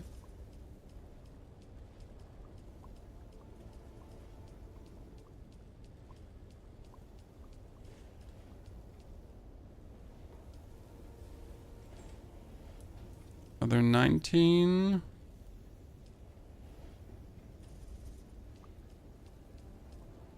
Not worth it. Break the rest of the water. Okay, I have enough stravidium fibers and titanium ore to make the plastanium I need. Which means it just needs some more oh, no. Oh, and I need to go farm sand. Yabba dabba doo, Chad. I'm missing sand. And we gotta make the assault ornithopter. So I'd say we're gonna go back to the base. We're gonna wait for the plastanium to be done. And then we're gonna return with our scout ornithopter, probably for the next run. This should work.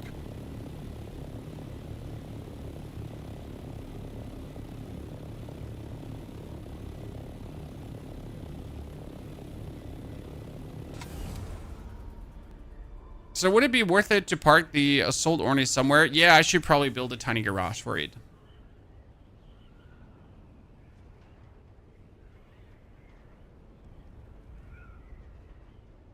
Also, again, you can't really be hit by a sandstorm. Like, I mean, sandstorm is right now just you parking below some kind of arc. So by the way, this was for optimal gliding. So you go for 170. You put your mouse like slightly above the pyramid. And then I'm just flying, and whenever I lose some speed, like whenever I drop like 2 kilometers per hour, you just tap W like 1-2 times, and then you're good. And you just really glide for a long while.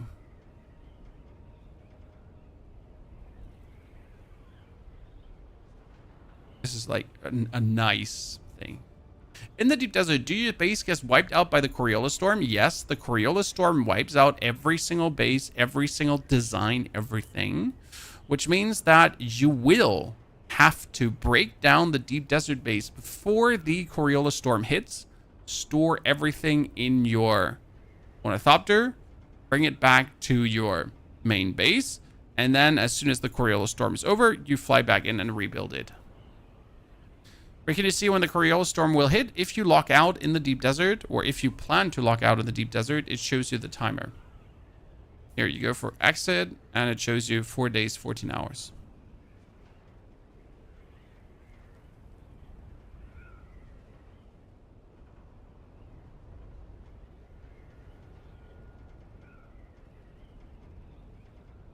They need to add a small no build zones on tier 6 PvE nodes now. No, I don't think so.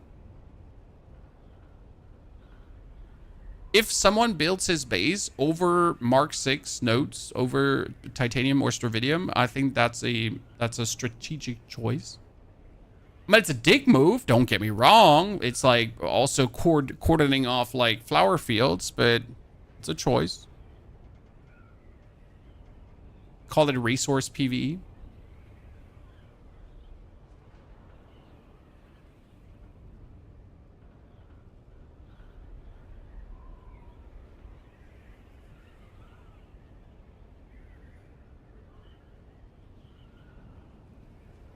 The cooldown on the ores is 45 minutes anyways. Yes, the cooldown of the ores is relatively long. If you really want to farm ores, you're still just flying out into the E, F, G, H, I rows.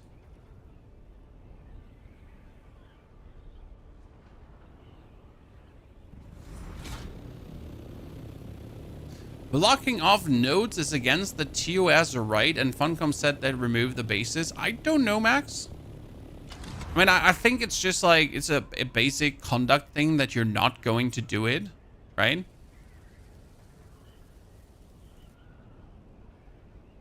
Basic player behavior 101. Don't be a dick face kind of thing.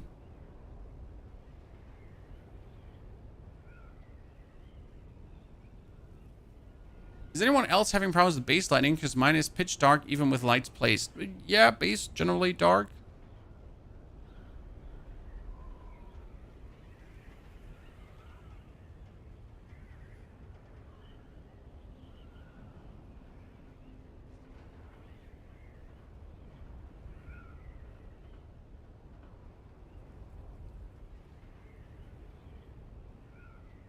What sectors do you have spice sands in the deep desert? They can be everywhere. You have to look out for spice plume explosions.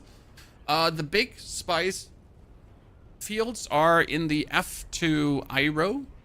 And then you have medium and small ones that can be pretty much everywhere. Do you also stream on Twitch, Mogul? Yes, we stream on Twitch. Currently, we have our Twitch stream online, our YouTube stream, our Facebook stream, and our Kick stream. Because why not? More is more.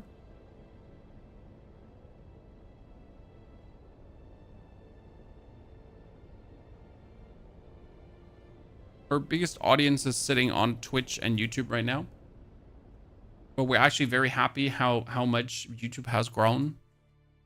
No TikTok stream. The problem with TikTok stream is that it's stupid to set up. I don't know if you've ever streamed to TikTok, but TikTok has every single time a different stream key.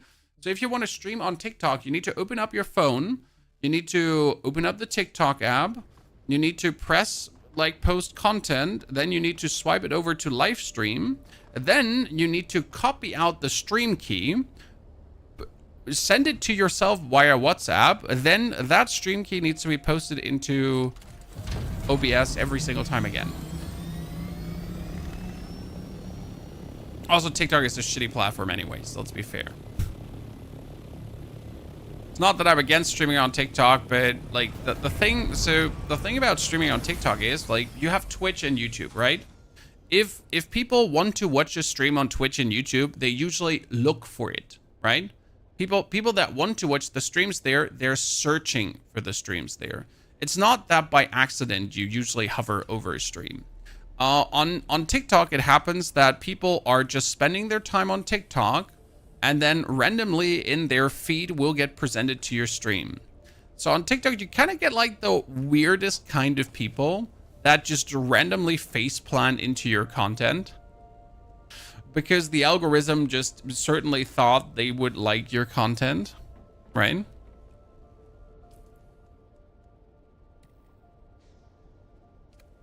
It always leads to interesting, weird engagements.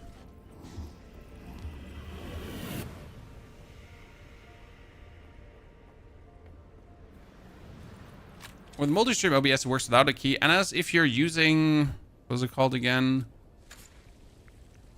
Stream Elements multi-stream, which is the worst option, to be honest. So yes. Didn't look for your stream and just appeared in my feed. Yeah, because you probably have been looking for Dune content, though.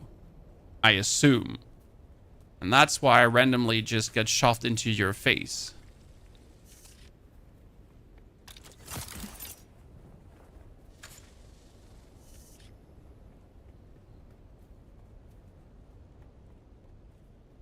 I was brought by the algorithm. May the algorithm gods be praised.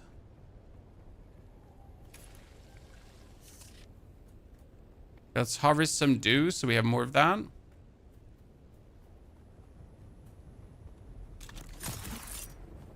How does the progress go? We are very close to the assault Ornithopter. I'm actually very sorry. I know the stream title today said we are going to make the assault very quick. But like, the deep desert changes came a bit of a surprise. I mean, we knew which deep desert changes are coming. We just didn't know they were coming today, right? I mean, right? It's like, sure. I mean, in a week or in 2 weeks, the deep desert will change, most likely. And Funcom was like, hold my beer. We can do that a bit sooner.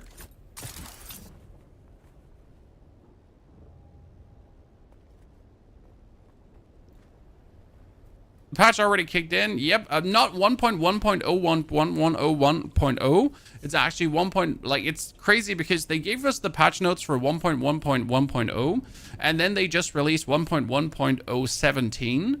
So the patch before the patch, and that patch before the patch actually had like tons of giga changes in it because they were like, why not? Get fucked, right? I need to drive my buggy forward.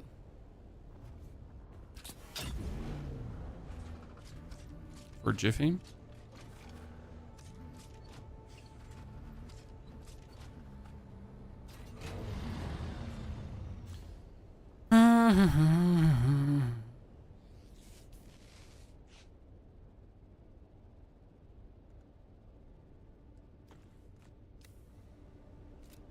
Okay.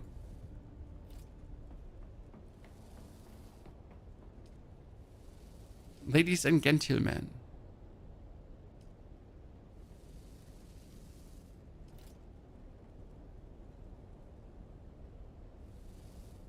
Is there not enough space in here? How big are you, for the love of God?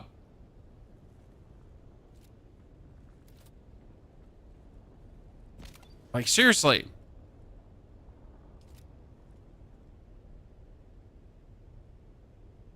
You're not going to let me assemble it there. Jesus. Yeah, I need to make a bigger, make a bigger portion for that. Jesus. Man, like, it's not a problem because I can just pull out the base by one more. You know? But I'm surprised, like, that this field is, like, too big for this. Like, seriously? I would have assumed it, like, fits in the middle here, at least.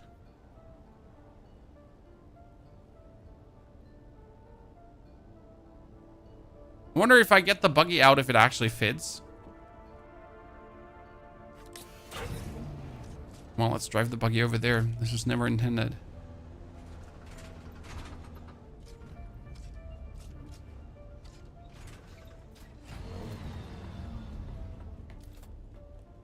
Come on.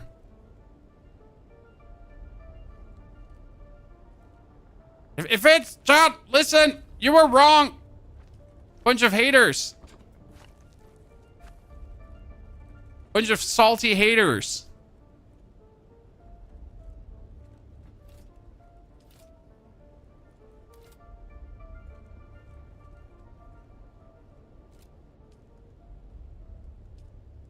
One, two, three.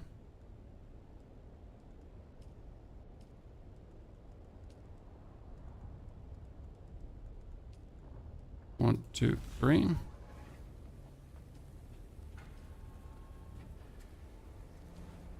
I think I need more door aluminum.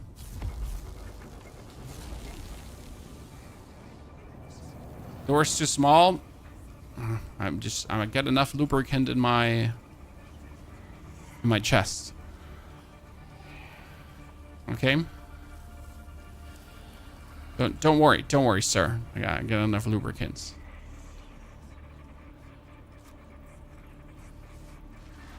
God, this thing is huge.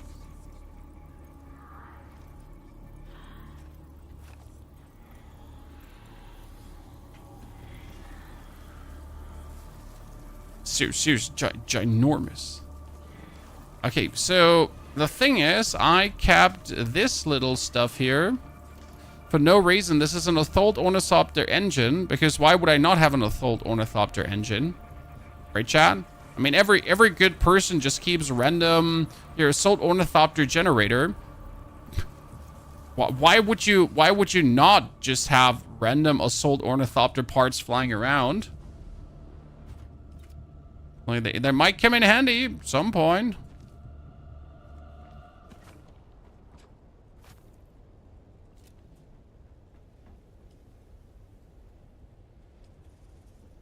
Okay, what are we missing at this point?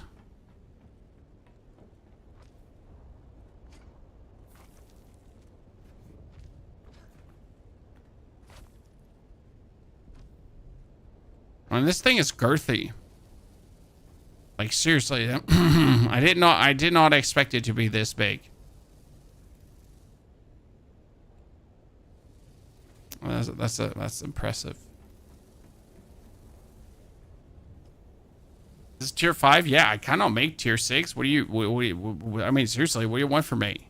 Am I supposed to make it tier 6?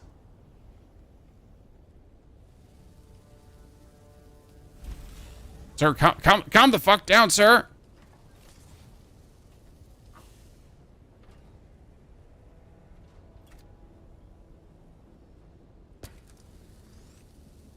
So like that engine, you would expect a lot of decay, but not happening. Okay, perfection. So big, your base is just small. No, my base is very efficient. You take that back. My base has the perfect size. Okay, what is the Ornithopter now missing?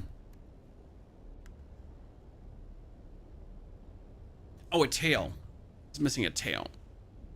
And then the booster, right? Tail booster scanner.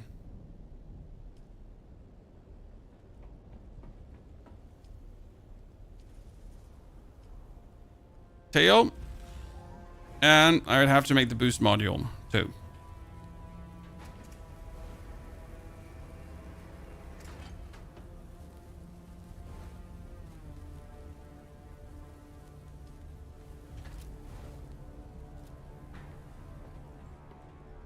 Assault doesn't have storage component. No, you can put a storage on. Here, we have storage on.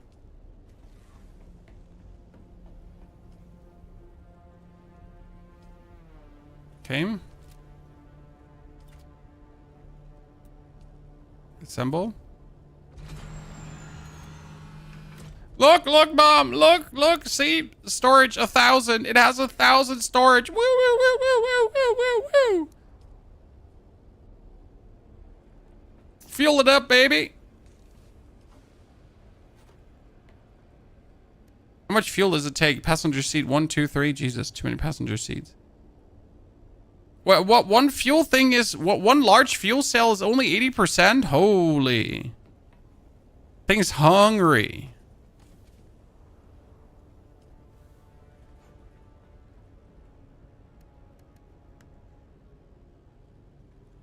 It's huge. It is.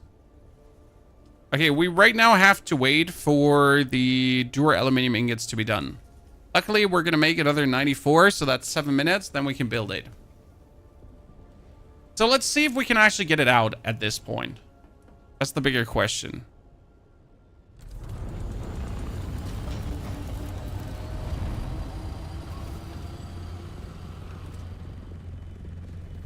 Dun dun dun dun dun dun dun dun dun. We made it out. Ladies and gentlemen, the assault Ornithopter has arrived.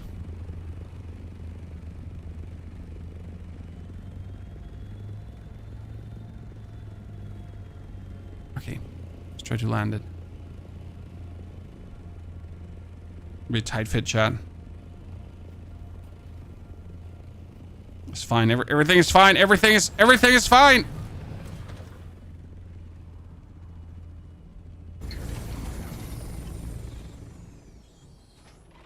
This was made to land here.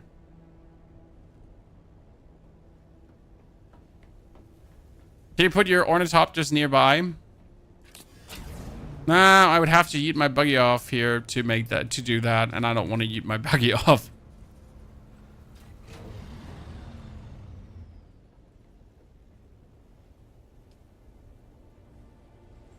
You need to replace your big top for landing space? Nah, I'm fine. This is fine. There's nothing wrong with this. Everything is fine.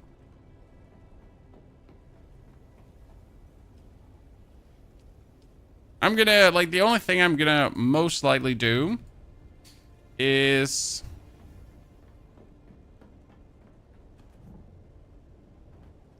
remove that in the middle and just extend the field over the whole size.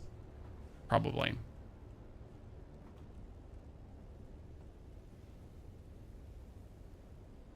What is the titanium and stravidium looking like in the newly expanded PvE zone? You still have to go in the PvP zone to collect materials. So again, yes, you are obviously able to get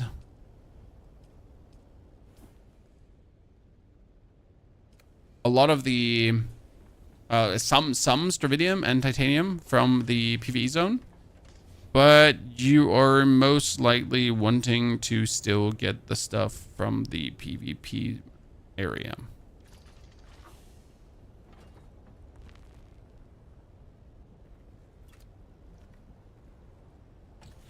Pull my Scud, Orny.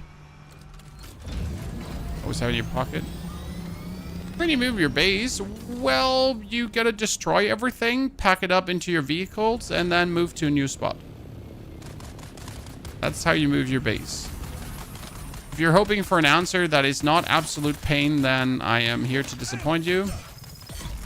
Because the answer is only pain.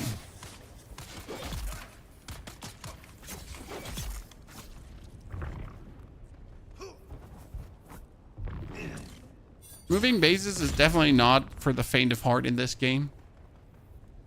Because it's just going to be an excruciating, annoying process. I recommend having a buggy to move the base. Because with the buggy, it goes faster. Later, if you want to move deep desert bases, you definitely want to have an assault ornithopter like we have right now.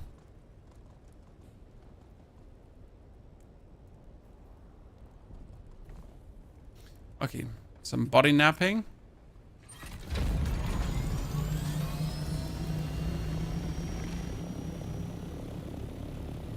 What you have to do to build with Plastone, you have to get yourself the blueprint for the Harkonnen or Atreides bases. You can buy those for 80k Solari, and then you can build. Carry Orny when? Carry Orny is not a priority for me as a single player. I don't actually think I'll ever have a Carry Orny. Deposit? Oh, not deposit. Extract. I wanted to put a corpse in. And where to buy? Harko Village or in the Atreides, Arrakis. Arrakis it's called.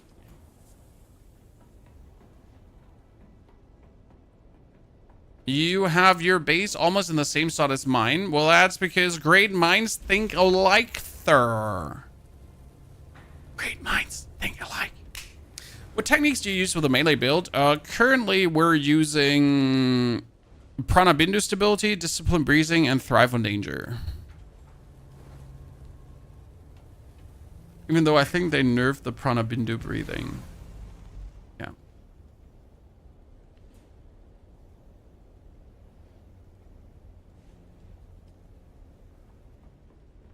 Also, rockets on the Assault Ornithopter, not really interested because I don't want to fight.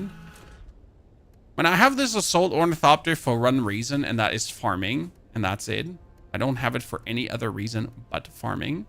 So I have an empty module slot, and I don't even know what fits in there. Probably rockets, but I don't need those.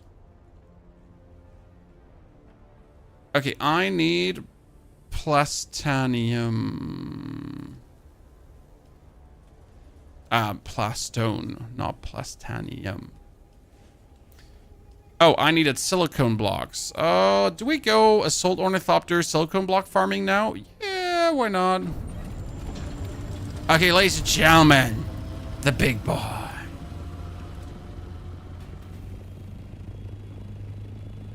Makes no sense to actually do anything in Hagabasin with this, but I just want to fly it. Whee! Look at me, Mom. I'm ginormous. Speed boost.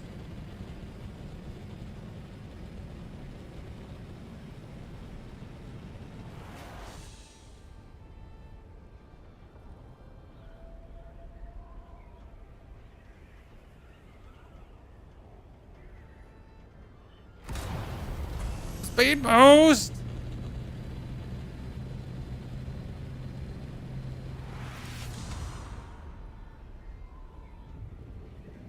I assume this is like burning through massive amounts of fuel.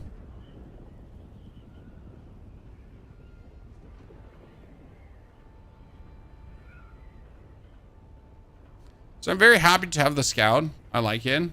But I understand where people are saying that they don't enjoy this thing for farming. I can see that. I mean, sure, you could farm with it, but it kind of feels cumbersome.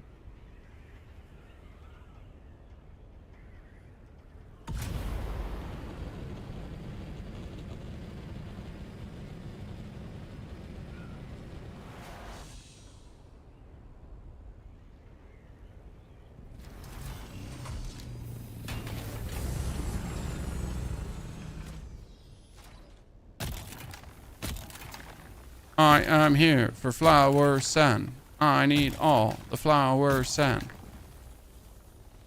much am I getting? 84 per. Like this compactor should be getting more.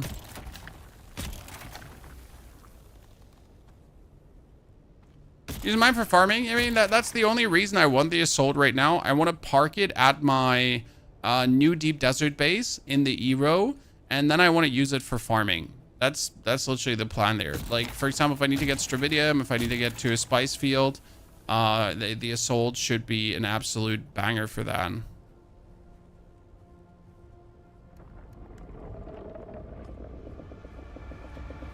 Mr. Warm?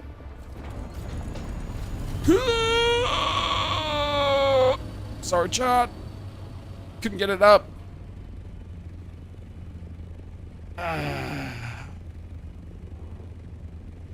Imagine getting eaten by a worm now. It would be highly inconvenient, and I would really be not amused about this, but I would at the same time just make a new one over time. When is the new PvE patch coming out? It's out. What do you mean when it's coming out? It's out.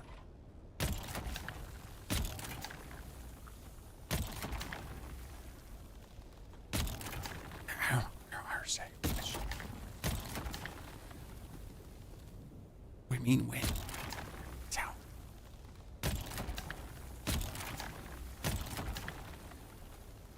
How much cargo does the assault have? 1k, so twice of what the normal one has. That means you can transport around 7,000 spice with it in one sitting.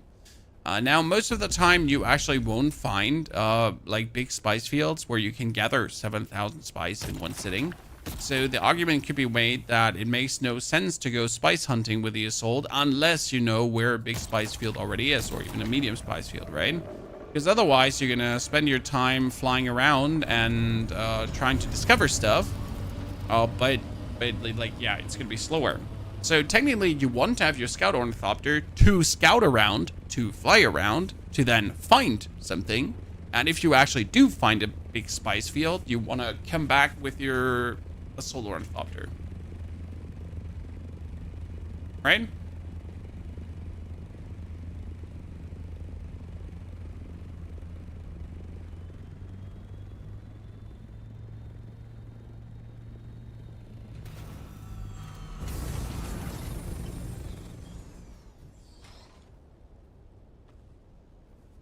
Water gathering in the beginning, you do it over blood and Scipio's Drinker / Kalos Drinker. So killing enemies with melee attacks and also purifying their blood. And I would really early try to actually get myself the Fremen Death Stilts because they make life so much easier. I know that before I had my buggy, had the Death Stilts, and this allowed me to really easily make the aluminum. Without the Death Stilts, making the aluminum would have been an actual painful experience.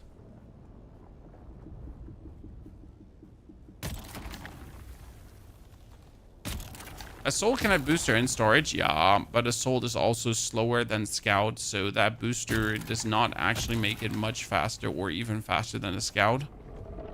Because a Scout is just more convenient and easier to fly around anyways. How much do we have? 3,000 flower sand is quite a lot.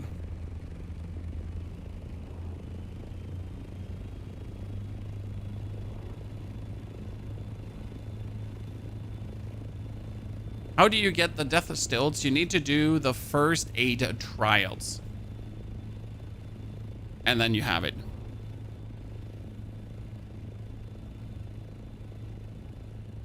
Oh, this takes so long to fly up. This takes so long to fly up. So what you're telling me is that the booster does not take away fuel, so it only generates heat. Quite convenient.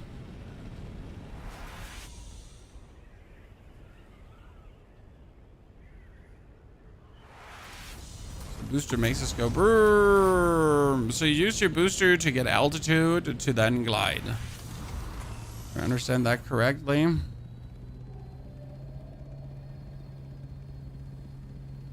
Yeah, the boosters are flying up, I understand. Then you're doing the same gliding. So you're pretty much gliding with 20 less. That's fine. It's not fine, but I can live with it.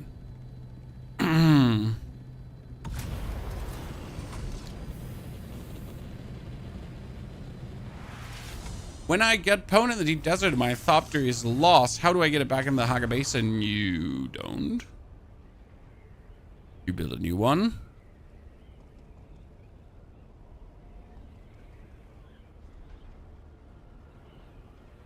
You use the booster in flight mode to gain back altitude. Okay, that makes sense.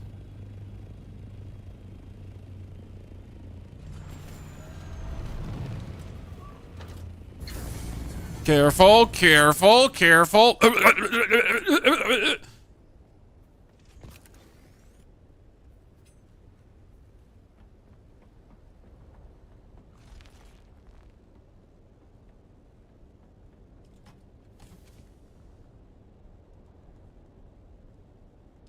Flower sand. I can't actually use the flower sand yet. Why? Because I had to destroy my medium refinery.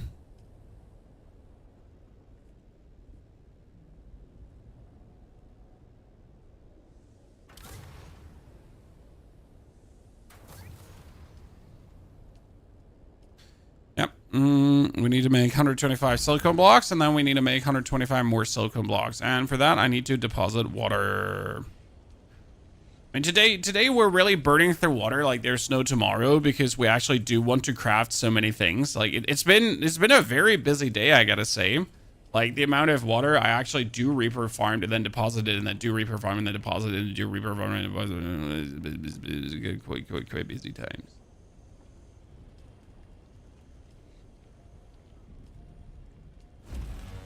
I didn't want to make 300 silicone blocks. I just wanted to make another 100 silicone blocks for now. Mr. Humanoidy, thank you for the Prime subscription and support. Appreciate it. Welcome, everyone, to the Knights of the Round Table. Welcome to the stream. Pleasure to have you all here. Welcome to Dune. You're going to have the next 4 days with me and Dune. That we actually plan to do some more Diablo. But in that time, we are planning to do everything Mark 6 related. Get our first Mark 6 weapons finally. And kind of finish the design of our deep desert base. In case you missed it, we now have a deep desert base in the E-row that's also making plastanium. So before, my base was actually never making plastanium over there, as I didn't see a need to do that. But due to the new reality on how things are moving faster now between Haga Basin, farming and everything, we definitely needed to also make the plastanium directly in that base. It's interesting. It's different. It's fun. I like it. Do you think they'll make it possible to add a character appearance later on? What for? And I generally never see a reason why that's not a thing, but I guess if you're ugly, you're ugly. Should have made your character as beautiful as mine. Give him the killer looks, you know? See? Absolute strapped gentleman.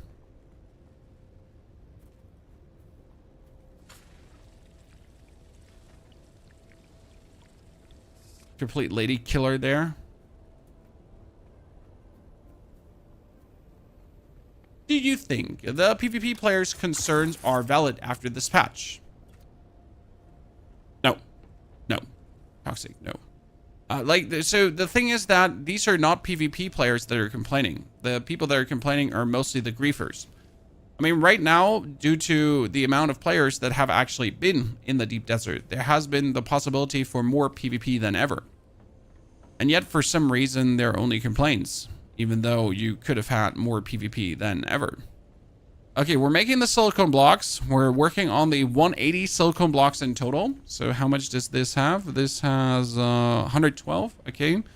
This also has 89, so that's perfect. We get all the blocks. We have our beautiful assault mate. I need to farm plastone. So how we're going to do this now? We're going to yeet you off.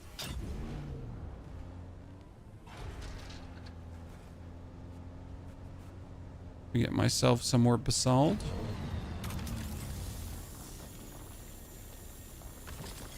The actual armory looks like I got Syndicate, Sentinel, Station, and tall soft step boots. It's a mix of light and heavy gear currently. Works rather well.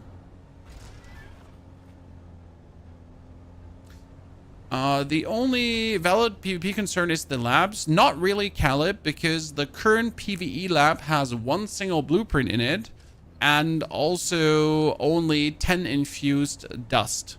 Whereas the PvP lab has 2 to 6 blueprints in the chest. Uh-oh. There is a valid reason to go for the PvP research stations, because the loot is so much more amazing over there. And if you don't go for it, well, you're gonna miss out on the loot. And that's how I'm actually looking at that right now. So you're gonna make a choice. Do you want to have the banger loot, or do you not want to have the banger loot, right?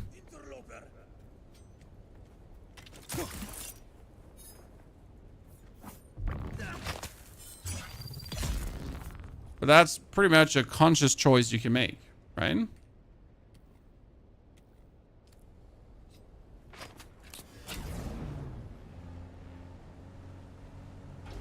So which row is the deep desert PvE? Up to the E middle row.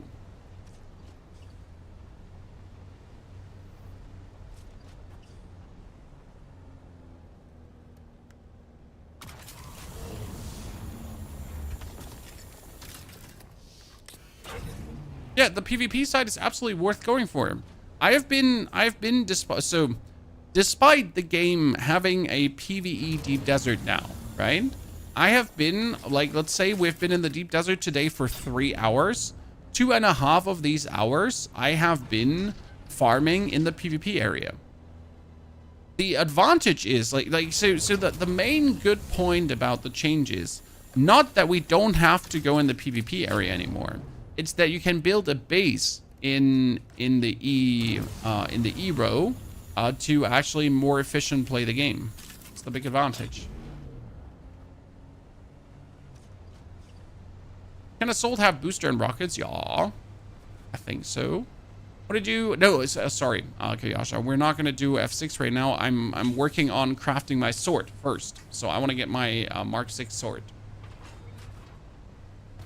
They already pushed the border back. Yep, they pushed the border back with the update this morning.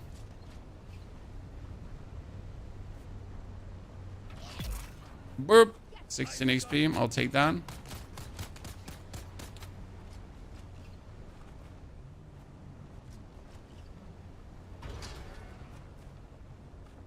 Okay, we're gonna bring the buggy over here. Then we're gonna craft the plastanium. Out of my way, nerds. Okay, we're gonna craft some plastanium.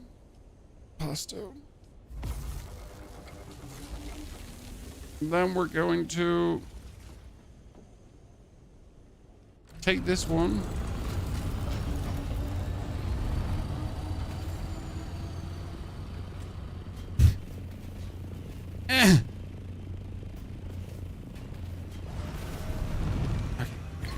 Good. So now I can drive my buggy back in. Good.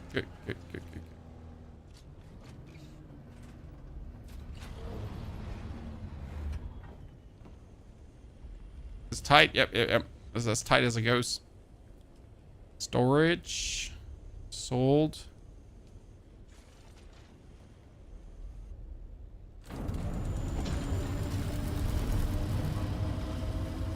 Dun.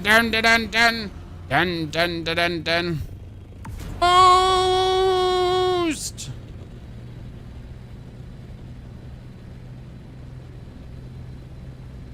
Boost! God, this thing is so cumbersome to fly, honestly.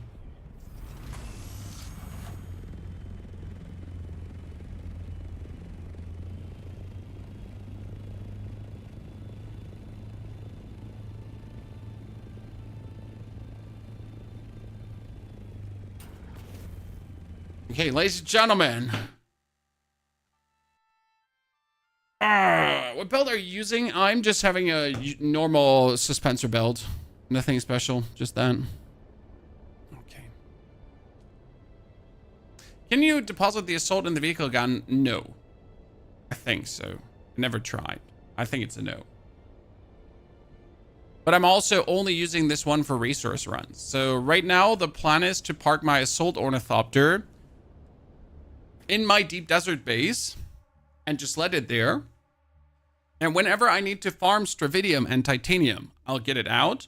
When I need to go for a spice field, like I see a spice explosion in the distance, I'll get it out. But I won't actually fly around with it in the deep desert unless there is something to fly to. Boo! Boo, boo, boo, boo, boo, boo!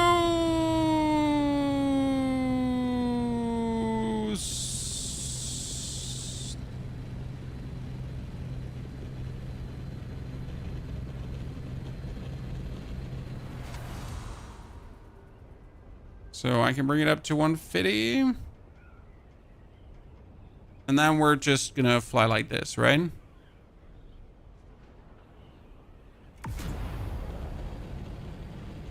Can I boost while flying to get more speed?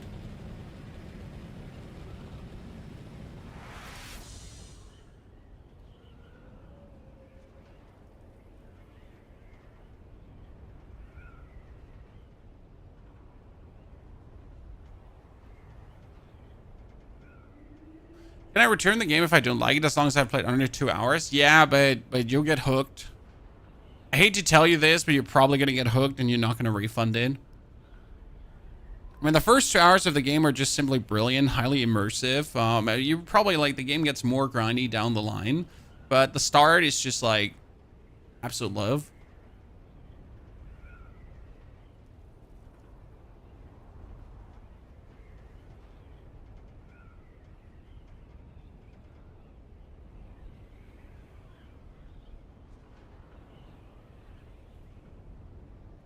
Does the suspensor belt lose durability way too fast? It loses the durability tons of fast, but you just repair it or make a new one.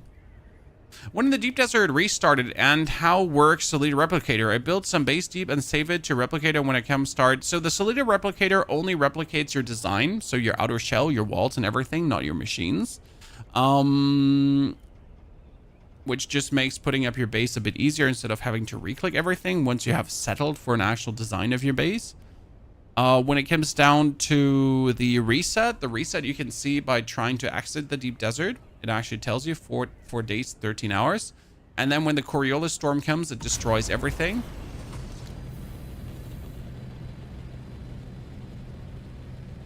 Absolutely everything. So you gotta actually go to your deep desert base and you gotta deconstruct it. Okay. You know what? Flying this thingy is not as cumbersome as I thought it would be. I'm actually rather fine with how to fly this beast.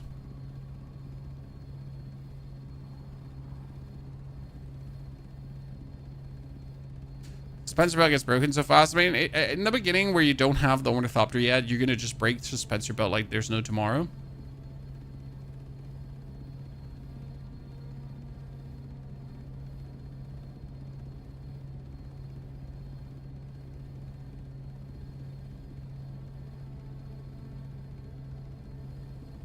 Stay in vulture mode and use the boost to go up. I can try that. 153 is faster than the Scout with rockets. I don't know.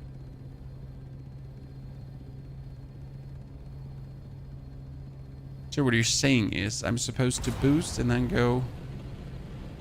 I see. That actually makes me slower than when I'm hovering.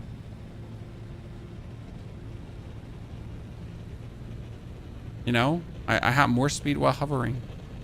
Are we supposed to like not go straight up? Or like more...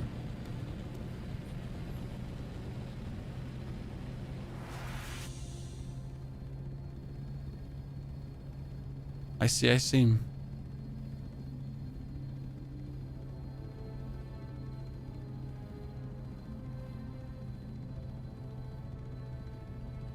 What kind of ornith is this? This is the Assault Ornithopter. Meow! Boost! Boost! Boost! Boost on the spice field! Come on, maximum speed! More speed! There's actually like really not a lot of speed, but more speed! Wow. Almost smashed down.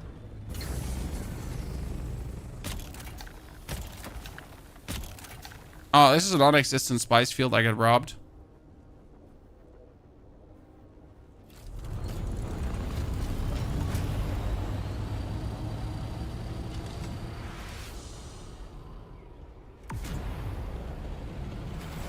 Oh, wow.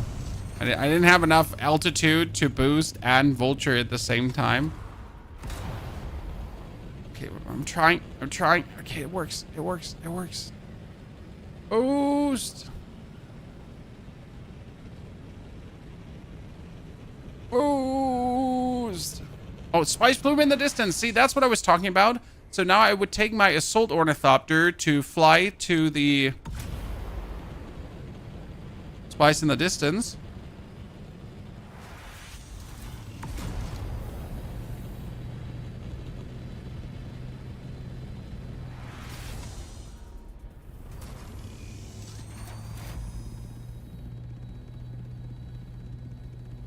To go farm spice. Unless there are evil people around, obviously.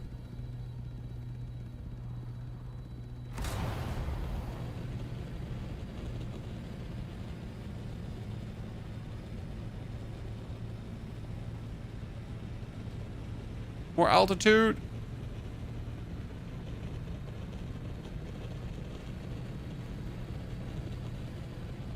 Got this.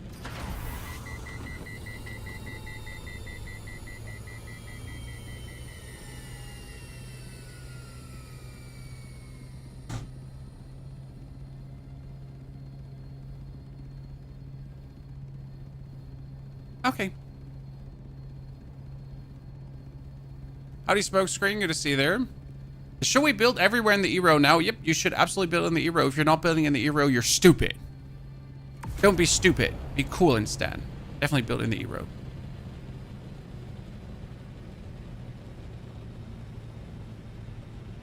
So the Thopter goes down to 90, and then it starts climbing speed-wise again after you have the boost and you get like just the altitude. I think I finally understand how to min-max this thingy. Makes sense. It's actually really fun to fly. I thought this is going to be more painful, if I'm honest with you. From the sources. Right now, it's actually rather convenient. Baller, thank you very much. I'm happy you're enjoying the videos. Just get killed collecting at a giant ring. I got greedy and should have left after 10,000 spies. Didn't hear them. They must have been in vulture mode. Killed me before I get back in my scout. Yeah, that's the one part where you could actually die if you get killed before you get back into your Orny. So if a bunch of dudes rolls up on you and they like, that's actually what someone tried to do to me today. They tried to rocket kill me before I could get into my Orny. I'm really happy making this one. So now if this is a big spice field, or even if this is a medium spice field, right? I could farm this, and even if there are people attacking me, I just have to dish back into the Eero so I don't die. Which makes this, like, really convenient in my eyes.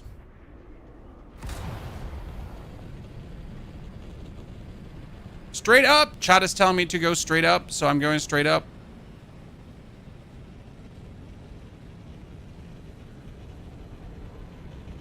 One like Pat, thank you for gifting that sub out. Appreciate it, partner. Let's go! Dive bomb! I feel like you should be able to land on someone and just absolutely demolish them. Right? If I dive bomb you, I should be able to just smash a doodle. Wait, is that a spice? No, that's a shipwreck. I want to say, is that a spice harvester?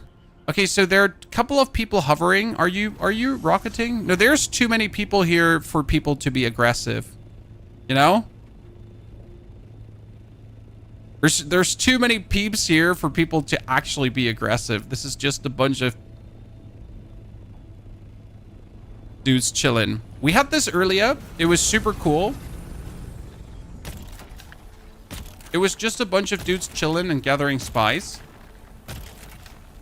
This is going to be my biggest spice haul yet. If no one turns aggressive. This is way better already. It's so much better. Your server is so passive. No, we had a bunch of aggressive people around the last big spice field. I'm going to fly up in a second. Give me a moment. Give me a moment. Okay. I forgot how long this takes to lift off. But look at how what a big field of spice we already have.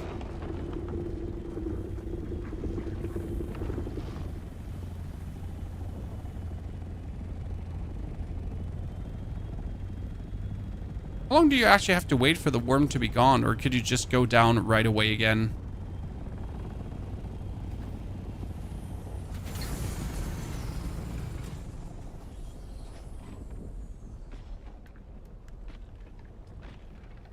Oh, I still have 500 plastone in that thingy. Oops.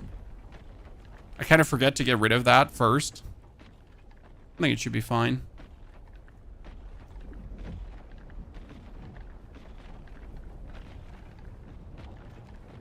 Oh, full? That happens rarely, that I farm so much spice that the backpack is full, right?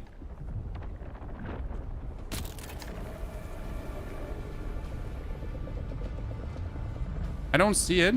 Wait. Is that one that came up way too... Yeah, that is an aggressive worm, chat. That's one of these worms that comes up and instantly goes dive bomb. So you could... No, this is PvP. Chat, this is a PvP area, but we currently have like 9 ornithopters hovering around here, but they don't want to fuck, okay? These 9 ornies, they just want to have a good time.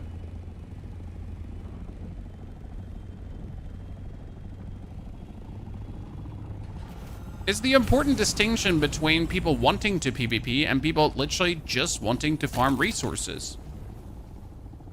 And right now, the people here, they just want to farm resources. Now, no one stops, obviously, an aggressive guild from coming and bullying us all away. That could happen.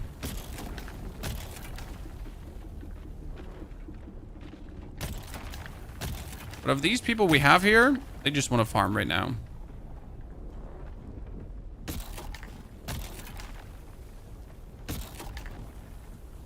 Yeah, there are people who want to have a good time. Crazy, right? But it is the PvP area. We could PvP here. So what you could do is... you could just pull out a sniper rifle and start shooting these people because they don't have shields up. There, another one just landed there. So you could actually go for melee PvP, like some crazy ass bastard. Oh.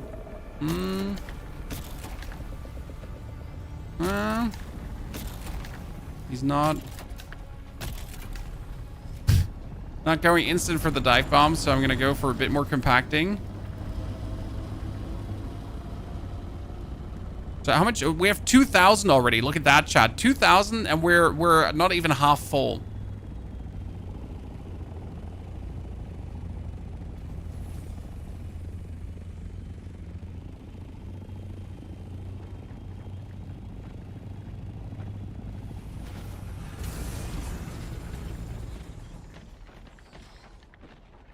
The thing is, I don't believe one sniper shot actually kills you, even if it's from a Mark 6 rifle, because you have armor.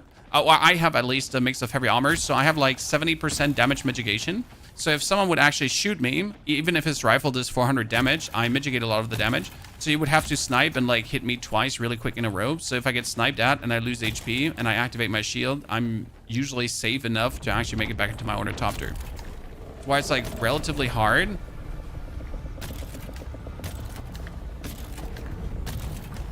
To actually kill someone spontaneous like that. Is the only downside of so many people farming like spice here that the worm comes relatively often. The build that you still update today, I'm using exactly the build from the build video that I posted. Also, if so many people are in a region, lag chat. The lag is bad. So this is not my game actually lagging. My game is performing very well. It's just the server is just weirdly lagging and killing the performance as soon as you have tons of people together in an area. It's really shitty. So that's probably the only downside of the PvE change. The game can't handle it when too many people are just chill with each other and don't want to fight.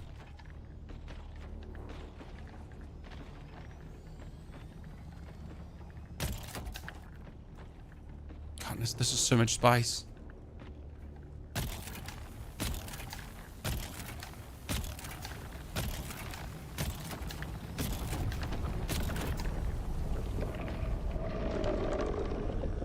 I don't see the worm. Ah, I see the worm. You need to like see if the worm is like really veering his head up or just like straight up dive bombing.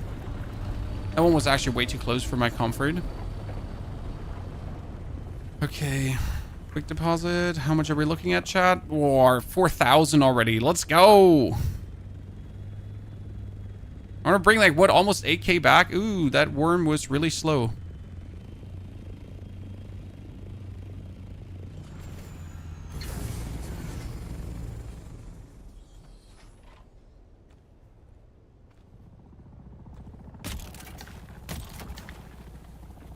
See, look at all these puny scout ornithopters who had to leave already. Now, you could argue they can deposit and quickly come back. But I can put like twice what you have in my storage. And on top of putting twice what you have in my storage, I am also only 20 kilometers per hour slower. Right? I'm not twice as slow. I'm just slightly slower, but I can go twice the storage. So if you know where the spice fields are due to spice explosions, you're just better off with an assault for farming. Don't be greedy, yeah, but it doesn't matter. Like, even if a bunch of scout ornithopters comes right now, I could definitely make it back to my base. Because I literally just have to fly to the E-row.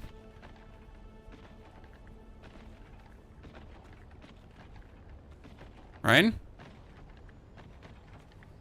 I'm gonna be as greedy as possible. I'm filling this thing up, chat. You're almost as fast as because you have the booster. If you play right, you definitely have a lot you get going on. Okay, how much is it, Chad? Damn, look at that. Damn, Chad. Over 5,000 spice. Okay, you know what? I'm fine. Over 5,000 spice just in one run. We're leaving. I mean, we could come back and get the same again. I could now get like from this one deposit with a scout ornithopter, I could get like what 20,000 spice in the next 20 minutes. So we're gonna boost her up.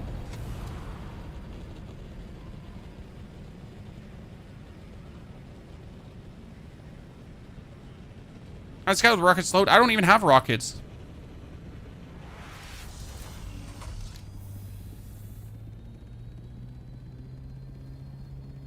I don't even have rockets. What's the spice for producing stuff? If I want to make a weapon, I need 54 spice melange with this 5,400 spice. 54 spice melange for one weapon. 5,400 spice. Spyro, thank you for raiding. Spyro, greetings to you and your community. Spooky, also, thank you for the brand new sub. Zuzok, also, Canes, welcome back. Good to see you all there. If I want to craft a spice harvester, for example, I need 500 spice for that. 500 spice is 500 times 100. 500 spice melange is 500 times 100 spice dust. Okay.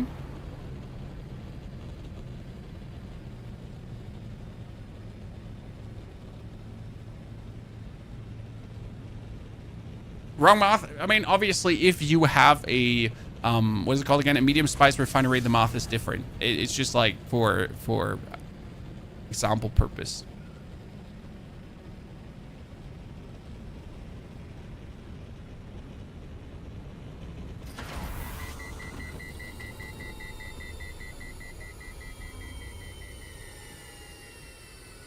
Too busy building and rebuilding? Hey, you should play the game at your own personal pace. I'm a creator. I never have the choice to play the slow pace, right? I gotta play the fast pace. I gotta go forward, quick, dirty. I can't take the chill pill. They already changed the DD. They already changed the DD, and we get a build. We got a new base build. You're gonna get a video on that tomorrow for the new deep desert base. Because mine is now producing spice. Mine is producing. Ooh, I need to land on that one.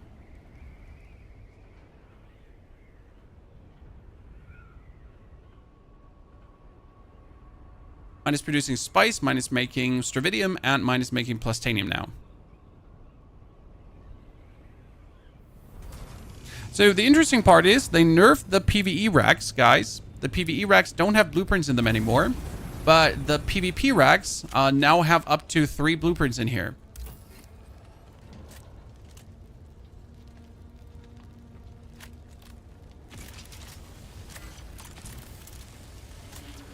You heard it right. I've actually gotten 3 blueprints from one. Come on, let me loot it. Oh, nice. Albatross wings. Albatross wings. You can sell that. Spice dust. Thunder dispenser belt. I'm going to get one. Blade. Carbide. Complex. We're good. Awesome.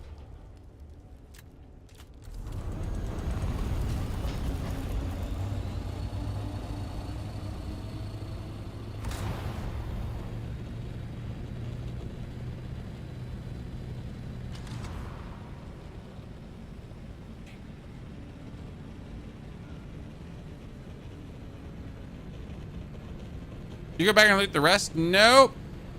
Only the panel that matters, my friend. Only the panel that matters. The rest doesn't. 2 panels there, yeah, but they don't have the blueprints. The blueprints are only in the side panel. Sugar, thank you for the 2 gifted. Sugar, good to see you there. Spooky, Spyro, everyone. Ladies and gentlemen, thank you for your support today.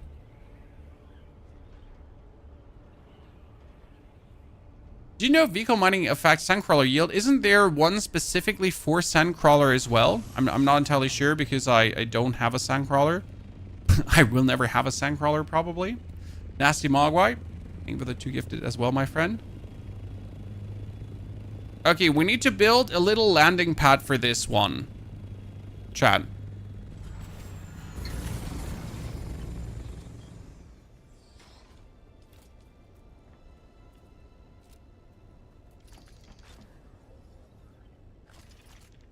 Why do you not loot the panels? Because I don't need what is in there. Okay, the problem is I have more spice now than I can store. Interesting. That's a luxury issue to have.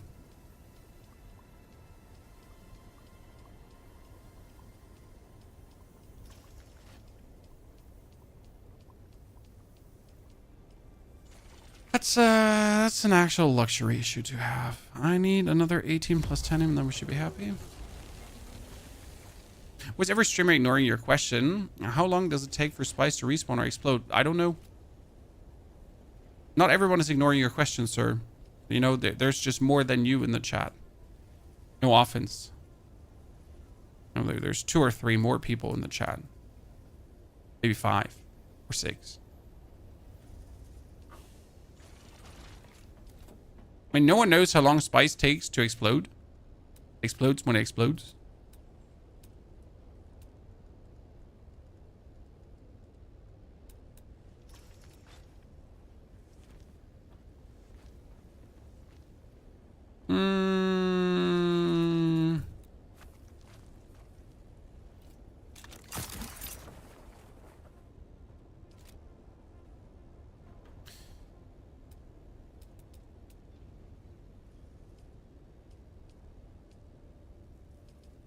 We're gonna build up here. How thick do you think we should make a landing pad for the Ornithopter, chat? How thick? Like 3 by 3? Like a 9?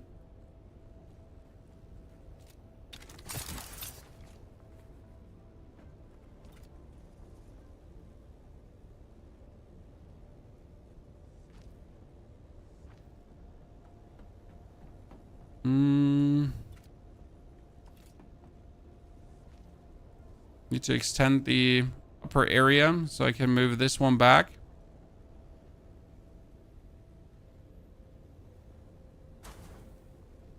These lads, they gotta move back as much as possible, so we can get our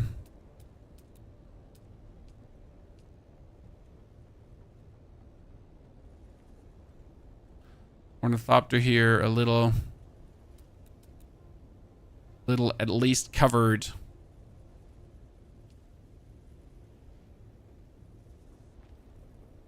I don't want to use these. I can go for form. I don't have space for form. I can actually not even build the wall there. I just need to make it count as sheltered. It doesn't need to be beautiful right now because I don't have the space to make it beautiful. I just literally need to have it count as sheltered, and that's it. Oh wow. Can I not even build a half wall even? Oh wow. I can't, like, this is like very, very heavy constraints. I need to uglify this.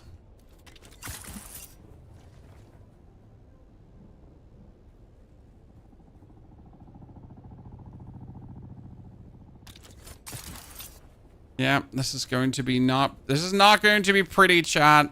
This is not going to be pretty. Let's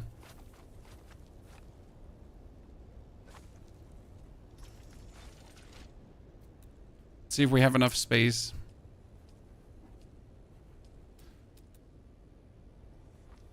Oh yeah, this is not going to be pretty.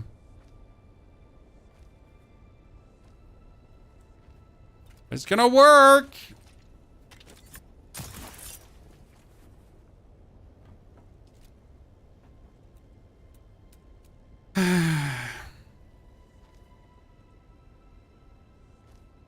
No one is happy about this.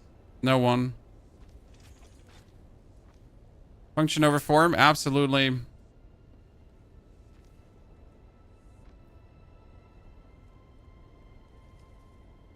It just needs to do what it needs to do.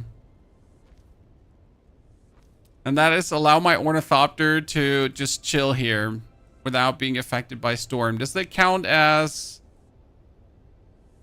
Let's see. Does it count as sheltered or water sealed?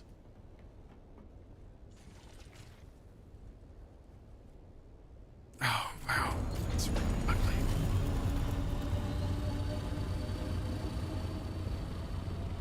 ugly. It won't fit. It won't fit. I said it's not beautiful. It won't fit, chat. Okay. Oh, no. No.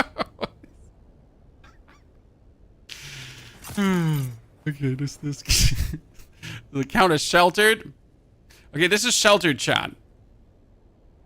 Sheltered in base. Okay, it counts.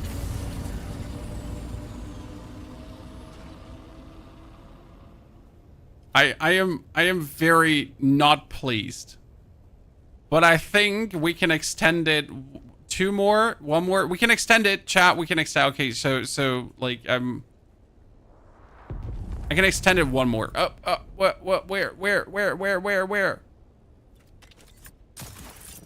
Spice dust explosion.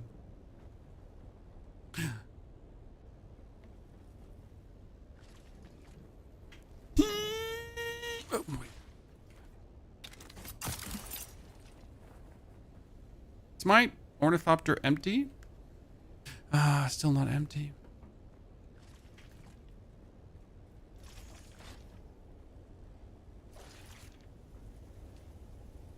I don't have any more to... I need to build more storage. I need more storage in this base. I can build another chest. Perfection. For now. I'm not greedy. You're greedy. Your face is greedy, chat. Yeah. Seriously. I'm perfectly reasonable in what I'm doing here. Do you use the exchange at all? Yep, I used the exchange to buy myself the tall cut array and the compact compactor. Okay, where was that spice plume explosion? Wait, if that... Oh, God. Come on. You know you can... You can make it out. Okay, come on. You can do it. Ah, yeah, baby. Okay, that spice plume is already gone.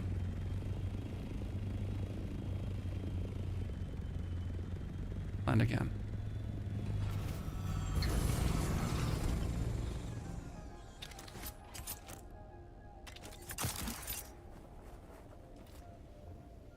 I overshot. I'm coming back. Second try, second passing.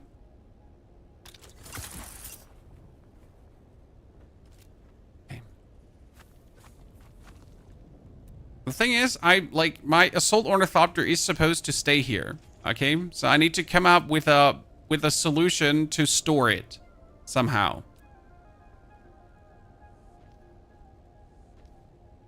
I mean, I know it can fly into a 2x2 entrance.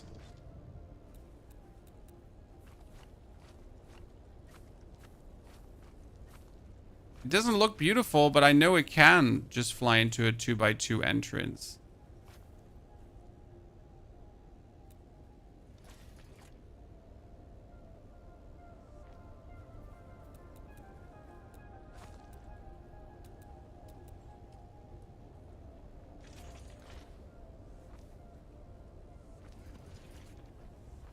Oh, this won't be beautiful. Again.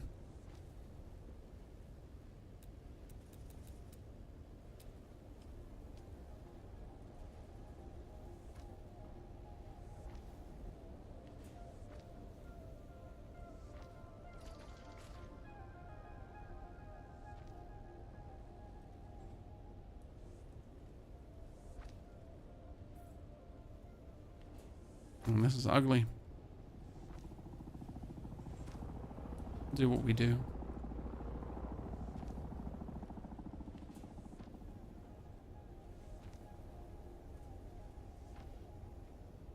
Didn't you build out of plastone? I just like to build with plastone. Is that?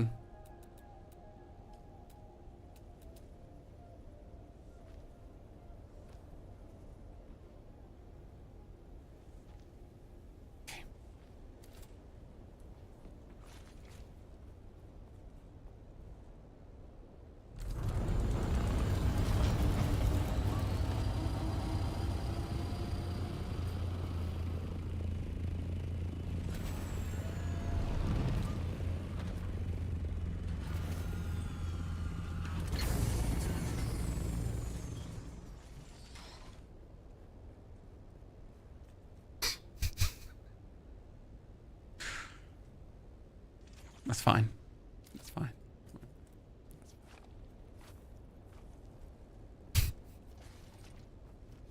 I need to replace these walls through the flat walls because it actually did cause an issue. So the actual other walls did cause the issue of the plane just bumping into them. You need to build like these standard walls here.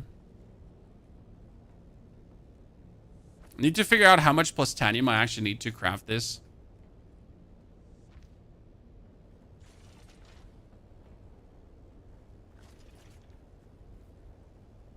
Yeah, that's great. We need to destroy these two.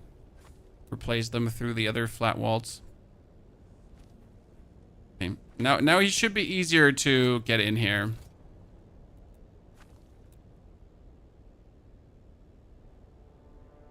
Okay. Because this counts as sheltered in base now. That means I can just leave it here. Okay? And if I need to go back to my actual base in the Haga Basin, I can take this one. So that's the plan. Chat. That's literally the basic idea behind this.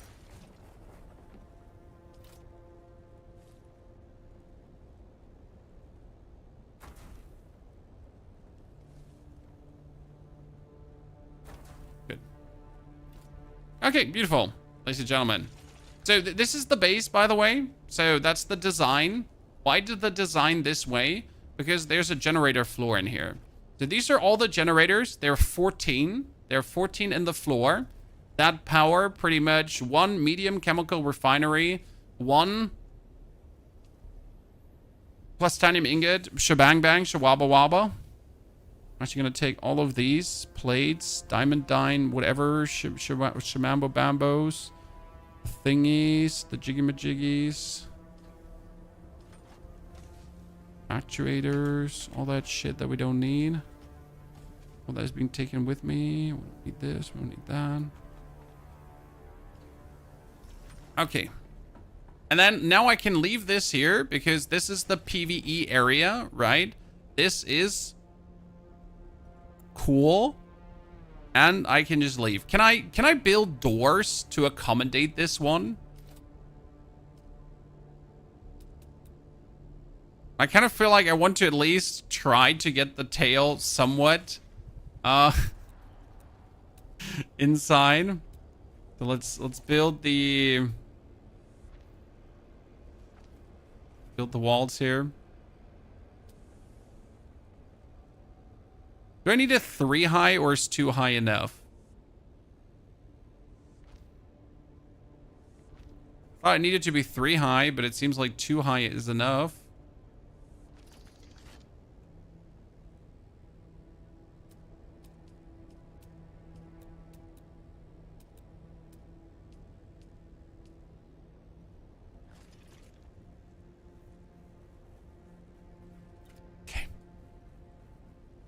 You need a door or shield? No, it should work without a door or shield. I say should. Because it can't get raided anyways, and it's just there to be parked and protected. No one can steal it. I was wondering if you could... Can you build these 2 doors on top of each other? I never tested. I don't think it does work. I don't think I have the energy to build penta shields. I also don't have the calibrated servers to build them. If you remove the wall, it will be easier to come and go.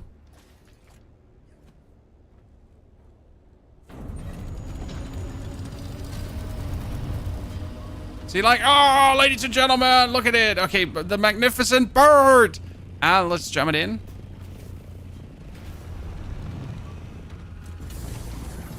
Perfection. Wait, it works? You can put it 2 on top? I mean, like when you put...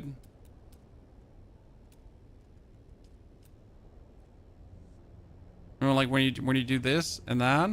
No, see, like that doesn't work. Like the intention was it will work.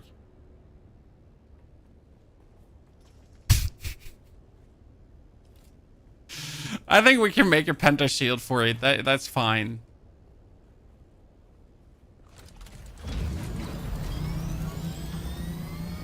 Yeah, that looks just like fits like a glove, chat. Perfection. Wait, I need to go down. I'm not sure if I get all the platinum I was looking for. Use the shield because hackers can steal it. Well, there haven't been any hacker incidents on this server so far. I mean, I'm not saying there won't be, but there haven't been so far, so that's good. There can always be, so never be sure that you're safe. But again, you never know until you know, right? Actually, Assault Ornithopter is going to get the complex machinery. It's going to get the metal parts. It's going to get the...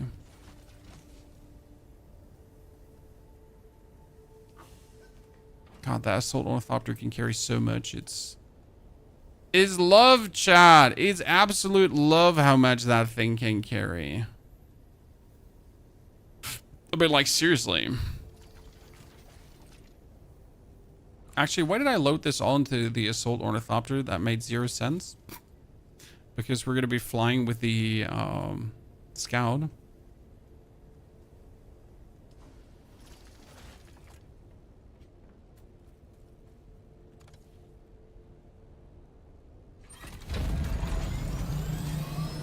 You mean like I should extend on the other side? I don't think there's enough space to extend it on the other side.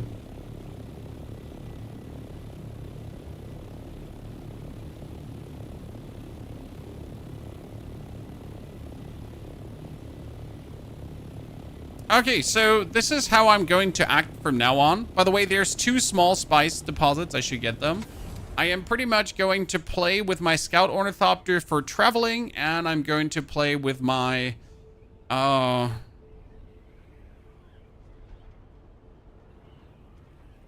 going to play with my sold for farming. It seems to be the best way to do it. Is all Eero? No, half Eero is PV. Why do you use Plast and Weld? Because they're stronger, anti-raid, or look better? They look better. Your base building gives me anxiety. I live to give you anxiety. That's my secret technique. My secret technique is giving you anxiety. By the way, Neville, half pound, maybe the brand new sub, and the 2 gifted. Very kind of you too. So right now, what have we achieved, guys? We have moved our base into the deep desert Eero, which is fantastic. We are about to craft our first Mark 6 weapon. We built an sold Ornithopter. We actually have, I don't know, like hundreds of spice melanges at this point. So it's finally moving forward pretty amazing.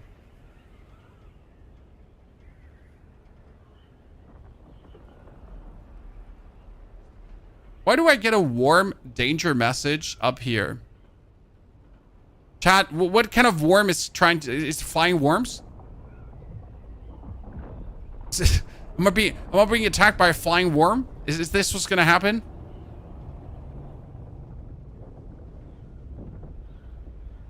How do you feel about the update? I have never seen this many people in the deep desert. Chat, I don't care what you think about the update at this point.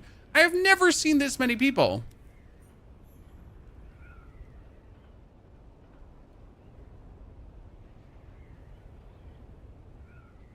It's packed. They might not fight each other.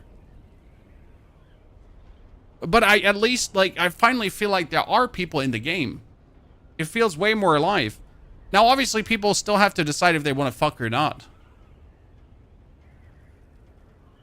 Patch works so far, exactly. I mean, there are obviously unhappy voices, but I think we can agree on that the patch does actually work.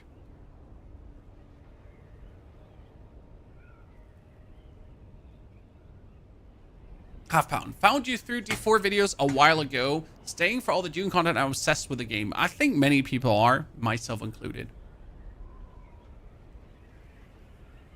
Are there actually resources in the PvE area? Yes, Star Crusher, but they're very rare. You are still going to farm resources in the PvP area. Okay, so simple. There is just no chance that you're going to get all this titanium and stravidium you need from the E-row, from the D-row. You're still going to go out. The big advantage, though, is that you now have the research station, and the research station you can do together with your friends. So if you just don't want to fucking bother with a PvP research station, then you just do it in the PvE area, and that's fine, right? And if you want to do it in the PvP area, well, then you get yourself a couple of friends and do it together.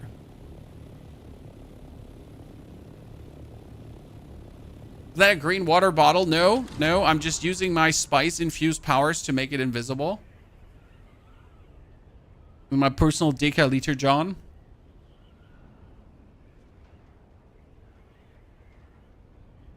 What do you think about people that think this update will kill PvP? There is no PvP in the game.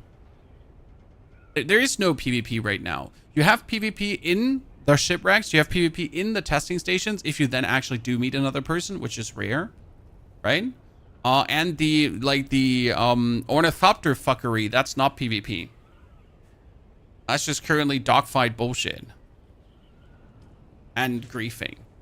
I mean, ask me again if there's actual interesting PvP in the game, if any update will kill that PvP, because right now there's nothing interesting PvP-wise going on.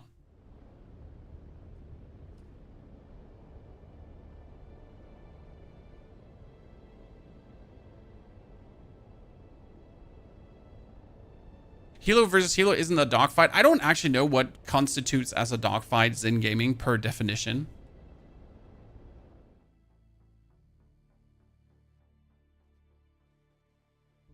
I think a dogfight is PvP if both Ornies have rockets, but that's about it. Yeah, but when does that actually happen?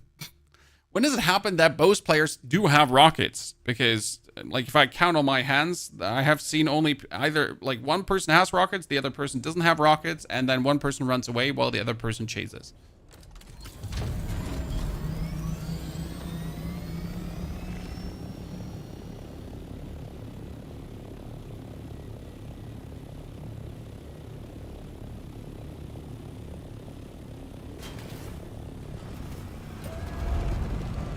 Okay, so, ladies and gentlemen, the time has come. Let me deposit. Scout Ornithopter.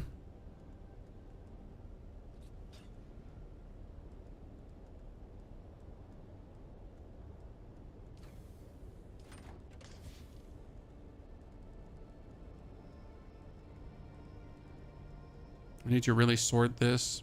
It's a mess.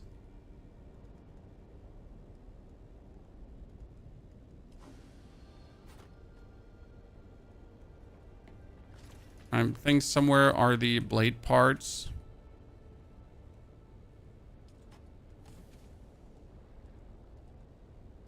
Okay, so I can now build, or I should be able to build a advanced weapon fabricator. Beep, beep, beep, beep, beep, beep. And if I actually build it, energy will cut short. No, I still have enough. Okay, ladies and gentlemen, the advanced weapon fabricator. And we can also fabricate now the replica pulled sword if we had carbide blade parts. But I wonder, I should have enough carbide blade parts. I picked up more than enough for that. I'm actually surprised I don't have enough according to this.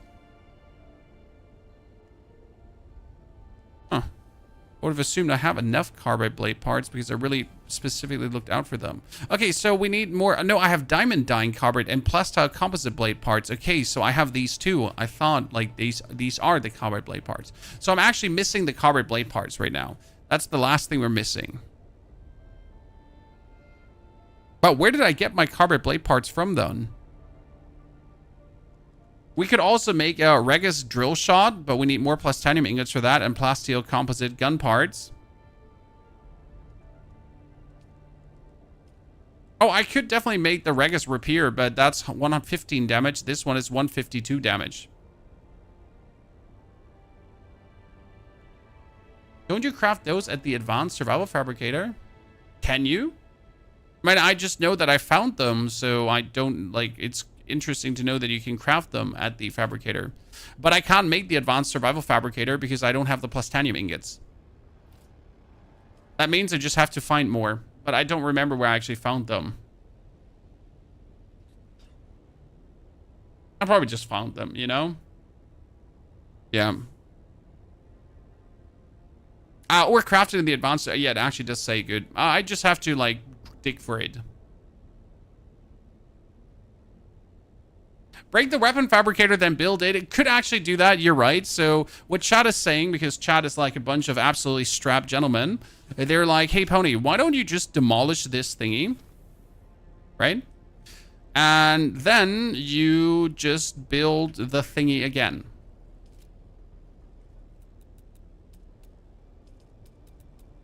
It's actually pretty smart.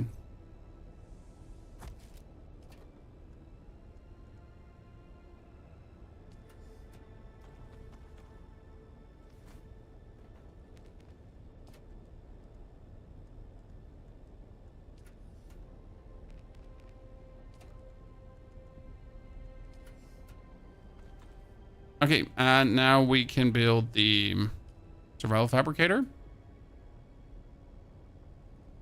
Why is placement blocked by another? Is that too tall? Are you too tall? Are you tall? Oh. Okay, I can make... What did I need? Carbide? Carbide blade parts. 1. Anything else I can make that's worth it? If I'm already here, anything else I can make that's actually worth it? Baron's blood bag. Omnistatic compactor. I technically... Okay, then we're gonna... demolish this. Gonna have to move our chest up here again. To... This is a one-ring chest, guys. So the one-ring chest needs to be taken with us. I can just keep doing what I'm doing here.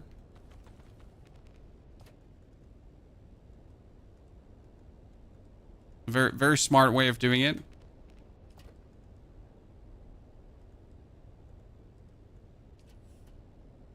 Oh no, I can't pick up the last things anymore. Okay, advanced weapon fabricator. Okay. Put that in there.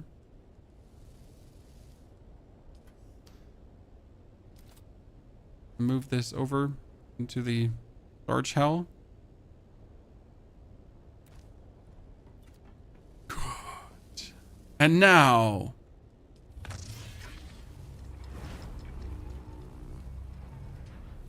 I own the weapon, ladies and gentlemen. I has it. I has it. Yes. Finally, the Yolt sword with 110 damage is being replaced by the replica bolt sword with 152 damage. Wah, wah, ah, ah, ah. Swang, swung. What is it? A recycler. Oops. What does it cost to repair that thingy now? If it would have any kind of damage, can I already look it up? What it would cost to repair? No, so that's the old one. Where did you find this in purple? I don't remember, but since I haven't done any, if many, research stations, I must have gotten this one from a shipwreck. But keep in mind that the shipwreck rotations change. So the shipwrecks are not always the same. But all these blueprints you can see here right now, the cutter ray, the sandbike boost, the sandbike engine, X-Legends, drill shot, blood bag, boots, storm rider, all of this shit I have gotten from shipwrecks. Okay. Phoenix, thank you for the 23 months of support. Phoenix, good to see you there. Thank you very much. Do you recommend full Sentinel? I'm currently running Syndicate together with Sentinel jacket on the Sentinel pants with the station gauntlets and the tall soft step boots. It's a mix of medium and light gear. It works really well. Gives me good damage mitigation, 70%. And I still have enough dash stamina cost reduction and it's just fine. Good. Ladies and gentlemen, that being said, we're going to be ending the stream here now today. So thank you very much you all for coming. There is an interesting giveaway coming and a little cool partnership that I will post in short form on YouTube and on Instagram, Facebook, TikTok, etc. So have an eye out for the YouTube short that's coming later today because there's a goodie in for you as well. I'll be back tomorrow for more. So we'll play tomorrow more Dune Awakening. We have plans with our Scout Ornithopter, with our Assault Ornithopter. So right now we're entering an era of good crafting that I'm looking forward to. Until tomorrow, take care. I wish you a very good one. I wish you a very good time. And I hope to see you all there again. So